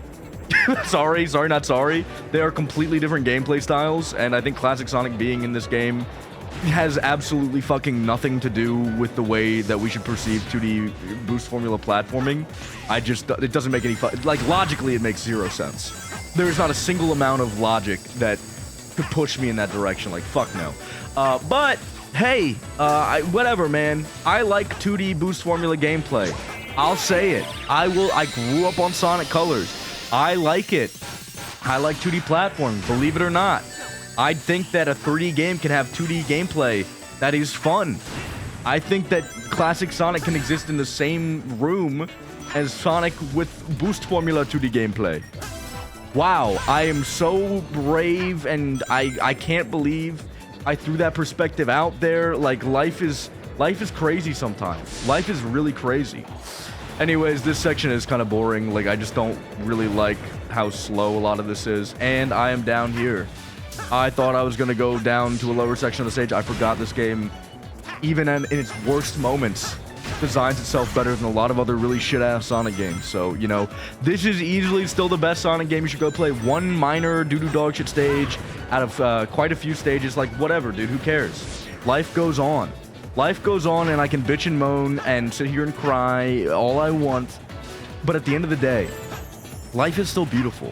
And the world we live in spite of the many terrors that face us daily, the world that we live in can still be beautiful if you look at it in the right way. And even though we face so many challenges as a people, and there are so many forces that are attempting to divide us, like Sonic the Hedgehog grifters talking about Rouge the Bat's tit size, I think at the end of the day, it's up to us to find love in our hearts and joy in our hearts and be able to accept and open our arms to those that we may disagree with. I think that's beautiful. I think that's beautiful, and I think that I'm just joking. Fuck those guys. I'm never embracing them ever. Anyone who ever talked about Rouge the Bat's tit size and gave a shit without very good reasoning is just a fucking awful. Shut up. I don't want to listen to you. I hate you. Never talk to me ever again. You're out of here. You're done, and you're death by firing squad. Fuck you. I'm never agreeing with you. You don't deserve hugs or love or anything. I also want to let you know that they could have attached any motherfucker to Planet Wisp, and these guys decided to put Charmy here. These guys said, yeah, you know what? There's one more character we have to save, and that's motherfucking Charmy, baby. Come on. Oh, I remember this section. This is cute. This is kind of like a, yeah, maybe someday you can be like me. Like, wow, oh my god, he's gonna try to learn it that way. Wow, that's how classic Sonic became modern in the what, but whatever. I don't care about the story in this game or the implications. It's cute, whatever. Moving on. And now the final push for the game is close. It's very close. I'm gonna do it. I'm gonna fucking do it. I'm gonna beat this game, and it's gonna be beautiful and magical, and you're gonna wish you were like me. Today's the day, baby. We're beating Sonic Generations for real. We only have to absolutely kick Silver's teeth in, and then also do the same thing to Eggman, and then we are good to go, baby. We are unbelievably good to go. And I kind of wanted to take this final video that I'm doing on Sonic Gens to really talk about my opinion on the remaster overall, because there's a lot of stuff that I've covered and a lot of stuff that happened when it came to this remaster that, you know, was kind of floating around with the, you know, everyone's talking about the Shadow Gens portion, all right? Everybody and their mother was talking about the Shadow Gens portion. Nobody was really talking about this. It was mainly like, oh, you get a Sonic Generations remaster with your purchasing of the Shadow Gens part, right? And that is true. That is true. But I also think that does a bit of a disservice to how good this remaster is. Because flat out, end of story, this is the only way I'm ever going to play Sonic Generations ever again. Sorry, not sorry. I know someone out there is going to be like, but what about the Amy writing? What about with the time stones? Without the time stones? I don't care about a lot of the things that people complain about when it comes to this remaster. One, I played through the whole thing, okay? I think some of the dialogue is a little goofy. Yeah, without the time stones, like, yeah, it can be slightly confusing to a new player to have that pop up, but it's also an anniversary game. That is high-key what a lot of the writing was like already in the base game. You know, oh, no different than saving G's in a lamp or whatever. Like, dude, that was also equally as, like, corny, and it didn't make sense for people that, you know, played the game and didn't understand Sonic before then. People were just like, oh, I guess that's a Sonic thing. Same shit with the Time Stone line. Nothing has changed. My point is, almost nothing has fucking changed other than things that are good for this remaster. Oh no, it's slightly worse writing in a game that already had writing that barely existed in the first place. Oh, how am I ever gonna live? Like, get over it, dude. Who fucking cares? I don't care. Why do you care, dude? It's not a big deal. When you're playing Sonic Gens, you're not playing the game to go and experience the best story ever made. You're not going to experience reading a text file on Amy in the game, all right? A lot of these small, minor issues. You're also not playing it to stare at Rouge the Bat and her top. Like, if you're doing that, just, dude, the internet is free. Go elsewhere. You know, you are not going to, in any experience that you have with this game, other than that first initial experience, going to see any of these changes that anybody bitched about. There's not a single one of these experiences I have run into where I'm like, oh god, this is just like worse. This is worse than the original game. The only thing I've seen that is slightly noticeable and slightly worse is that sometimes in very small sections of the stage, you might notice like, ooh, that looks like it's a little graphically messed up. I saw something like that maybe twice throughout the whole game. A minor graphical hiccup. You can sidestep on the board? Since when? I've never, dude. This is a wild stage, man.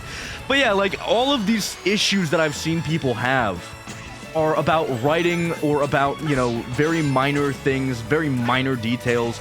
And yes, you know, something being worse, depending on how you really view it. I don't think the writing is worse. I don't think the story is made worse by, you know, these minor changes that were made to the, if anything, it makes it a little better. I think there's more interesting stuff going on here than in the original game. So like high key, sorry, not sorry. I think the story was actually improved, even if the story is still dog shit because it's Sonic Generations, like whatever. My point is, all of these very, very minor, marginal issues that you can complain about don't impact the most important factor of experiencing this game, which is, oh, I don't know, playing the actual fucking game. And the gameplay experience is notably better. It is notably better because there's not the issue the 2011 PC port has where, oh shit, it's eating my inputs like crazy, fuck. Oh, I'm trying to run this stage perfectly and suddenly it's eating my inputs. Well, guess I'll restart the stage because of an input that got ate. Fine, awesome. Like, a lot of the minor issues that caused slight problems when it came to the experience that you had with this game on PC just because it was old and just because it wasn't the best PC port ever, they're gone now. They are gone now, and this is the best way to play the game if you don't want to play with mods. So, I think that's a win. I'm never going to play the original game ever again just to play it. Like, I'm sorry.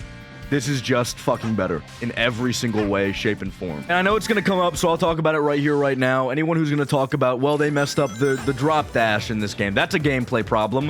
Whoa, that's a gameplay problem. You don't have to use the drop dash ever. The drop dash is there, and it does work. You know, I know people complain about the physics of it, and they're like, oh my god, look, it doesn't work the same way as the spin dash, and oh my god, whatever. It is still useful, it still has use cases, and it is still fun to use. It is still a very good addition to this game. It works just fine.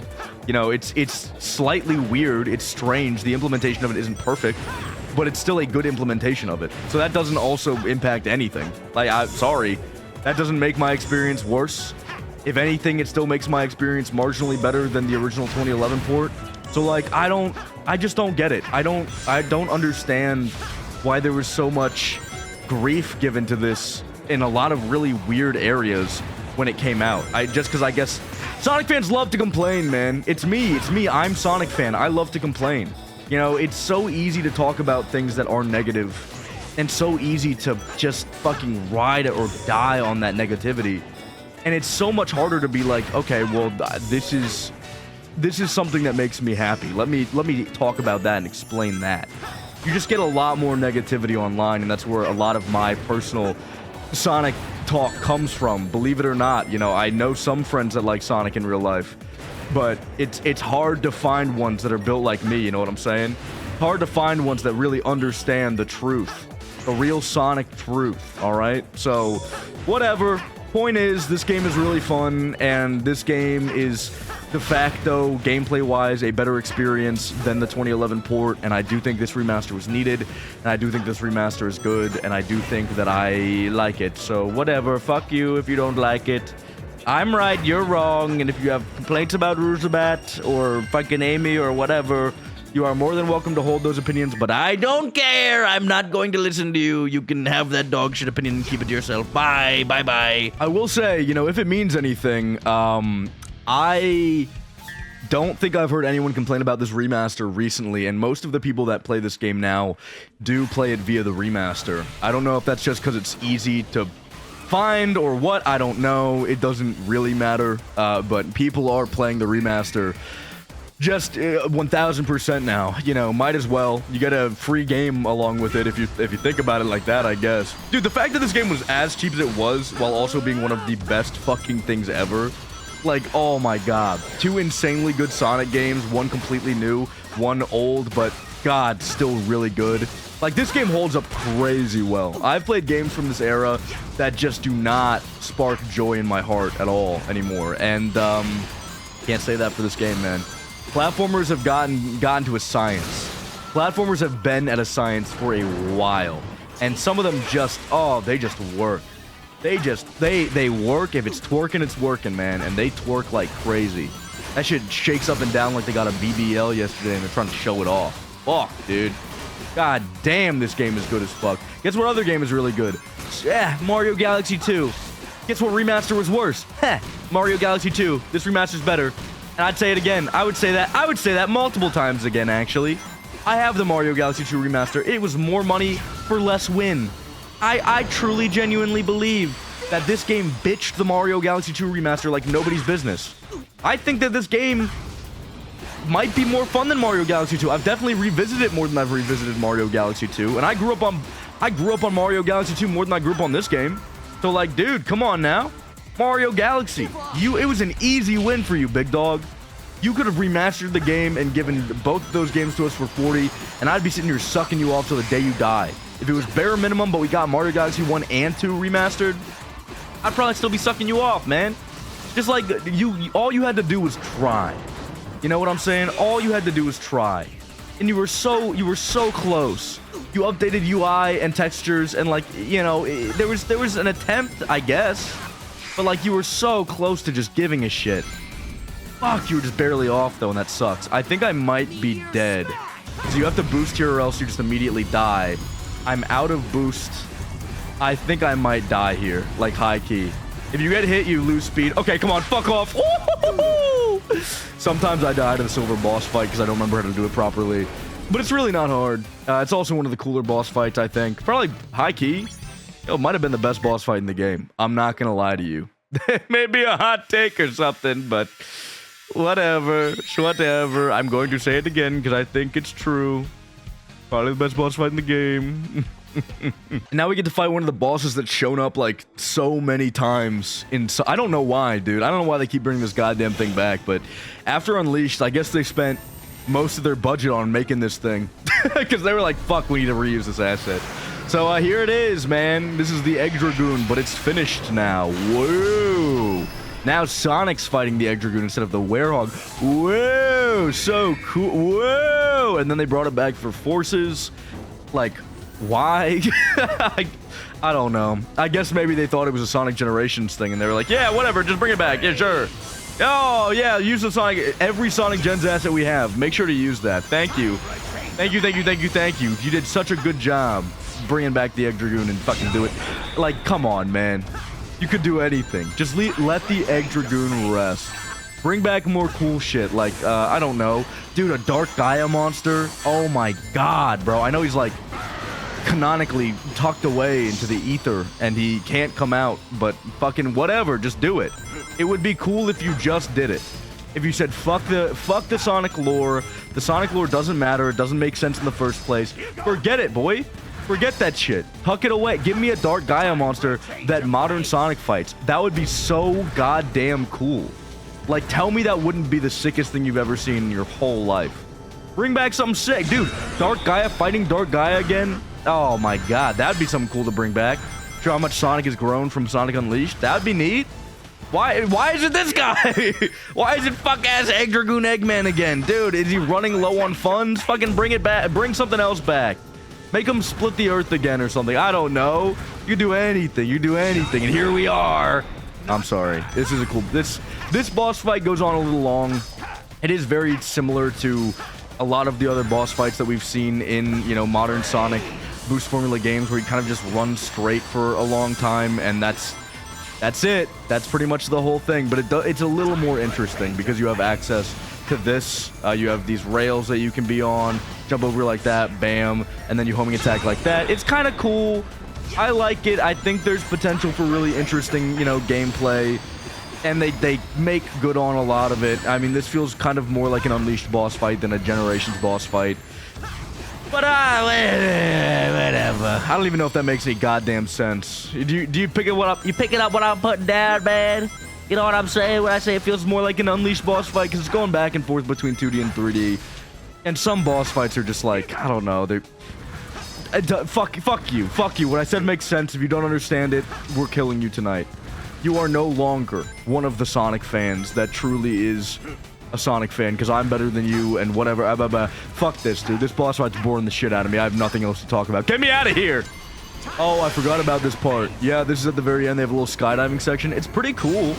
I don't know if you can... I think you can beat the entire stage without having to worry about ever going through this. I think you only see this when you're slow or something. There might be some things I'm missing. I don't know. Whatever. It doesn't really matter. Here it is. Wow, it's cool. Here's a callback that's really sick. I like it a lot. And then we go back here. I'm sure there's something I'm missing to do this boss fight way faster. I know that you can beat him hella quick. But whatever. It just takes me a while. And that's why I'm not a massive fan of it. Sorry, not sorry. It's a longer fight. I think he could go with a few less hits and be fine. But it is kind of the last main boss in the game. So whatever. Whatever. It is what it is. Oh, is he dead, Net? What? What's going on?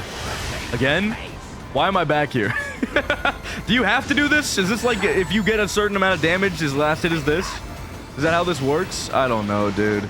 I have no idea how this boss fight works. I usually don't replay Sonic Gens in full. If I'm gonna go back and open the game, I play the stages I want to play. It's that simple and it's that beautiful. Okay, you are forced to do this at one time, at least. All right, whatever. I don't know how this shit works. Cut me some slack. I'm a fake Sonic fan. I got an S rank. I don't care. I'm never playing this shit ever again. It's just not. I'm not that deep into it, man. The bosses don't make me feel as happy as the rest of the game. Even though they're not bad. That's like objectively a really not bad Sonic fight. It's just long. Oh, excuse me. Anyways, we're very close to the end of the game. Can you smell it? Can you smell it? Oh, that's a Chaos Emerald, man. Oh, God. I do kind of wish... I already talked about this a bit, but classic Sonic, man. Fucking give him more love.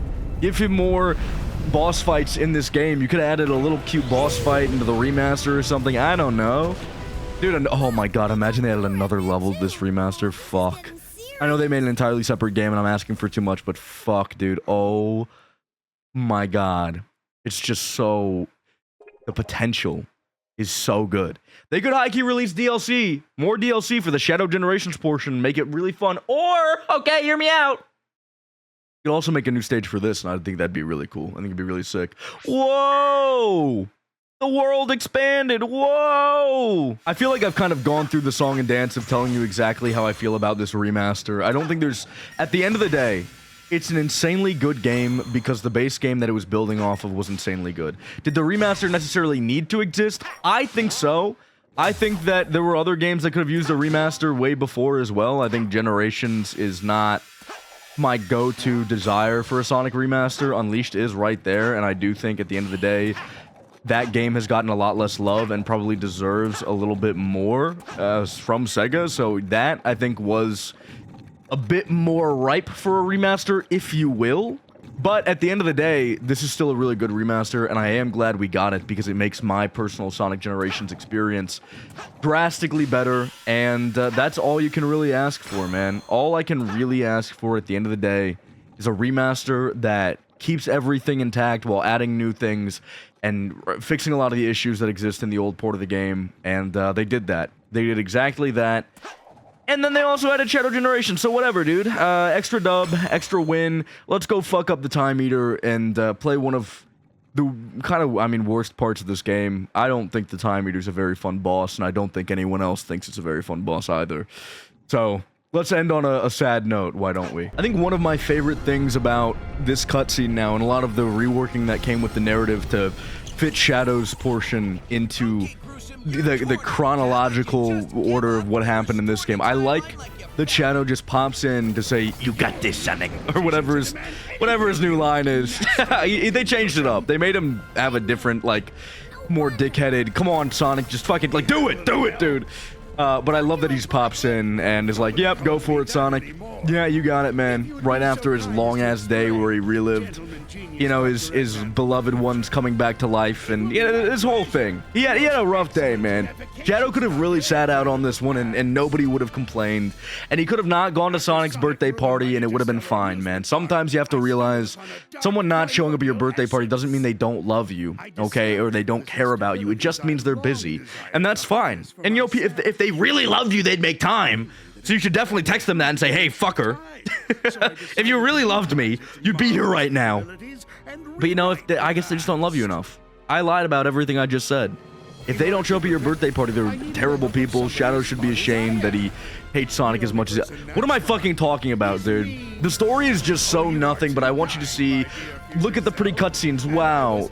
Whoa. Oh, check it out. Oh, it's so cool. He looks great. Oh, Eggman, you look so good. Sonic, your model is so clean and crisp. Your Hedgie Engine 1. Oh. All right, I'm gonna say something. I'm gonna say it with my whole chest. I think that the Hedgehog Engine 1 model is really nice. I think it is really, really, really nice. I like the Hedgie Engine 2 model. I won't lie. I think Sonic looks cool with shorter quills too. Sorry, not sorry. I'm one of the few, apparently. Gotta fight for my life out here just to prove that I'm a real Sonic fan because I like shorter quills as well. I understand that Sonic's one of his main drawing factors is that he is really cool looking. Like, Sonic is cool.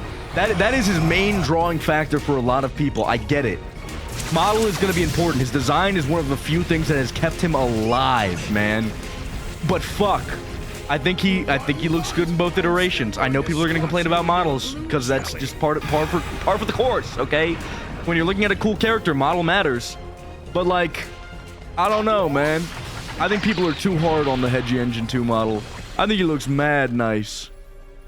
I forgot that this cutscene is kind of like, wow, look at him go. It's long, guys. What's your favorite cereal? I've run out of things to say. I've run out of things to say. They killed him! Oh my god! Whoa! I forgot how... Dude. Sonic was crumpled up on the ground, dog. They really made it look like he was down for the count. Oh, come on! Shadow, what do you say? Please show me. Yeah, boy. Yeah, boy. He had every right to say that. On your feet. Like, dude, Sonic, bro. You have faced worse. Shadow faced worse today. Like, what the fuck? Shadow was out there fighting Black Doom, and you're sitting here struggling against, I guess, to be fair, Time Eater is what caused pretty much, like, most, if not all, of the issues in this game, and a lot of what Shadow went through was also the Time Eater's fault, and, like, dude... Shadow, you could have popped in and done something. I don't know, but whatever. It's fine. I'm just hating on Shadow for the fun of it. All right, I will say, dude, I'm gonna throw it out there right now. I may or may not be one of Shadow's #1 ops. I'll say it. I think Shadow's awesome. I think he's really cool. I think he's in a really fucking good game. Sonic X Shadow Generations, buddy, you upgraded the package. All right, Shadow, you're part of the deal, and you made the deal better. That being said, buddy. You know, like, you are... Let me find the right words, alright? Sonic would absolutely mutilate Shadow in a fight. I know everybody talks about, oh, look at the Sonic, oh, he had to hold back his powers, and then Sonic beat him when he was holding back. The fact that Shadow needed his Doom Morph powers in the fucking first place, crazy work. Crazy, unbelievable, crazy work, dude. Like, that just shows that he was being weak as hell. Sorry, not sorry. I need these guys to get out of my ears. I really do. Wow, it's attacking. I'm running out of rings. Please, dude, give me some rings. I need them. I need that. You know what? All right, I'm gonna flip back. Give me some rings. High key. Would it be easier to get him out here? I don't know. This boss fight's kind of boring. It's just another supersonic boss fight. You know, keep your rings intact, and then as fast as you can, just like keep going forward until you get close enough to hit him in the chest. And this boss fight sucks, man. This boss fight is boring as hell. Like, this is the fight, dude. This is the fight. You slightly move from side to side, and then you homing attack onto him. Come on, go. Hit it. Yeah, baby. Yeah, and then sometimes you switch from 2D to 3D. Cool idea and concept. Very cool idea and concept. Doesn't really work well ever. I'm sorry. Sorry, not sorry. It had a lot of potential, but it got fucking ruined. Also, dude, it's so boring to just be in these giant open spaces where there's relatively small things like kind of chasing after you. It's not interesting. I hate it. It's not interesting. I hate it. Oh, they follow you in 2D to 3D. I didn't know that, actually. That's pretty neat. Wow, they're dangerous. Ooh. I'm sorry, I'm skipping ahead again. I can't. This boss fight is... I can't commentate over fucking nothing. What do you want me to do? Commentate over a fucking piece of toast sitting there and waiting for it to fall down? You know the video I'm talking about, dude? Like, come on. I can't commentate over everything. I'm a fallible man. Sometimes I run out of shit to say. Like, fuck. You can high-key brute force your way through a lot of this fight, too. Like, as long as you're collecting enough rings, you'll do just fine. It's not fucking hard at all. Like, at all. So, whatever. There's some... dude. There's some achievement that I never got in the original Sonic Generations port on PC that had to do with this motherfucker. I don't remember what it was. Something about, like, beat the boss fight in a certain amount of time. So, like, there's a challenge there if you want to do it. I don't know if that's still in this game, but it's, like, so... I don't want to fucking sit here and play this fight and perfect it. I don't care. I don't care. Did they add anything to this fight? It feels like it's a little different. Maybe not. Maybe I just don't remember the fight well because I haven't played it in fucking years. Okay. Back to normal now? Okay. Wow. Dude. This fight so fucking... This fight fucking sucks! Oh, I forgot about this. Yep. That's it. We did it. We beat the boss fight. He's done. Wow, look at us go. Oh, we're boosting together. Oh, through the... Oh, my God. It is very unfortunate that such a solid experience is kind of dragged down at the end, for lack of a better way of saying it, by one of the most boring boss fights you could possibly ever play. This is not interesting. It's not fun. It's just a big, wide open space where you sit down and you wiggle the analog stick around and you press and hold the boost button. That boss is what people who hate the boost formula think it actually plays like. Like, it's not ideal. But the overall experience is so good at every other point that I can't even complain that much. It is such a minor inconvenience at the end of a really solid journey. Who cares, man? Who cares? Everything else about the game is fire. Who cares? I don't know yet if I want to go back and really experience everything the remaster has to offer in terms of 100%. I don't know yet. I probably won't do it for content unless it's like a live stream type deal, but this was fun. I love Sonic Generations. I think it is by far one of, if not the best Sonic games ever made.